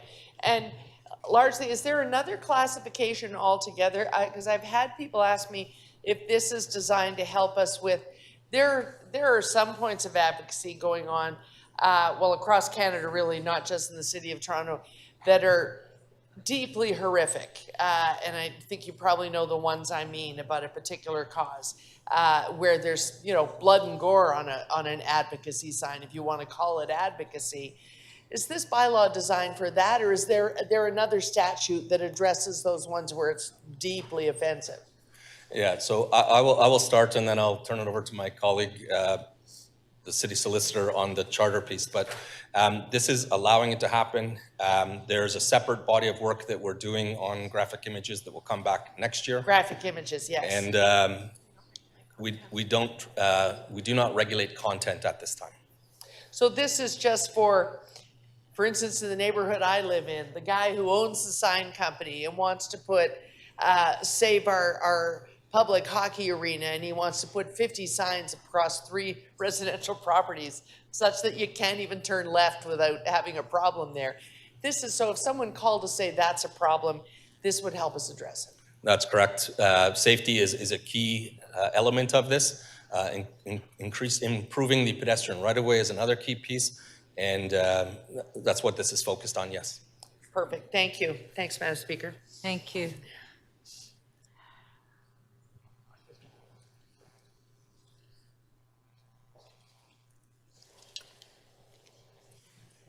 Councillor Sachs, questions? Yes, Mr. Grant, of the 1,400 complaints a year that you have received relating to signs, how many relate to the content of the signs? Around 1%. Around? 1%. Okay, so not many. This category of advocacy sign, this is a new category. We haven't had it before, correct? That's correct. And in the past, if you've had complaints as to the hateful content, you've been able to go and take the signs down, require them to be taken down, correct? Hateful content is not permitted. If people are to put different inappropriate messages, we remove those immediately. All right. But in the draft bylaw that you've put before us today, there are no restrictions on hate speech, correct? Again, this bylaw does not speak to content. Right, so you have proposed a bylaw that specifically allows a new category of advocacy signs without any restrictions as to content, correct? Correct. Now, there are federal laws against hate speech and so on, but couldn't we reasonably expect the federal government to send somebody the same day or the same week or the same year to take down offensive signs with hate speech on them? Practically, that likely would not happen. But again, we have had instances with hate messages in other areas, not just signs, but with graffiti, with other, we worked closely with our colleagues to have removed immediately. Right, but you've never before had a specific bylaw authorizing people to put up advocacy, right? This is new. Correct. Okay. So now a second problem or challenge that I see is this, is that you say, again, focusing on the advocacy signs, you say in clause D of paragraph 15, consent of the owner or occupant is required. Now, I'm sure you're aware that in, for example, most of my ward, there is many more than one owner of occupant of any premise, correct? I'm aware of that, yes, that's correct. Right. And in many cases, the occupant will not be the owner, correct? That's correct. And your contemplation here is that any one person in a building can put up an advocacy message, even if 15 other people live there and they all violently disagree with that message, correct? That's correct, in theory. Yep. And those other 15 people would have absolutely no say whatsoever in a offensive to them position being taken on their front lawn, correct? Again, in theory, that's correct. But again, we're talking less than 1% of the complaints that we receive on graphic or disturbing images. Yes, but Mr. Grant, that's in the past when we never had a category authorizing advocacy signs. We can't count on the future being the same, can we? The area that we're looking is to advocate for thanking first line medical responders, slow down. Those are the types of messages that we're seeing in our communities, and we're providing an opportunity for people to advocate for those particular matters. Right, but your bylaw is not restricted to those kinds of messages. As advocacy, it can be any opinion. So let's go back to the question of consent. Well, actually, first of all, the label of this bylaw says it's temporary, but there's no time limit on a sign, correct? On advocacy signs, there is no time limit. Right, and there's no limit on the number of times you could take a sign down for 10 minutes and then put it up again an infinite number of times, correct? That's correct. So if you live in a house and an offensive message has been stuck on your lawn by somebody who lives 3 floors above you, there's nothing you can do about it, right? If you find it offensive, you could remove it yourself. Well, it doesn't say that in this bylaw, does it? That any other occupant can remove it? It's not that specific. It's very, in developing regulations, it's important that they are developed for the 90% or the 99% and not the 1%. Right, but would you be open to an amendment that any occupant can remove any advocacy sign that's been put up without their consent? I mean, people can choose to, I can't enshrine that in a bylaw. That, well, you're creating a power on one person to inflict it on the others. Anyway, I see my time is up. I'd ask you to consider that. Thank you. Thank you.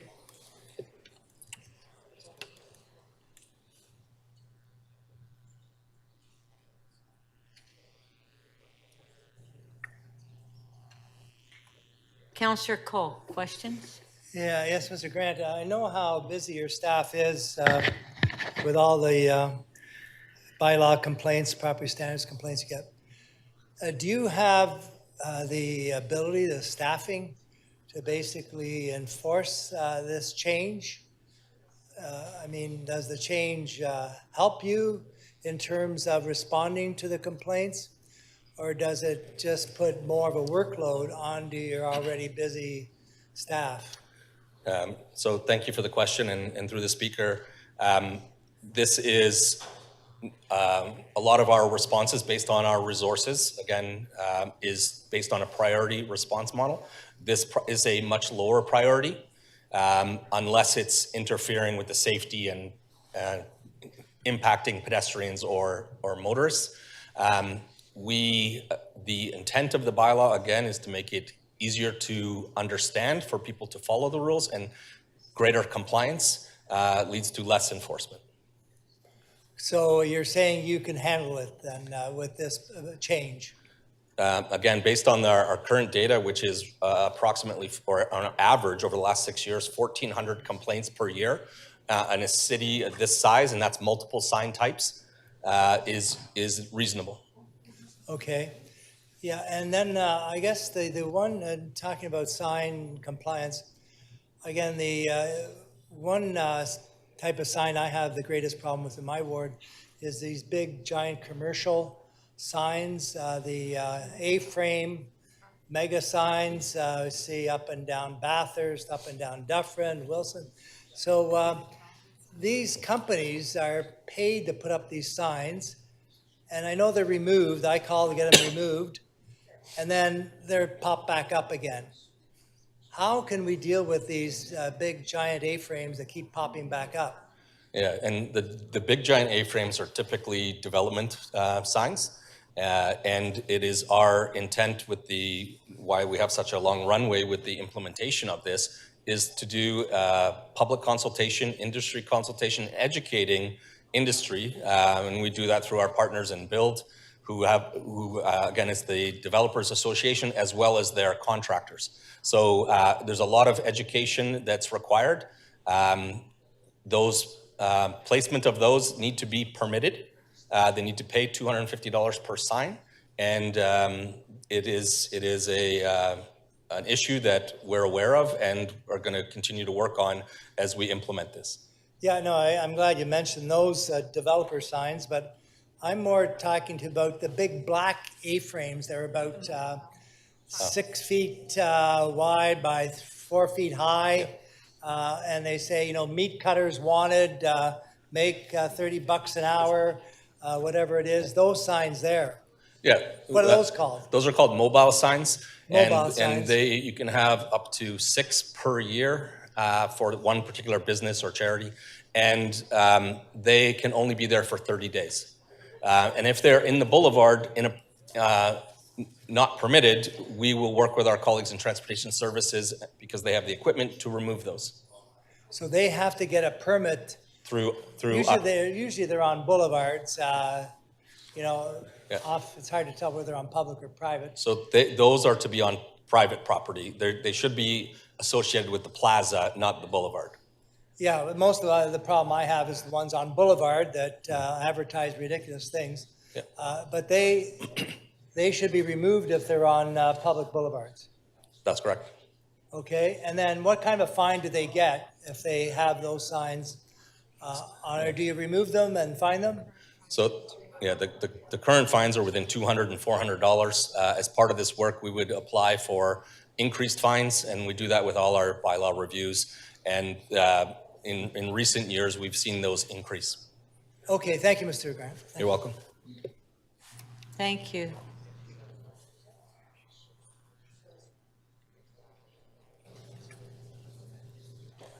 Councillor Pasternak, question?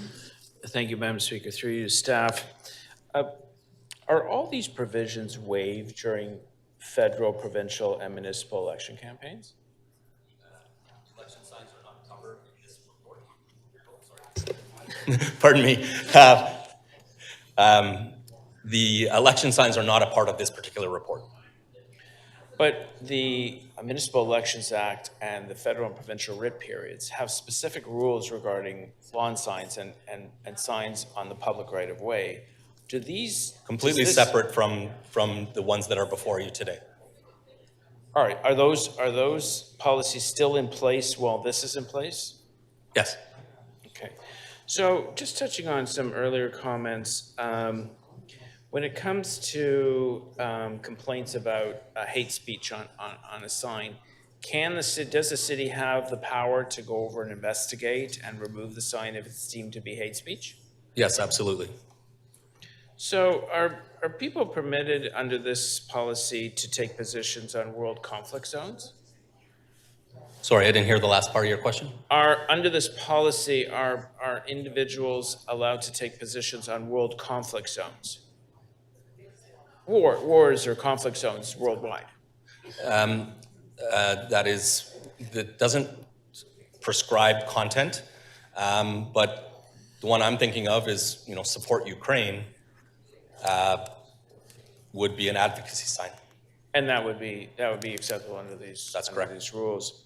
When it comes to like real estate agents and stuff, they're already kind of covered because they have permission of the homeowner, the property's for sale. Yeah. So this report tightens up the rules related to open house signs. It limits you to 6, and the address and hours of the open house need to be prescribed on that sign. They're not, and they're allowed to be there 2 hours before the event and 2 hours after, but they cannot be used as they have been in Councillor Robinson's words and as leaving them out there all the time when there's an open house, using it as advertising. That is not permitted. If staff deem a sign to be hate speech, are the consequences more severe? Is there a higher fine? Is there potential criminal charges? Do we have those powers, or? So again, I'll turn it over to my colleague. Hate speech is prohibited by the criminal code, so that would be addressed by the police rather than city enforcement. So we could do intake, and we could send it to the federal attorney general, or? I expect that MLS has contacts in the police where matters verge into the criminal code conduct sphere. Yeah, and I can confirm we have had examples of that in Cabbagetown, and we have taken action working with police, removing the sign, and working with our colleagues in legal services to take appropriate action. It becomes a police matter when it's deemed to be hate speech. Correct. Criminal code. Okay. All right. Thank you, Madam Speaker. Okay. Okay, if we can clear the screen, we'll go to speakers. Councillor Fletcher, you held the item down. Did you want to? Did you want a sign? Did you want, I was going to ask you if you wanted a sign. Do you want a big sign or a small sign?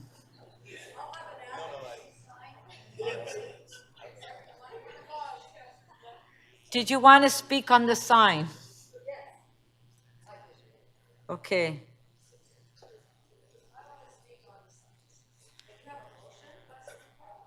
Does the staff have your motion? Is it ready?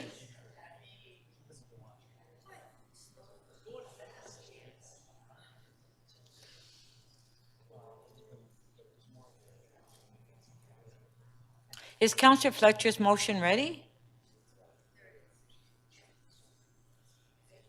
Okay, Councillor Fletcher to speak.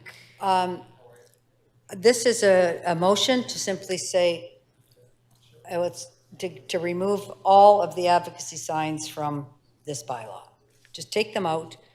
We'll have so many problems and so many issues with this.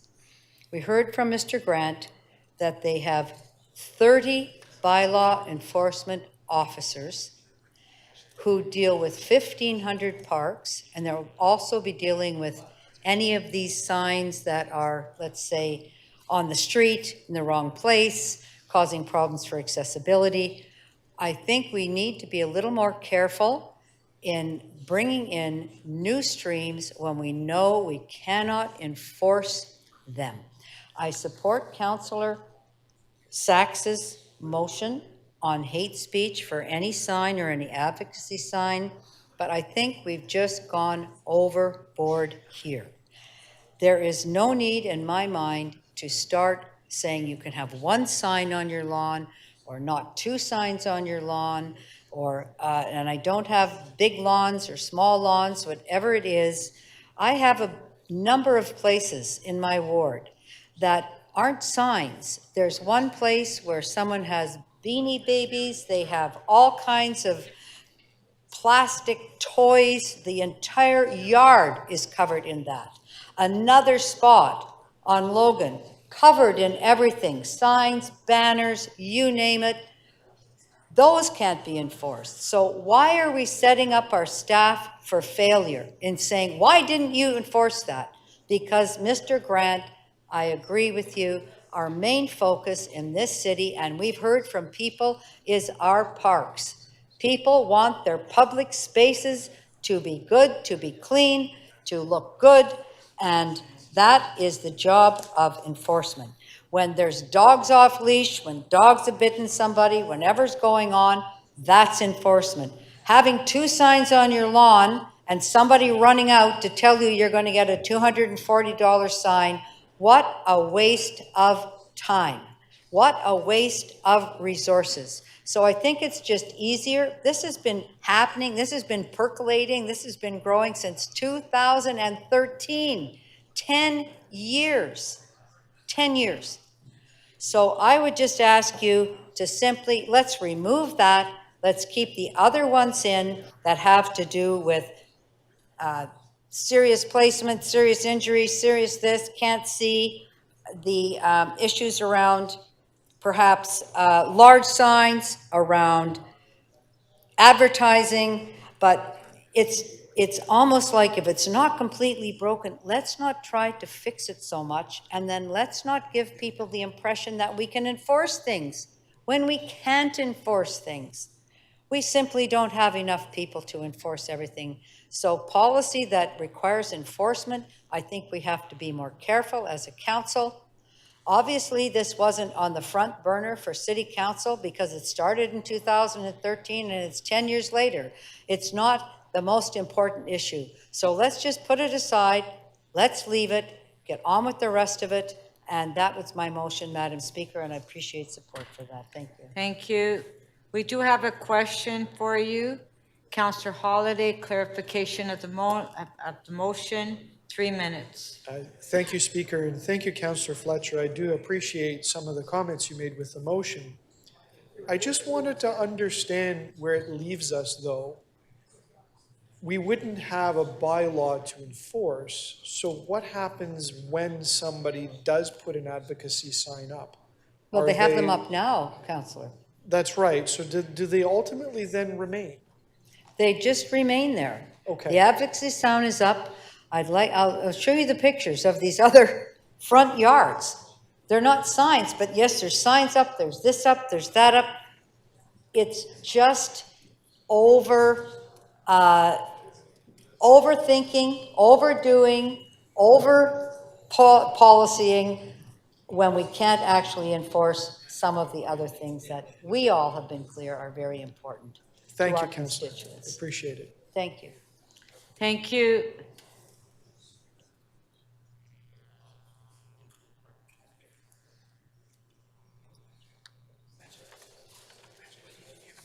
Councillor Holiday to speak. Thank you, Speaker. I have a couple of other motions I'd like to present, and it will be interesting to see on the sequence of these motions how things work out. But there are two, 1A and 1B, and I'll paraphrase them. They're quite short. The clerks put them up. The first one is 1A, which simply strikes out the words under C and/or the public property in the boulevard abutting the private property. The effect of that motion is that it no longer allows somebody to put an advocacy sign in the public right-of-way. The second motion strikes out recommendation A under 15A, which is about having only one sign allowed on public property and/or in its abutting private property. Abutting public property. I have a very strong feeling about the suggestion that we would allow advocacy signs on public property. I think we are headed into a world of trouble. I appreciate there may be some scenarios where somebody has a very thin sliver of a lawn, but I think that those are very unique and that those individuals have options. What I am worried about is what you see across the city in a more general format where you've got corner houses with side abutting properties or properties with abutting public right-of-way, on a major arterial. And what I find in a lot of those cases is that people put up those advertising signs, or sometimes they put election signs, sometimes they put a lot of things up in there. And nobody really wants to say anything. They just exist out there on public property. That public property is property that is often maintained by the city, certainly is our responsibility, and we're starting to blur the lines about who put the sign there and how long it's going to stay. And I am really worried about the resource draw it would have on our bylaw enforcement officers to go sort out those issues. I'm also worried about signs that may exist in perpetuity as clutter, because no one wants to talk about them because they're behind someone's house on an arterial road. So I just don't think, the explanation I got was, there's these scenarios where somebody needs some place to put a sign because they don't have a front yard. I just don't think that's council's problem to solve. And I think opening that door creates a whole world of issues.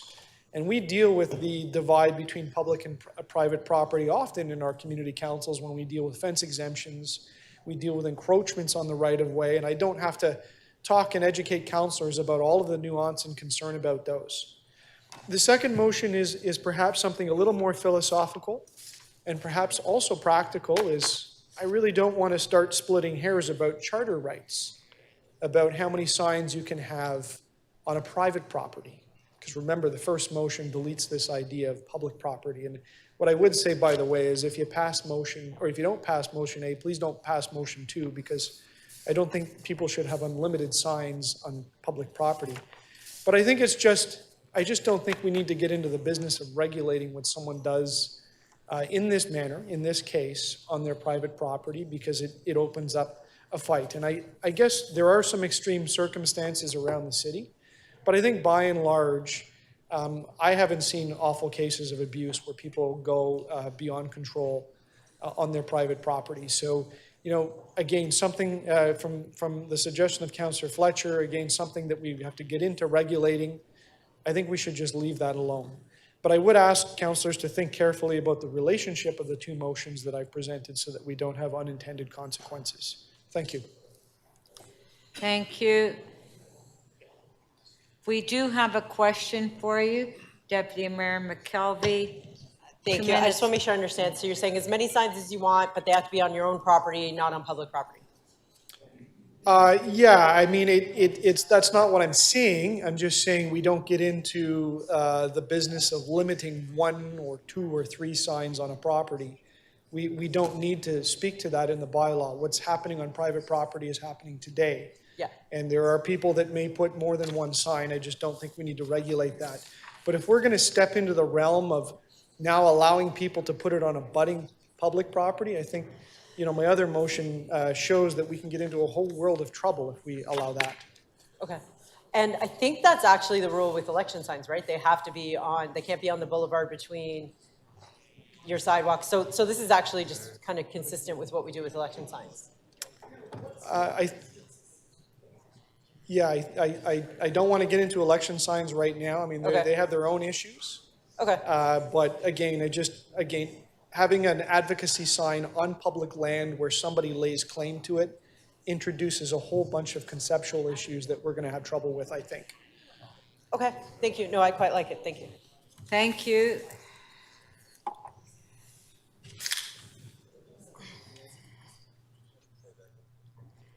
Councillor Carroll to speak. Thanks, Madam Speaker. Madam Speaker, I have a motion that can be put on there. If it can be put on the screen, I don't know if it can be. The motion that I'm moving actually leaves exactly what staff proposed in place. It changes one thing. It changes the one issue that anyone at all highlighted for me before the committee meeting in which this bylaw was there, and the only issue that anyone's raised since. Advocacy signs, to have them or not to have them, and how many should we have? There's a number of councillors over there talking to the staff members, but I do want to point out that I did work with the staff member they're all standing in front of to draft this motion. So, Madam Speaker, to the Deputy Mayor's question about how does this align with election signs, that piece about being allowed to put it on public property, abutting a private property where that's necessary to place, that is the rule with election signs. We're more familiar, Deputy Mayor McKelvey and I, with the suburban context where we ask that the election signs be in 19 inches off the easement where a piece of equipment could go by and they're up on your lawn. But for the downtown context, where they really do have houses built closer to the curb and maybe a tiny little bit, often paved area, and wedging it in right at the fence on the public property, but with the residents' permission, is a thing today. And so we're keeping that in place. But the reason we're increasing the number is this. I don't happen to agree with Councillor Fletcher that we don't need to enforce it at all. The very reason we started talking about this in 2013 is because at about the 2013, it became really cheap and fast to produce those little metal H-frames. We all use them in our own campaigns, but so too now are roofers, and even sometimes the cause is just fundraising for heart and stroke or something like that. It became cheaper to produce those. It also became faster and cheaper to print and publish coroplast signs. And so the proliferation began around, well, we only need to look at where production of signs has gone. We only need to look at the campaign of Gong Xiaohua. That's how the sign industry has grown. Oh, can you hear me? That you can. Hi. It's Matt Bedley calling from Toronto. How are you? Madam Speaker, if you could hold my time, somebody's not muted. I'm good.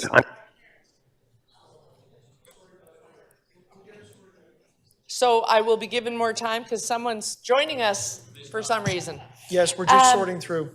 And so that's why we started talking about it in 13. That's why when we addressed this bylaw again in 19, it came up, because it's still a problem and it's a growing problem. We only get 1,400 complaints a year, but many of them are about advocacy signs. When a neighborhood goes nuts, as they've done in my area around saving a community for some reason or other, and someone lives in the community who produces a sign, so there are literally 50 signs across 3 properties at the corner where people are trying to turn left. And so what Mr. Grant needs in that situation is a bylaw he can point to when he goes out to deal with an egregious situation. There needs to be something on the books for him to point to so he can solve that problem. That's why it's being embedded in the bylaw. If limiting it to one is undemocratic, then we've arrived at the number 3, which I think is quite reasonable. Unless you're Bruce Coburn and you just can't pick a cause, you could have 3 causes all going at one time. But there comes a point where it really is visual pollution, whether it's in the suburban context, in the downtown context. And if someone should complain about that because it's really upsetting and impeding their quality of life, this proposal allows the bylaw officer who is dispatched to come up with a solution using the bylaws we have on the books. That's why I hope that people will support exactly what staff drafted, save and accept, to broaden the advocacy sign rule. I would not vote for Councillor Holiday's because some people do need to put it on the city easement and on therefore public property. And I will not support Councillor Flesser's motion. I urge you to support staff who have done this work and Councillor or Mr. Grant's advice to me, which is to broaden it slightly to 3. I hope people will make that the one change they make to what staff have proposed. Thank you.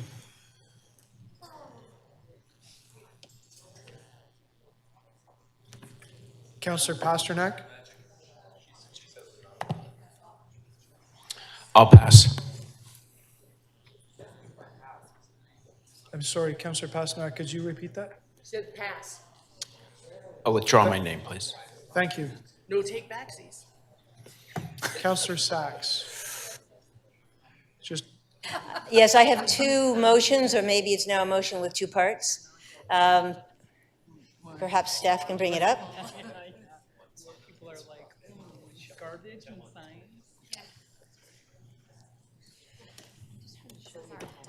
I think that creating a new category of advocacy signs recognizes the reality that several of my colleagues have referred to, but it also creates a new area of difficulty for the city.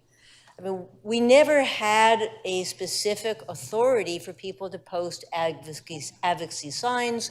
It was always a gray area, and that therefore meant that MLS had discretion to respond in cases where the advocacy sign was problematic. And as I'm sure you all know, some advocacy signs are just fine. Go slow, there's kids around here, no problem. Some advocacy signs are no problem at all. Many of them are problematic. Many of them are attacking particular people, particular groups, advocating highly distressing and divisive positions. And now that we have created, will have created, a specific authorization for people to put 3, maybe, advocacy signs, not only on their property, but also on the public property adjacent, we have a real risk of conflict. And I think there's a real risk that MLS will be less able to deal with it because now someone who wants to put up a world conflict sign or an anti-Semitic sign or an anti-abortion sign will be able to say there is specific authority here to put up an advocacy sign. So I think we need to do 2 things. I think we need to have a specific exclusion in the bylaw for signs that contain graphic disturbing images or speech that is specifically forbidden by an existing federal, provincial, or municipal law. That means we don't have to rely on the police, who we know don't have time to deal with this kind of thing, and MLS would have the same power they have now to take down signs which really are problematic. The second change I'm asking you to support is that in my ward, the majority of people live in houses where either somebody else owns it or there are many other people who occupy parts of the building. And for all of them to be forced to endure an advocacy sign that any one person can put up without being able to do anything about it indefinitely seems to me to be highly unfair, very hurtful, and potentially really problematic. So my suggestion is, first of all, that we should have an exclusion for anything which is illegal under other laws or contains graphic disturbing images. And secondly, that if anybody can put it up, anybody else in the same building should be able to take it down. Those are my requests. Thank you. thank you. Councillor Sachs, you have a question from Councillor Turks.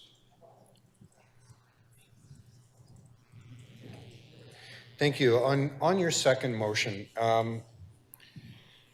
the part about specifically graphic or disturbing images, I note that in the second half of that sentence, you say messages that are forbidden by federal, provincial, municipal law, so that would encompass hate speech. Yeah? Yeah. But the part that I don't understand is who decides what is a graphic image? Well, obviously MLS is going to have to decide. We have a separate matter, and hopefully this is all going to work out. Yeah. This bylaw is now not going to come into effect until a year from now.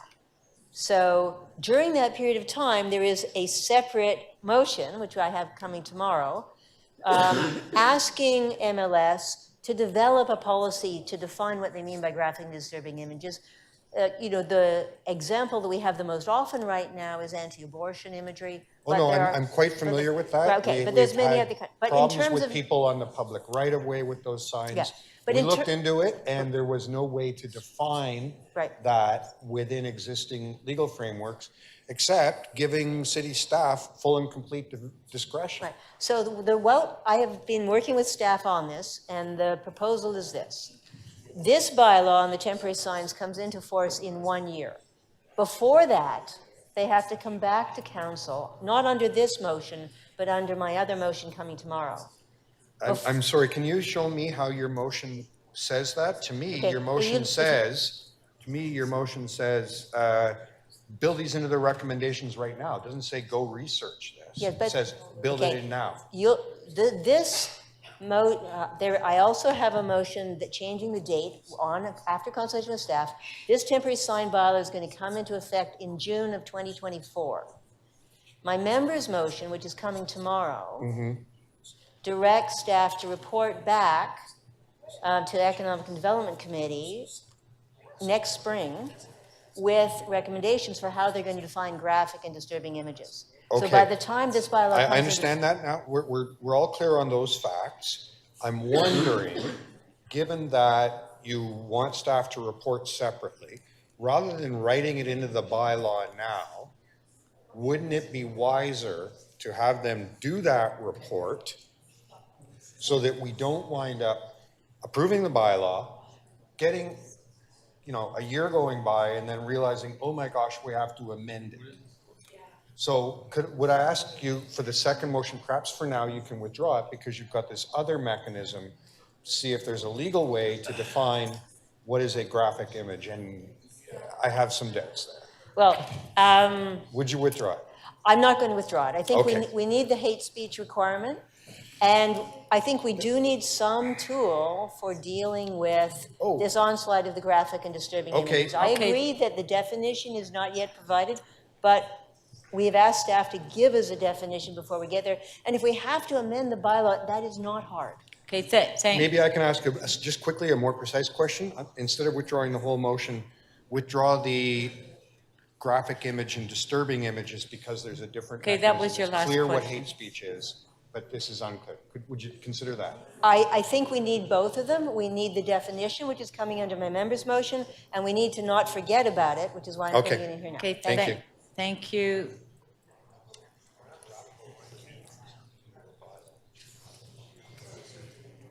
Is she going to withdraw? Oh, Councilor Bravo, you took your name off? Yeah. Okay. Our next speaker is Councilor Cole. Councilor Cole to speak. Oh, yeah. Listen, I am just trying to get an understanding of what's going on here with this bylaw. I mean, I've been involved in signs my whole life. I think I put up about maybe 1.5 million signs, even your signs, Madam Chair. I put them all up when you're running for mayor. This is so convoluted, so complex. I think we should defer this. And there's no urgency here. Our staff here have more than enough to do with bylaw enforcement and all that. They're working nonstop. So I'm asking for a deferral of this until we get something that's understandable and clear. Thank you.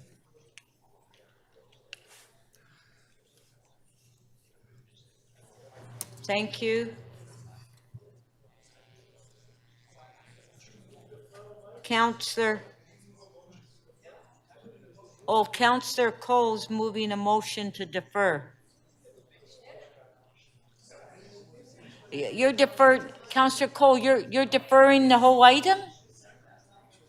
Counselor Cole, are you deferring the whole item? Yes. So, okay, Counselor Cole, you didn't hand in your motion to staff. Okay, staff. Virtual. It's a virtual hand-in. Okay. So he.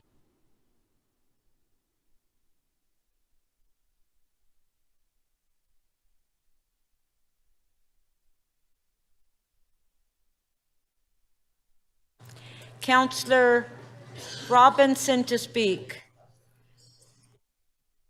Thank you very much, Madam Speaker. I'll be very brief. We heard during the question period, the staff talk about my ward, specifically Ward 15, Don Valley West. And it's literally an outrageous problem there where we have real estate agents, and of course, it's a select few, abusing the rules perpetually. And we talked about this a little bit in committee, but I want to highlight it also for council that this is a growing problem where real estate agents are putting up signage way before the allowable time and way after the allowable time.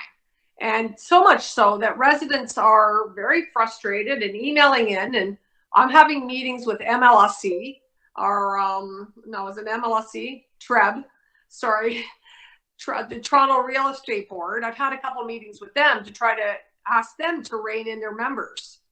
And we've had little luck. Staff are very focused on it and have been helping and doing blitzes, but it's unfortunately, I would say, out of control, where you're seeing all these sandwich boards and signs up weeks in advance, days in advance, and weeks after, and in some cases promoting open houses that don't exist or were planned way down the road. So there's a real abuse. They're very distracting. A lot of these real estate agents put them on the mediums in the middle of the road where there's tight constrictions to turn and to navigate the roadway, particularly on Bayview, south of the 401. There's, like I said, there's at least a handful of real estate agents that don't play ball and they abuse the system. And then there's a lot of real estate agents, and the majority that work within the policies and the protocols. So I just want to emphasize that as a mounting problem across our city and something that we have to rein in because it's going to get, if other real estate agents see other agents doing it and getting business from it and making money, they're going to continue down that path, and it's going to become a monstrous problem as people continue to abuse it because they've seen their colleagues do it. So I just want to emphasize that. I know staff are on top of it, but it is a growing frustration, certainly in my ward. And if that's the case, it will certainly spread across the city. So thank you, Madam Speaker. Thank you. Councillor Fletcher, I just want to comment that I can't control Councillor Robinson's mic. Yeah, so the staff now are working with her as far as her, so, yeah, I know, and I agree with you.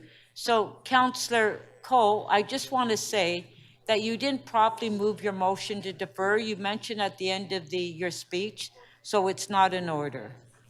Councillor Bravo to speak. No, you can't just get up and speak and at the end say, I want to defer it. You have to have a motion presented to staff before you speak. No, you don't say that at the end of your speech.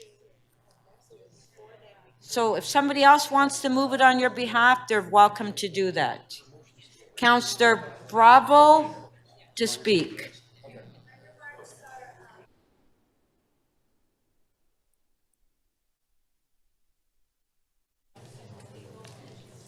Thank you, Speaker. I'm going to address myself to the question of advocacy signs. I'm going to be supporting Councillor Holiday's motions, which I think accomplish something really important. Number one, it says that we regularize the use of advocacy signs in the City of Toronto, that they come into, they become a regular occurrence, they're recognized, and that's important because that's already the practice, it's already happening in communities. The second thing it does is that it says do not put advocacy signs in the public realm, and I think that's really important. You can't privatize the public realm with individual advocacy opinions. I think that protects free speech and it protects what we, the usage in what we own together. And then the third thing that it accomplishes is that it doesn't limit free speech. It doesn't say you can only have one sign. And I think that that's also very important in terms of your individual private property. And that could end up meaning in a ward like mine, where there are 3 apartments in one property, that there are 3 different political opinions and there are 3 different signs. And I'm talking about excluding the electoral period. I'm talking about advocacy signs. So this is really important. I think it's a really well-balanced and thoughtful motion. And I think it's important that we support them and that they work together. If you don't support both of Councillor Holiday's motions, then we get into tricky territory. I cannot support Councillor Sachs's motions. I think there are a couple of problems here. As I understand it, if we get into regulating the surveillance or enforcement by individuals of each other's political opinions in one property, I think that we are, in fact, inviting conflict. And I don't think that that's effectively, I'm sure that that's not what Councillor Sachs intended to accomplish, but I think that's the effect of one part of her motion. And then the second element that I can't support is the notion that we are defining what is offensive in a graphic way without having a clear definition of that. And that, in fact, what it does is that it allows one public servant to maybe make that call, or another public servant to make that call, and I think that that's really problematic. I think what we're doing here is we're making an incremental step toward regularization of a practice in the City of Toronto, exclusively around the advocacy piece, and I think that with Councillor Holiday's motion, we accomplished that, and I hope that everyone will support it because it's reasonable, and it holds the right to free speech, it prevents conflicts, I think, and it actually protects the public realm as a place where everyone can have an opinion, regardless of where they stand. Thanks. Thank you.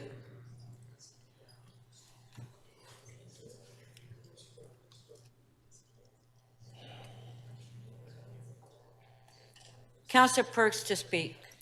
Thank you.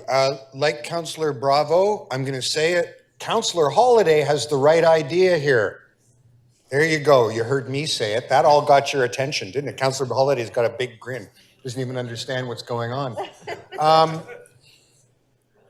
Councillor Bravo made excellent points about why Councillor Holiday's motions solve it, and she made some good points about the problems with Councillor Sachs, but I want to add a couple more points there. While I agree it is important that we have a tool to make sure that people are not engaging in hate speech, that enforcement tool already exists. The Toronto Police Service is allowed and has, from time to time, enforced it, and it can be done. So that's not necessary. However, her motion contains something that creates way more problems than it solves.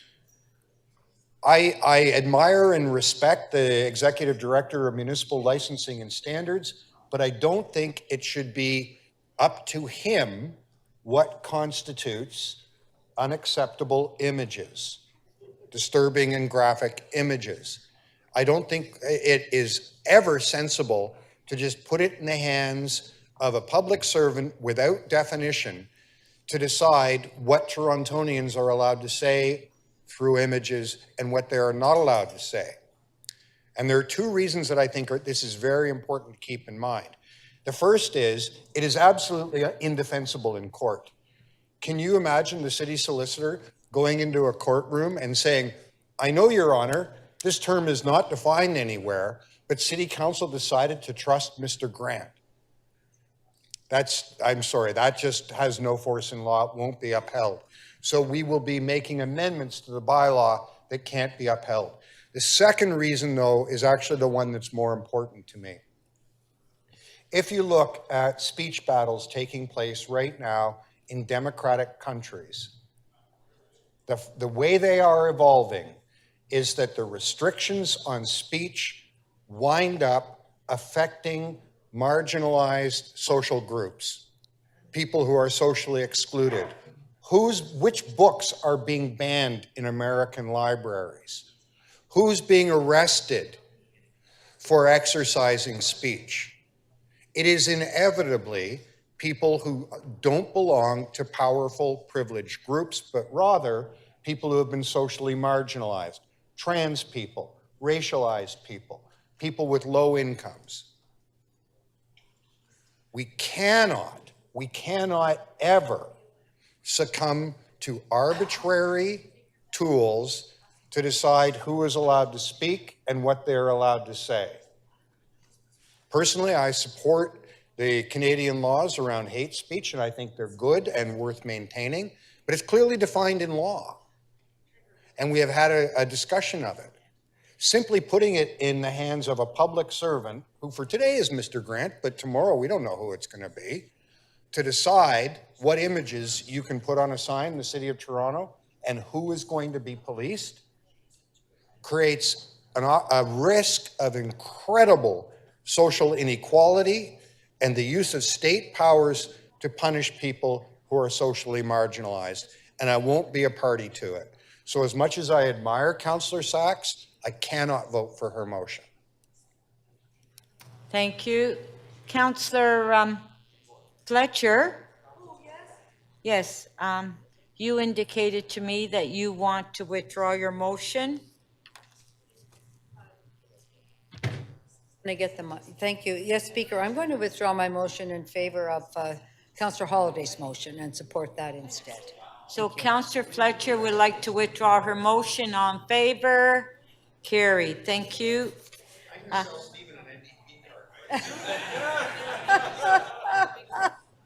Councillor Perruzza to speak.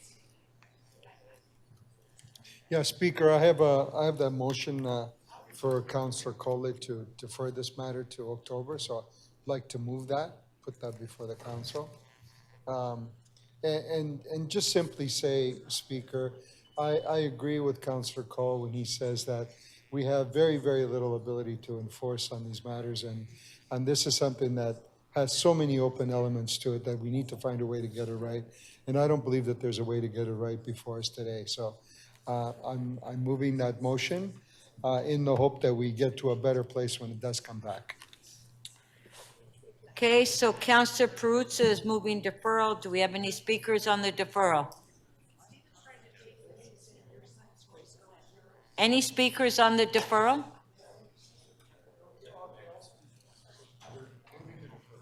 Deputy Mayor McKelvey, did you want to speak on it? Okay. Yes, Madam Speaker, just the same thing that I said earlier. We've made some big decisions in this council. We made decisions around multiplexes, around the housing action plan. And on that basis, I think that we are the big kids at the table. We're capable of making this decision today. So I won't support deferral.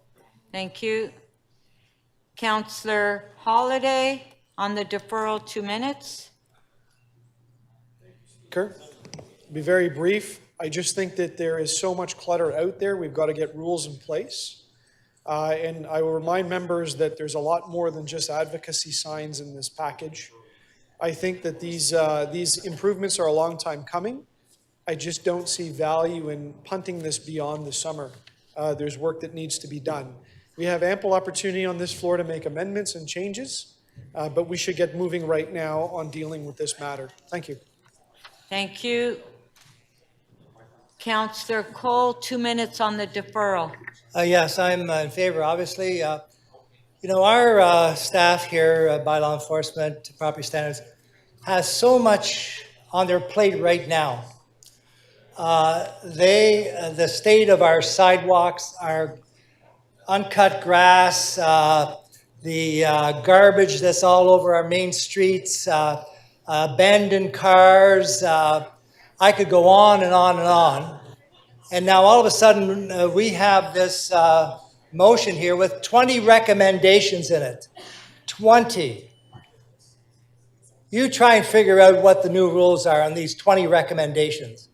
As I said, I've been involved in this type of thing for many years, and I can make heads or tails of it. Now, all the new councillors think, well, here are the answers. This magic bylaw here change is going to solve these. It's not. It's just going to complicate things more. They can't even enforce what they have on the books now. You try and get rid of one of those giant A-frame signs on your boulevards. They can't do it. They keep going up over and over and over again. So anyways, let's find out something more focused, enforceable, and then look at giving more resources to this department. If we're really serious, we can write all these bylaws with 20 recommendations, and go ahead and do it, enforce it. Who's going to do the enforcement when we don't have enough people to do the enforcement? So unless you put money to it, where's the money? Show me the money on this bylaw with 20 recommendations. There isn't any money. There aren't any new resources. So let's defer it until we get something with maybe 4 or 5 recommendations, not 20. So I am supporting of Councillor Peruzza's brilliant deferral motion. Thank you. Okay, let's put the motions on the screen.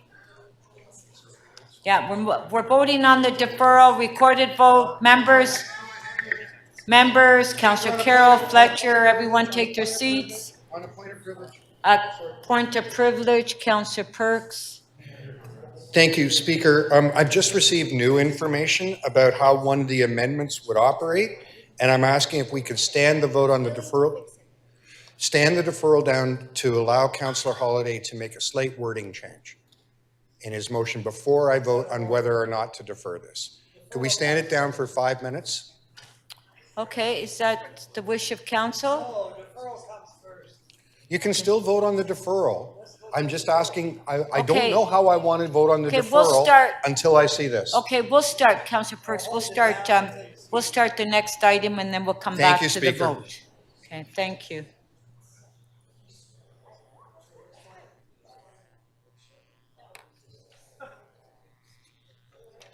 Our next item is IE 4.3, the Cycling Network Plan.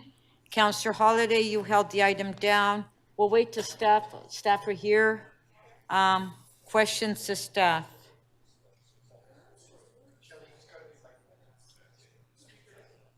Can we clear the screen, please?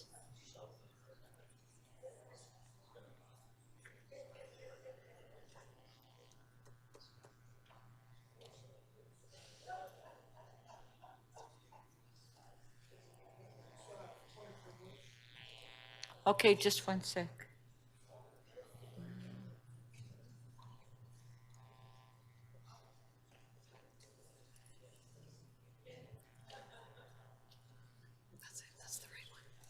Yeah. A point of privilege, Councillor Holyday. It's a very simple one. Just because there's a lot of activity and noise in the chamber, I couldn't hear the item that we're on. I wondered if you could repeat it. I'm sorry, I didn't hear what you said. Just, my point exactly. I didn't hear what you said. Because there's a lot of noise, and a moment ago there was a lot of conversation around me, I couldn't hear the item that we were on, and I wondered if you could repeat it. The item that we're going to now? Correct. It's the cycling network, the one you held. Thank you, Speaker. Okay, so if anyone has any questions, if you can put your name on the screen, please. Councillor Holyday, do you want to put your name on? Yeah, my system is locked here. I would like to question, if you please, Madam Speaker.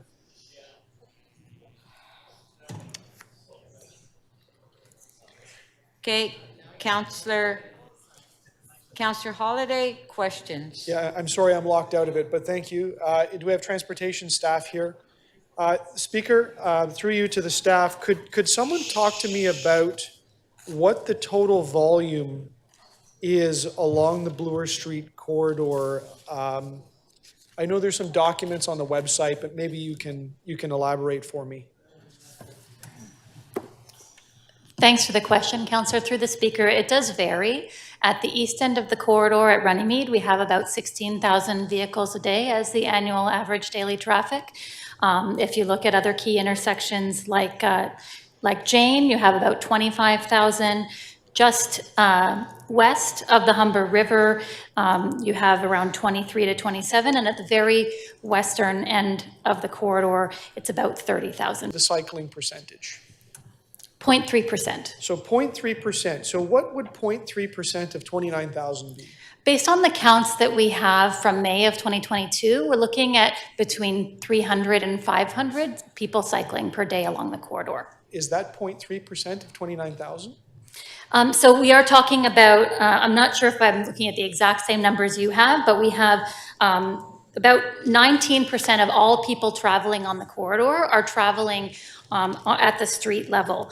81% of the people traveling along the corridor are traveling underground on the subway. Yeah, I'm not talking about underground, the subway. Yeah.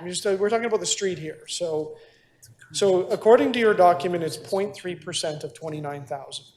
So what's that numerically?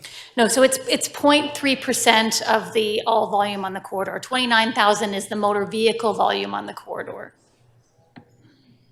Okay. So if you're looking at real numbers, that range of motor vehicle volume was between 16,000 and 30, and the actual number of people cycling is 300 to 500. Okay, so this diagram's wrong then, I think. I'm not seeing the slide you have up. It's not attached to the report, so I'd have to go back and look at that further. It's the city's website on this. But Sure. In any case, look, let's not argue about the numbers here. We're talking about a couple of hundred cyclists Correct. out of 29,000. So if that's the volume, does that now lead to make sense as to why so many people have objected to this? Could you tell council maybe some of the numbers of what the public consultation revealed about those that are in favor and those that are not in favor? Sure, we do find that the public opinion for this quarter is quite split. We have, sorry, let me just get that number in front of me. We have a situation where about 47% of people strongly agree and 10% agree that the trade-offs on motor vehicle capacity outweigh the benefits of cycling infrastructure improvement and safety, whereas about 35% strongly disagree with that statement and 5% disagree. So we have 57% of respondents on the agree that the project is supportable and about 40% in the disagree end of that spectrum. Okay, and so at the heart of this, along this stretch of Bloor Street, you've got, a very typical Bloor Avenue, and then you've got some atypical stuff, including a bridge over the Humber. But at the heart of this proposal looks to move the street from 4 lanes to 2 lanes of motor vehicle travel in most places, recognizing there's a few different things going on here, but substantially that's it. Generally, that's right. There are some key intersections where we see a significant number of traffic movements that need turn lanes, and so we've accommodated for that in the design.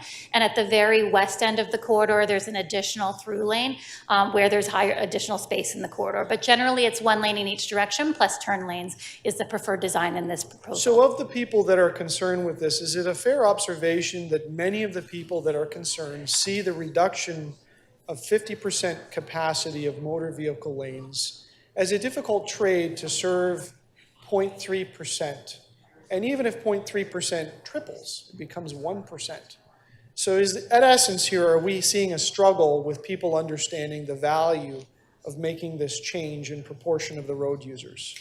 Absolutely. Based on the surveys and the people that I spoke to at public meetings, there was certainly concern from people about what is the impact on traffic capacity and is it worth it given the current number of people cycling. Thank you.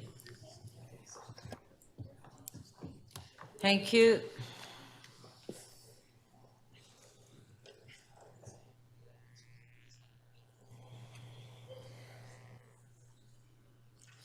Councillor Perks, questions? Thank you. I'm forgetting the name of the document, but there's a document that is attached to the Highway Traffic Act which gives design guidelines for how to build a public right-of-way in the province of Ontario, and those design guidelines are based on the safe operation of a motor vehicle on that road. Through the speaker, that's correct. So you're referring to the Ontario Traffic Manual, Book 18 for cycling infrastructure design. And that document outlines with the speed and volume of traffic and what kind. Not the cycling one.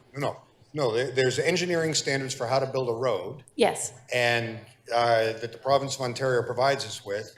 And every road that meets that standard has to be safe enough for an automobile to operate on.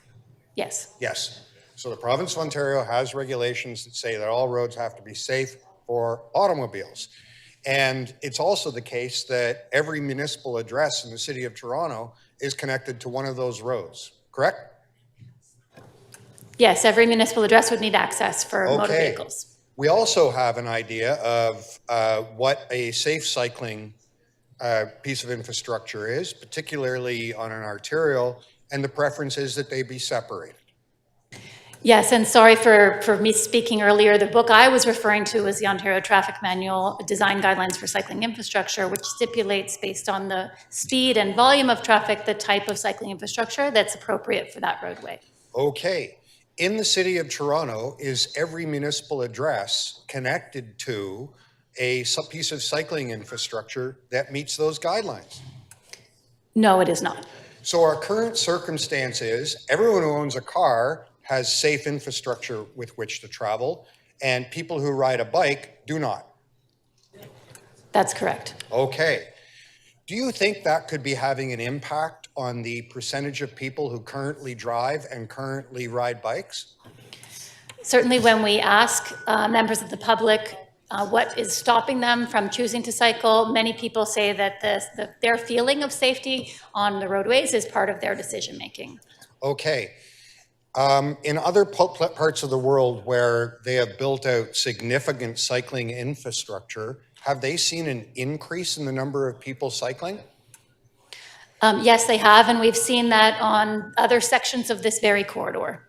So if we were to build a cycling network in the city of Toronto so that people could cycle safely from anywhere to anywhere else the way a car driver could, you would expect a significant mode change.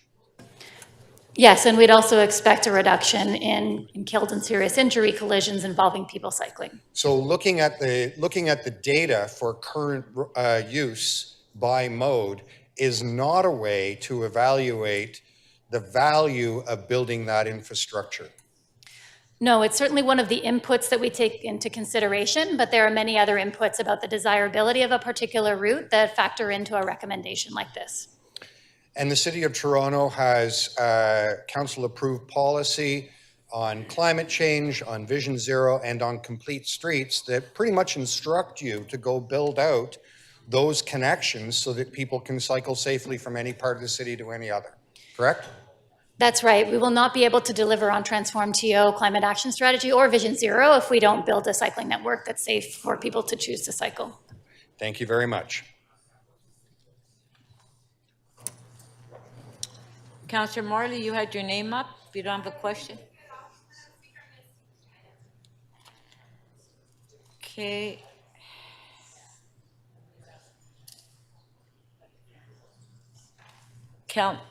Councillor Holiday. Just to speak. Councillor Holiday to speak. Thank you, Speaker. May I ask the clerks to display my motion? My motion is quite short and probably very obvious, and that is to delete the Bloor Street section from Runnymede to Resurrection Road. Madam Speaker, talk about a polarizing issue in the west end of the city, specifically Etobicoke. I've received countless calls from constituents, and I'll remind Council that this section of Bloor is not even in Ward 2. And I've also received countless emails from people that live adjacent to the street.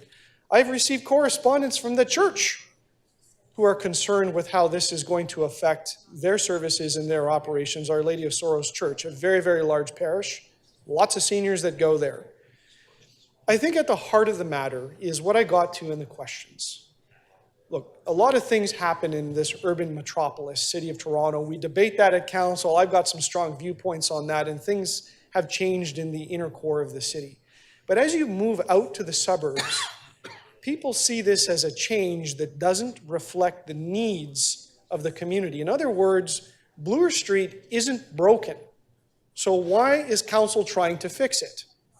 You don't have to take my word for it. Look at the material that's displayed online from our own transportation services. That reveals that there's a cycling ridership of 0.3%. If you were rounding the numbers as they did on the pie chart, you wouldn't even show that segment. It would be rounded down and off. But they put it in there. So I don't know what the numbers are. There's some confusion here. It's either 85 or 87 or 89 or 300. But it's out of 29,000 movements along the street. Those are the numbers, but we're talking about people's sentiments here. They understand that.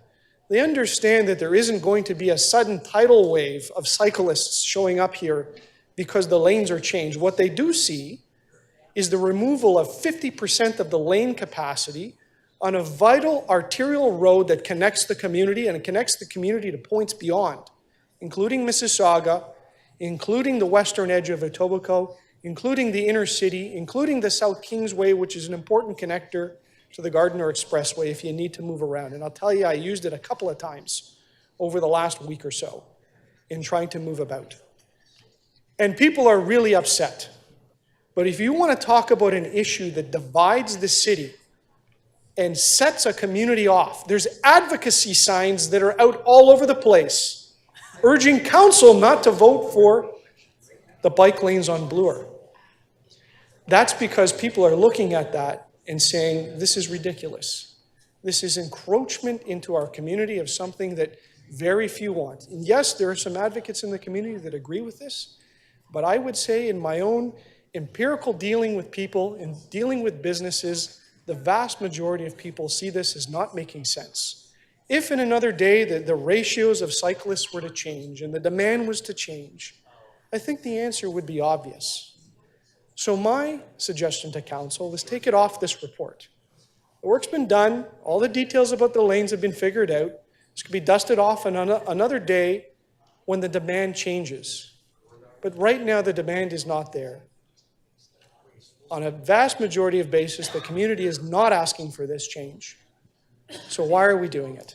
With all of the pressures that we've got and the few precious resources that we have, perhaps we should just leave this one alone and not open a rift. So I'll ask councillors to think about that, to think about the political circumstances, and think about the harm this does in dividing a city. And that's the politics of it, is people will increasingly treat and think of council with contempt because of a decision like this.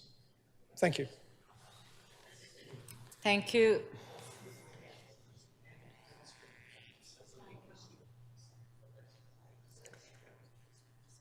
Councillor Moyes. Thank you, Madam Speaker. I think I have I have an amendment. If you want to put it up on the screen, please. And Councillor Burnside, shush.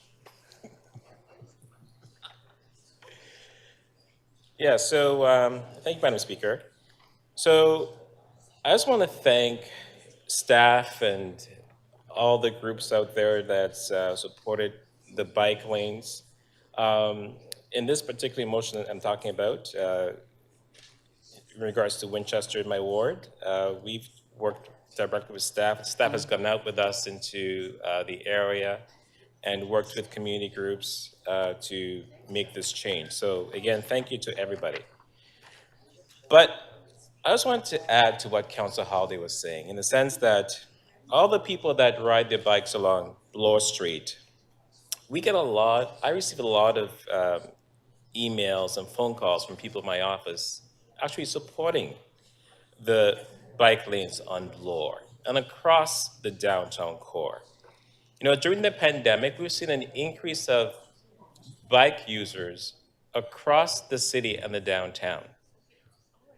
You know, it's been said that when we first had roads in the city of Toronto, we first had horse and buggy. And we have since grown to have motor vehicles. And now we add bikes to people riding on the roads. So we have to change with the times. Roads are to move people, not structures. And I'm happy that, we have changed or started to change the way that we move people around the city. I sit on PTA and, TPA, Toronto Parking Authority, and we are looking to increase bike share across the city. We cannot keep bikes in their docks long enough. I took a walk down to King and Bay earlier this week, and I was amazed to see how many people were actually on bikes, docking the bikes, and then walking into the office towers. It's a beautiful sight, and we have to move with the times. So again, my hope as a counselor is that we actually create more bike lanes, especially in the downtown core, to move people across the city safely. No matter what your age, be it a young child, be it a middle-aged person or a senior, that you can actually move around the city safely using a bike lane. So I hope that my council colleagues will support this motion. Thank you.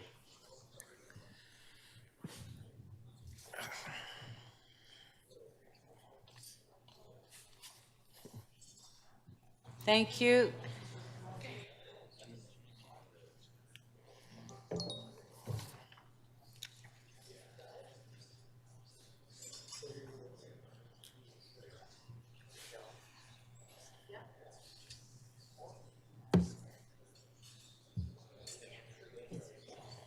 Councillor Morley to speak. Thank you, Madam Speaker. I rise today to speak in support of the recommendation from staff before us. I think it goes without saying, but I will not be supporting the motion from my colleague, Councillor Holliday, to delete this section of cycling infrastructure expansion into my ward.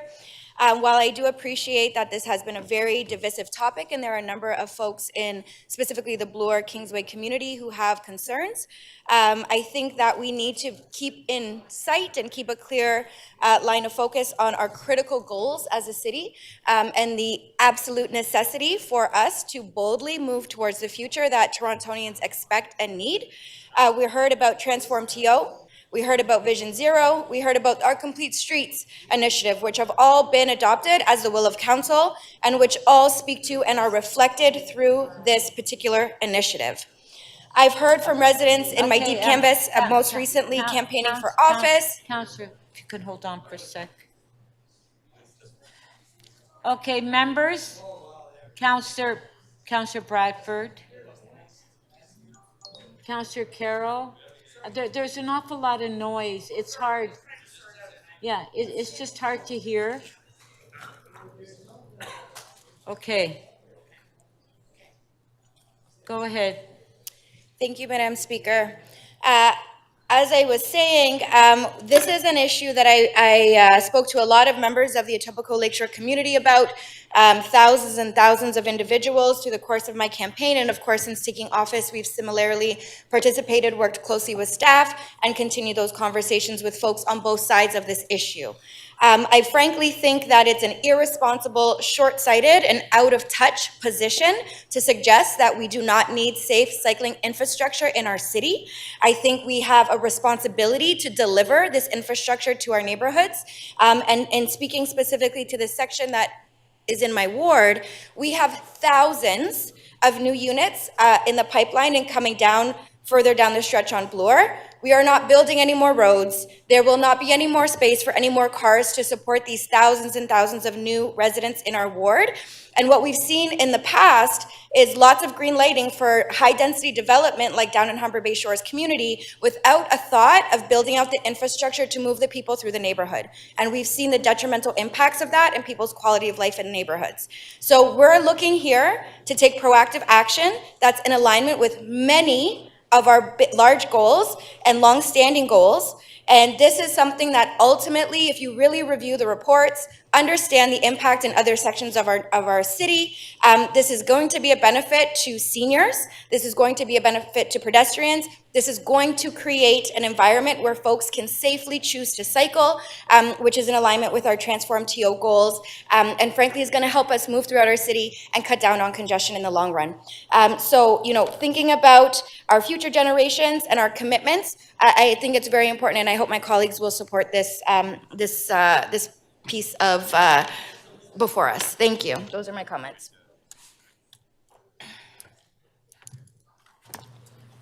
Thank you.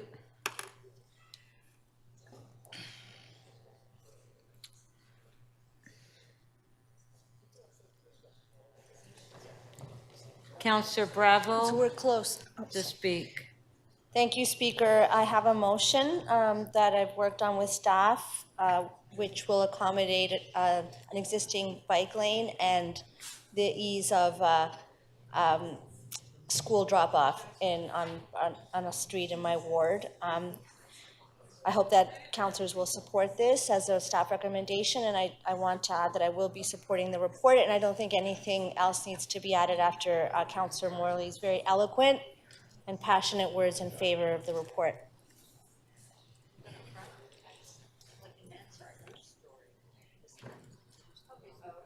Thank you.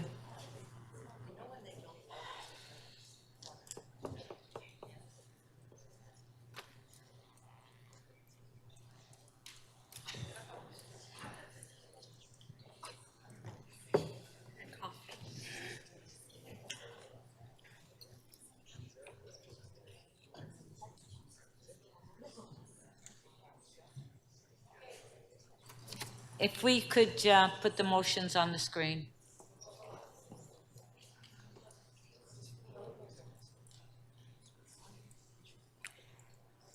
Motion by Councillor Holiday.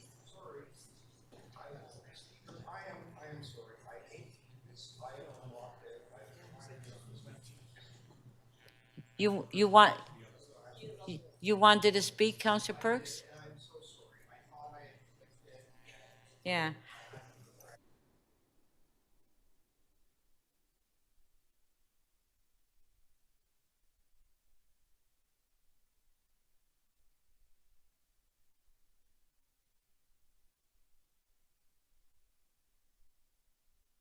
Perks to speak.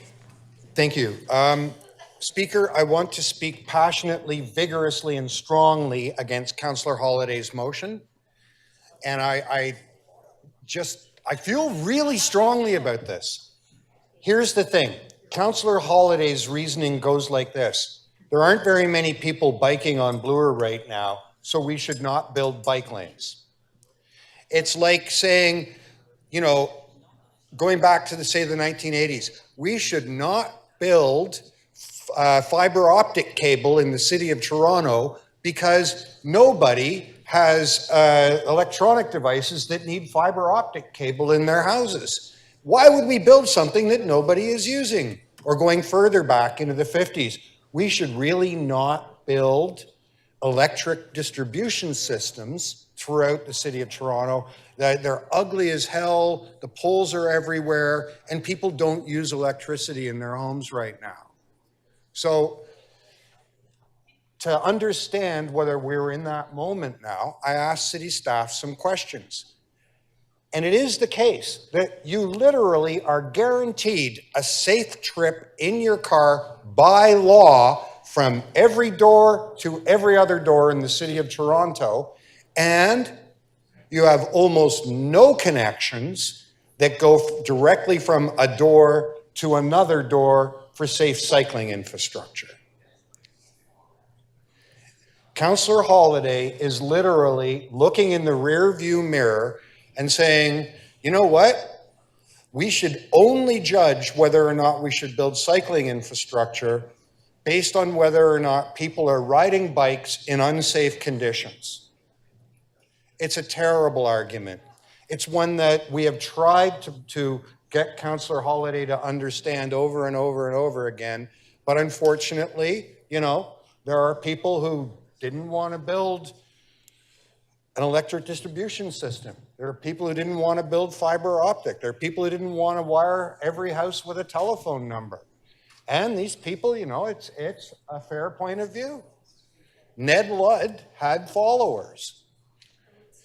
But those of us who are trying to build a city that is safe for all modes of transportation, that believe in Vision Zero, those of us who recognize that we have to build a city where people are getting around the city without relying on private automobiles that are fossil fueled, and we need to build a city where you can have more people living here and getting around within the same rights of way. For those of us who are trying to build the city of Toronto that looks forward, you vote no on Councillor Holiday.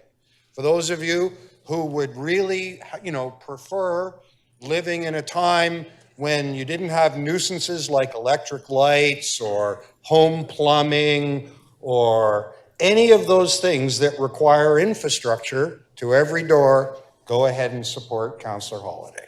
Thank you. Okay, thank you. Before we go to the vote, is there any other members of council that could not connect to speak? Okay, we'll close it now, and we'll put the motions on the screen.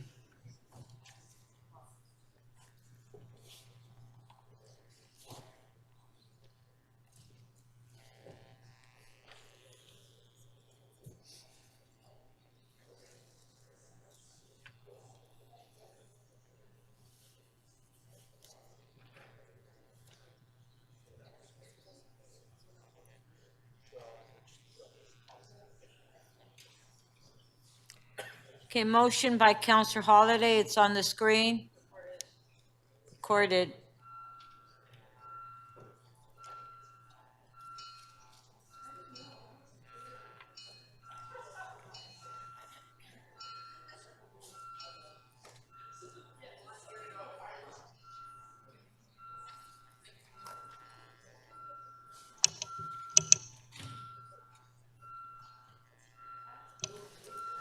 Councillor Chang, please. Councillor Ainsley.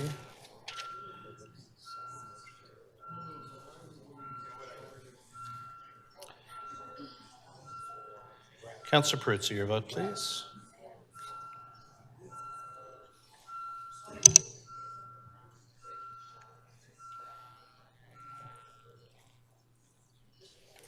Councillor Fletcher, how do you vote, please? Speaker, the motion does not carry. The vote is 3-20.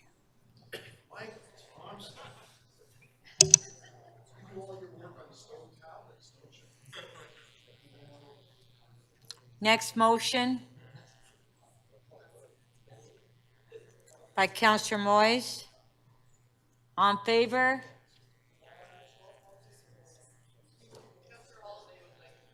Recorded vote.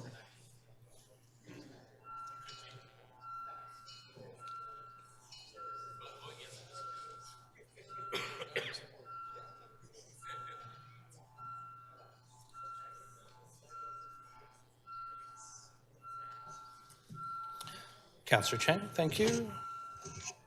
Councillor Peruzza, please.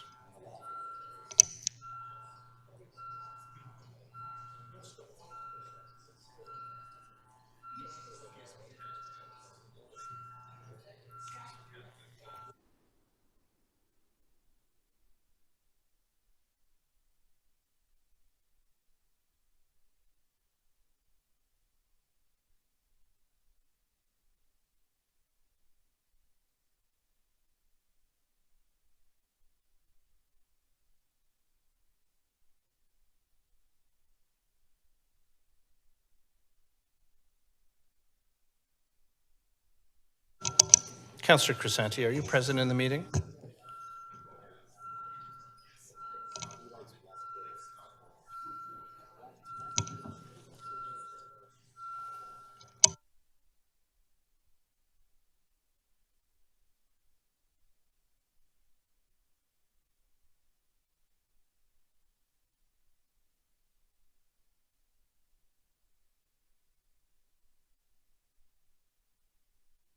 Councillor Fletcher, how do you vote, please?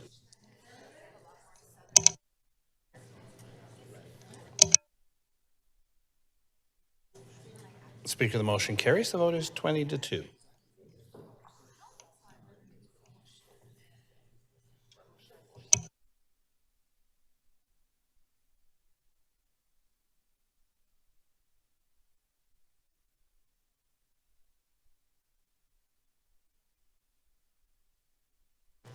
Motion by Councillor Bravo, it's on the screen. On favor? Carried.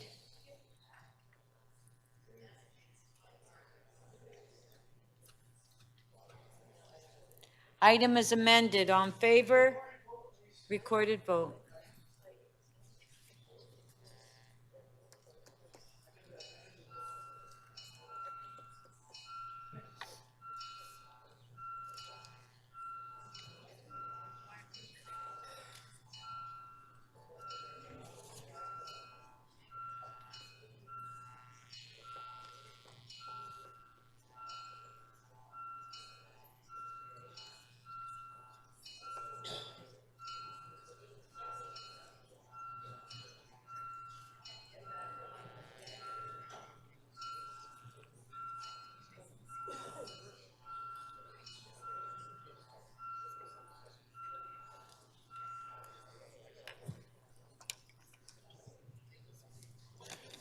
Councillor Fletcher, how do you vote, please?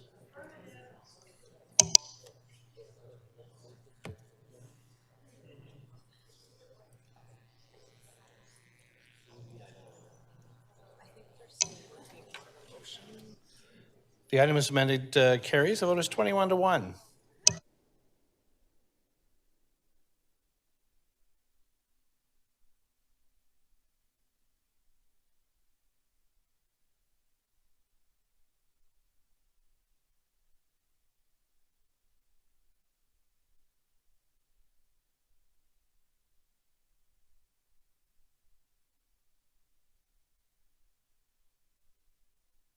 Thank you. Thanks, Matthew. Yes, Madam Speaker, on a point of order, I wonder if we might, as chair of the committee, I'm going to suggest that we stand down until tomorrow, EC 4.6, the sign bylaw. There are various levels of understanding about the amendments that have been moved and what their effect would be and which are to the two councillors' likings. And we think if we stand it down until tomorrow, we may avoid deferral because we may have more clarity about what each motion and amendment means. Okay. Yes. Thank you. Thank you. I think everybody agreed to that, so we'll do that in the morning. Councillor Fletcher, is the pickleball play in Toronto going to be a long item? That's the next item. Long item. Okay, Councillor Fletcher. Just have a little rally.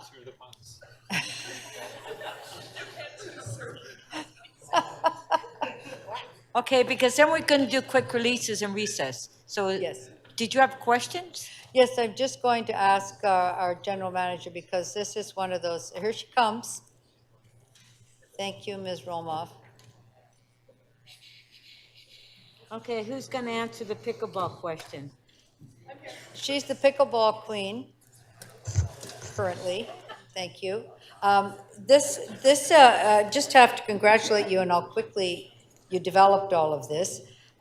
So there are quite a number of indoor courts that are in city facilities where you've managed to paint those lines. And then there's a number of ones that are also outdoor, and they're spread throughout the city. So I just want to confirm that most of the outdoor courts are where we have outdoor rinks and things like that.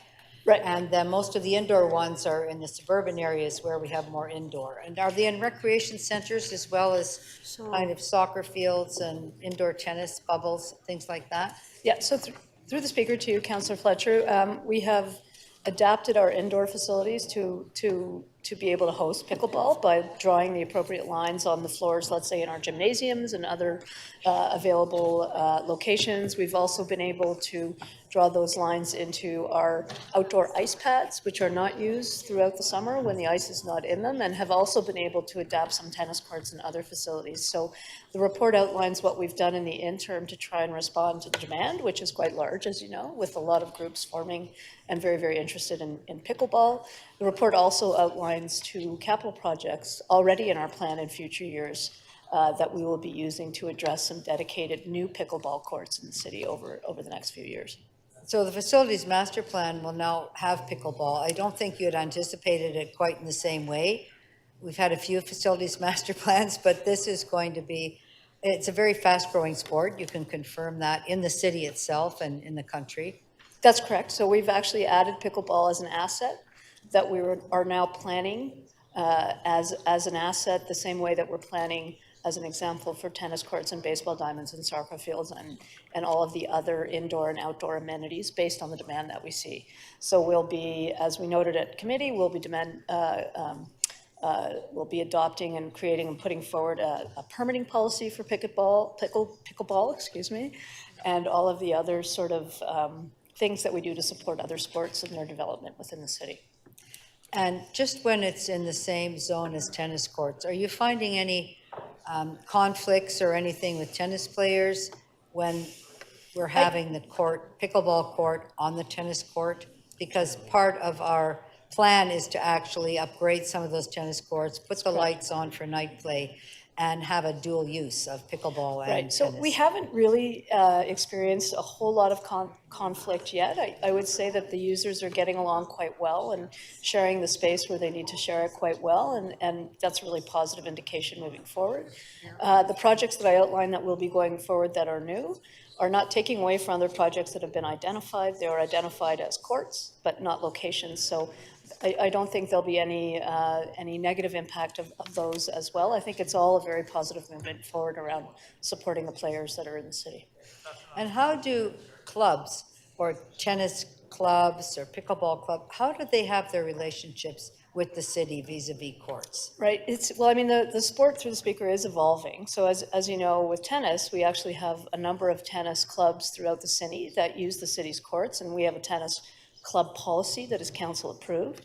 We haven't gone that far with pickleball yet. It's certainly something that we can consider as the facilities grow and we have the capacity to do that.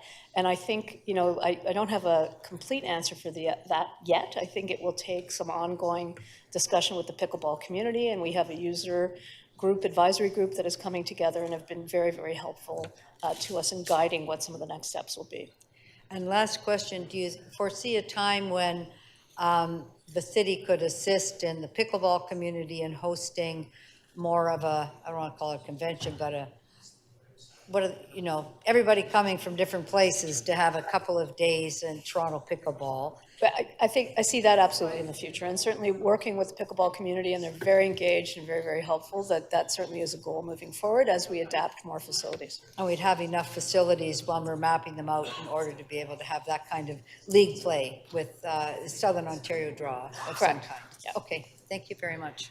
So it looks like it's not going to be a fast item because Councillor Cheng put her name up. So we might have to hold this down to tomorrow. Councillor Cheng, quickly, do you have a question? Okay, go ahead. I'm just wondering, where is the location for the north one that's being installed? So through the speaker, we haven't actually identified the locations yet. We have the projects within the capital budget. We have them allocated as pickleball courts, but we have not identified the locations yet, and that will be work that we commence And next because we know that pickleball players are so passionate, are there conflicts that have arisen between pickleball and tennis court users? Oh, sorry, I missed it. Okay. So, no, happy to answer it again. So through the speaker, Sorry.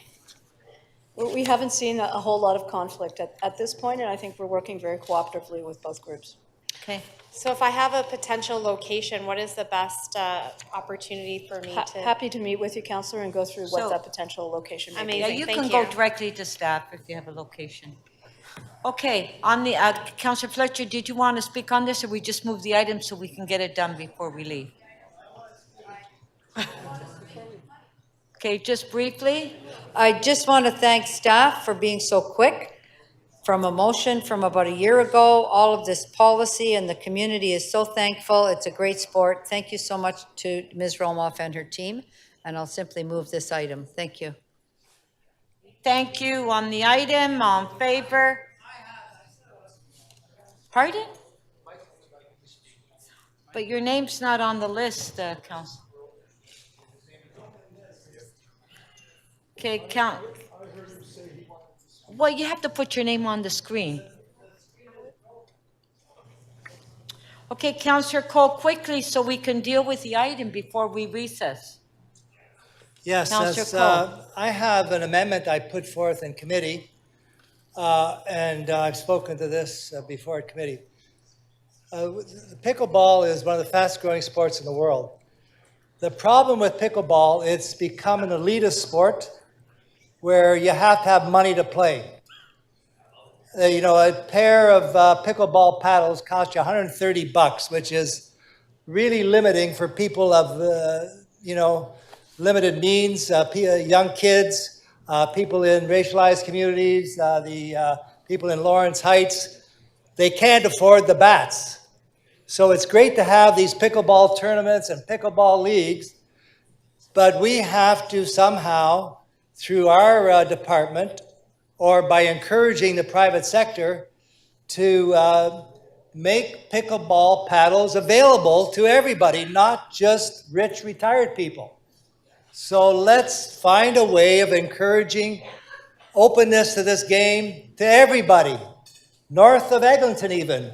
Let's bring pickleball there. There is a Toronto north of Eglinton, as I said at committee.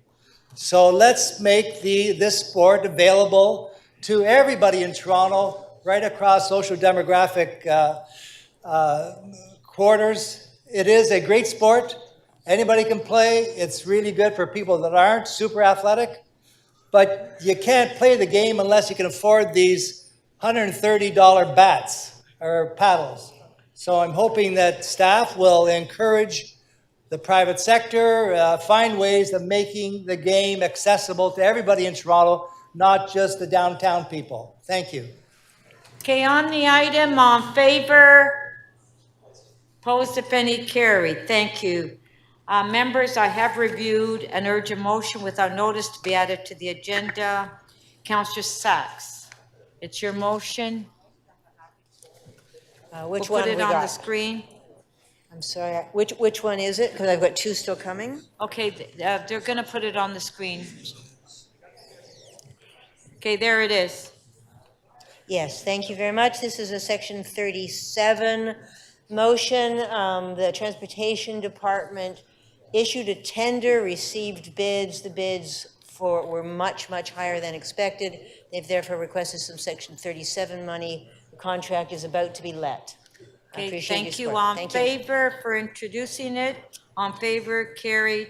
Members, I also want to bring to your attention that staff submitted a supplementary report earlier today on the Deputy Mayor's second key matter, item EX 5.2, and it is posted. May I have a motion to introduce the confirmatory bills? Councillor Ainsley.